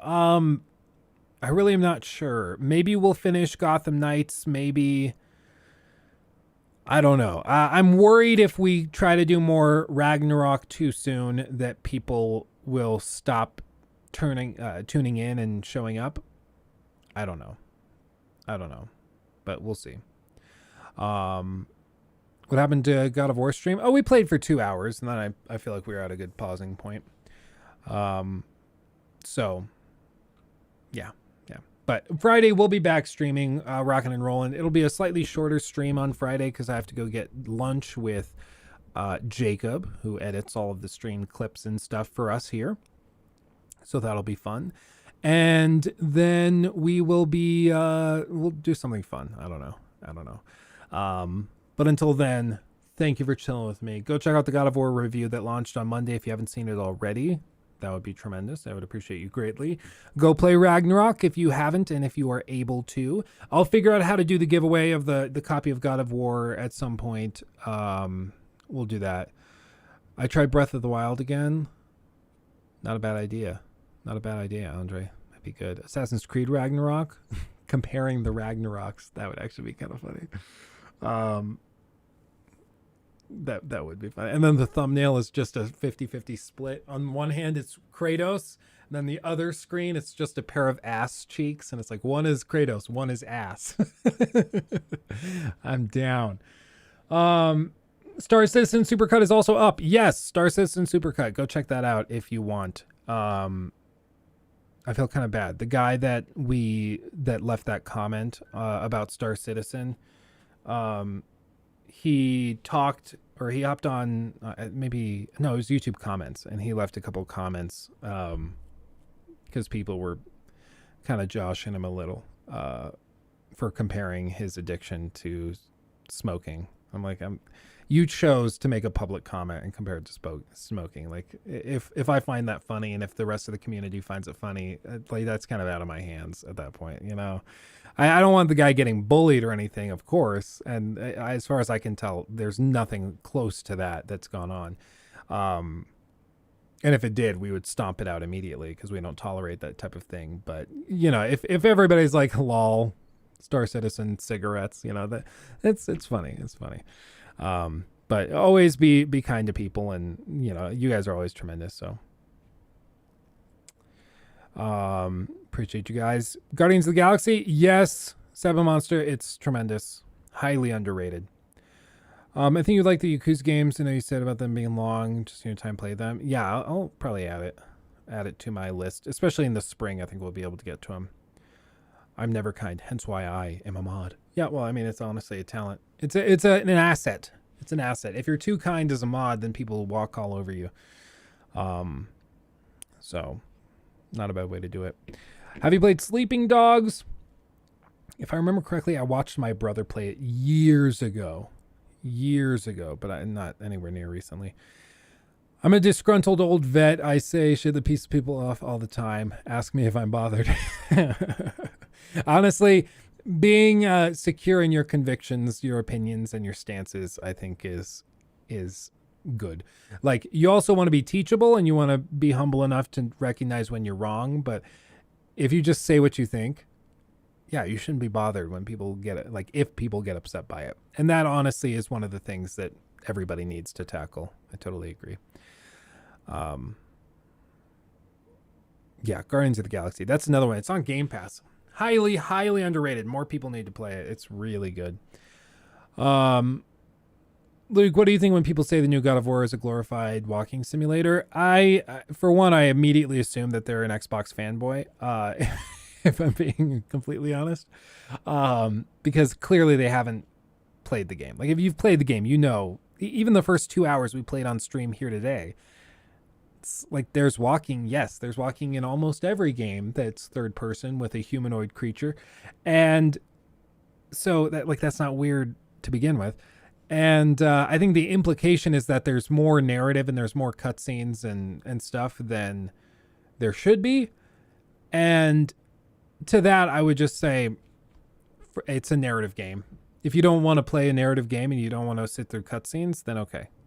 You know, like that's totally fine. You have a fix for chatbot? Ooh, awesome. DM it to me. I'll mess with it because it's been driving me crazy. I even cleared the cache and it still does it. How much better is Ragnarok than 2018? Significantly. Like, literally everything I wanted 2018 to be, Ragnarok is, and then some. By the end of the game, it just gets crazier and crazier and crazier. It still has a couple of the same faults within it, which is why I wouldn't give it a perfect score. They didn't fix some of the things, like that stupid compass is still totally broken. But all told, it's not bad. How do I like the new blush emote of you in the Discord server? I mean, it made me blush. Okay, I'll add it. I'll open it in another tab, Rocky. That's definitely gonna be my favorite game. Oh yeah, meme. If that's the case, if you really liked 18, Ragnarok is just on another level. It's ridiculous. Crowded House, and that's fine. I mean, they're narrative games, and if you don't like narrative games, that's totally fine. It's totally fine. But that's where they found a lot of success.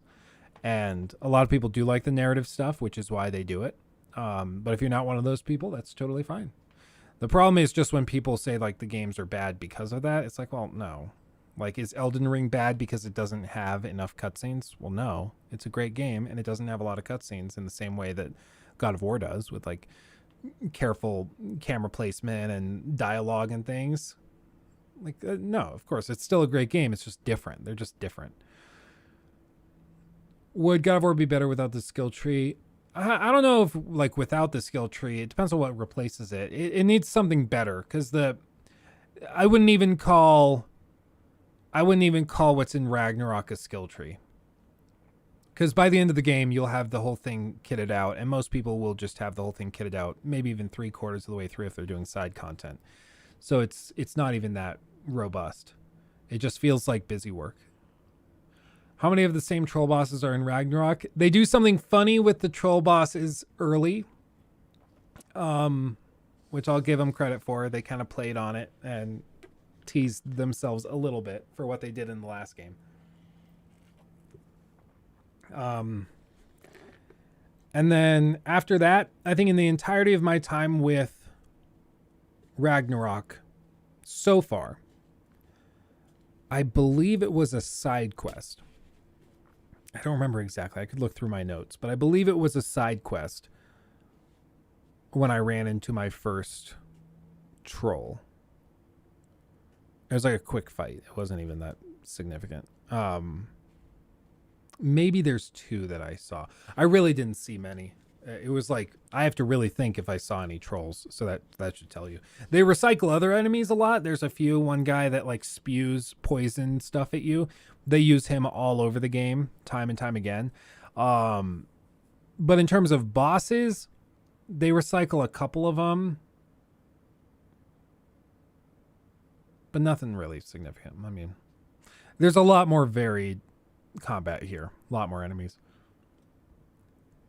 Calling God of War a walking sim is like calling Mass Effect a visual novel. Now as I think of it. Yeah, I think that's a good way of putting it. Niflheim. Well, so there are some things they do to encourage, well, like Muspelheim with the waves and challenges. That's back. You can do that. But I haven't really delved into the late end game yet. At least not that much, which is where most of that stuff is. For the majority of the game through the main story, there's not a whole lot of grind like that. And I didn't ever feel the need to go and grind a place like Muspelheim to level up gear for combat, because combat was always pretty easy unbalanced. That might change now that I'm going through it on Give Me God of War. I might end up, 3/4 of the way through grinding out some hours in Muspelheim and places like that. But, yeah, I mean, we'll see. We'll see. Unbalanced, it's certainly not necessary. If you dislike Mass Effect 2, I respect your dedication to being objectively wrong. Andre, thanks for coming by, my friend. It's good to see you. Crimson, unrelated question. What's your opinion on the Silent Hill games? I haven't really played them. I've never had that much interest in playing them. The remake I'll check out, but a lot of it's that I don't often feel compelled to go and play like games that are 10, 20 years old. It's pretty rare that I feel the need to do that, which is, I think, most of the turnoff for me. I didn't play those games when they launched or anywhere close to it, so now I think it'd be really tough to play them fresh and have a good time with modern eyes, you know. We just have different expectations and standards. But the remake I'm interested in. But anyway, I was wrapping this up like 20 minutes ago and then I got sidetracked. See, you guys are easy to talk to. Isn't that great? I love it. Thanks for chilling with me. Thanks for hanging out. Much love. We'll be back Friday, rocking and rolling with some more of some game, talking about something. Not sure yet. Much love. Isn't that great? A great selling point. It's great. Much love, everybody. I will be replaying The Witcher when they do the next gen update, Cyber Monster. I will be doing that. Trust and believe. Much love, everybody. I'll see you in the next one. Hugs and kisses. Bye-bye.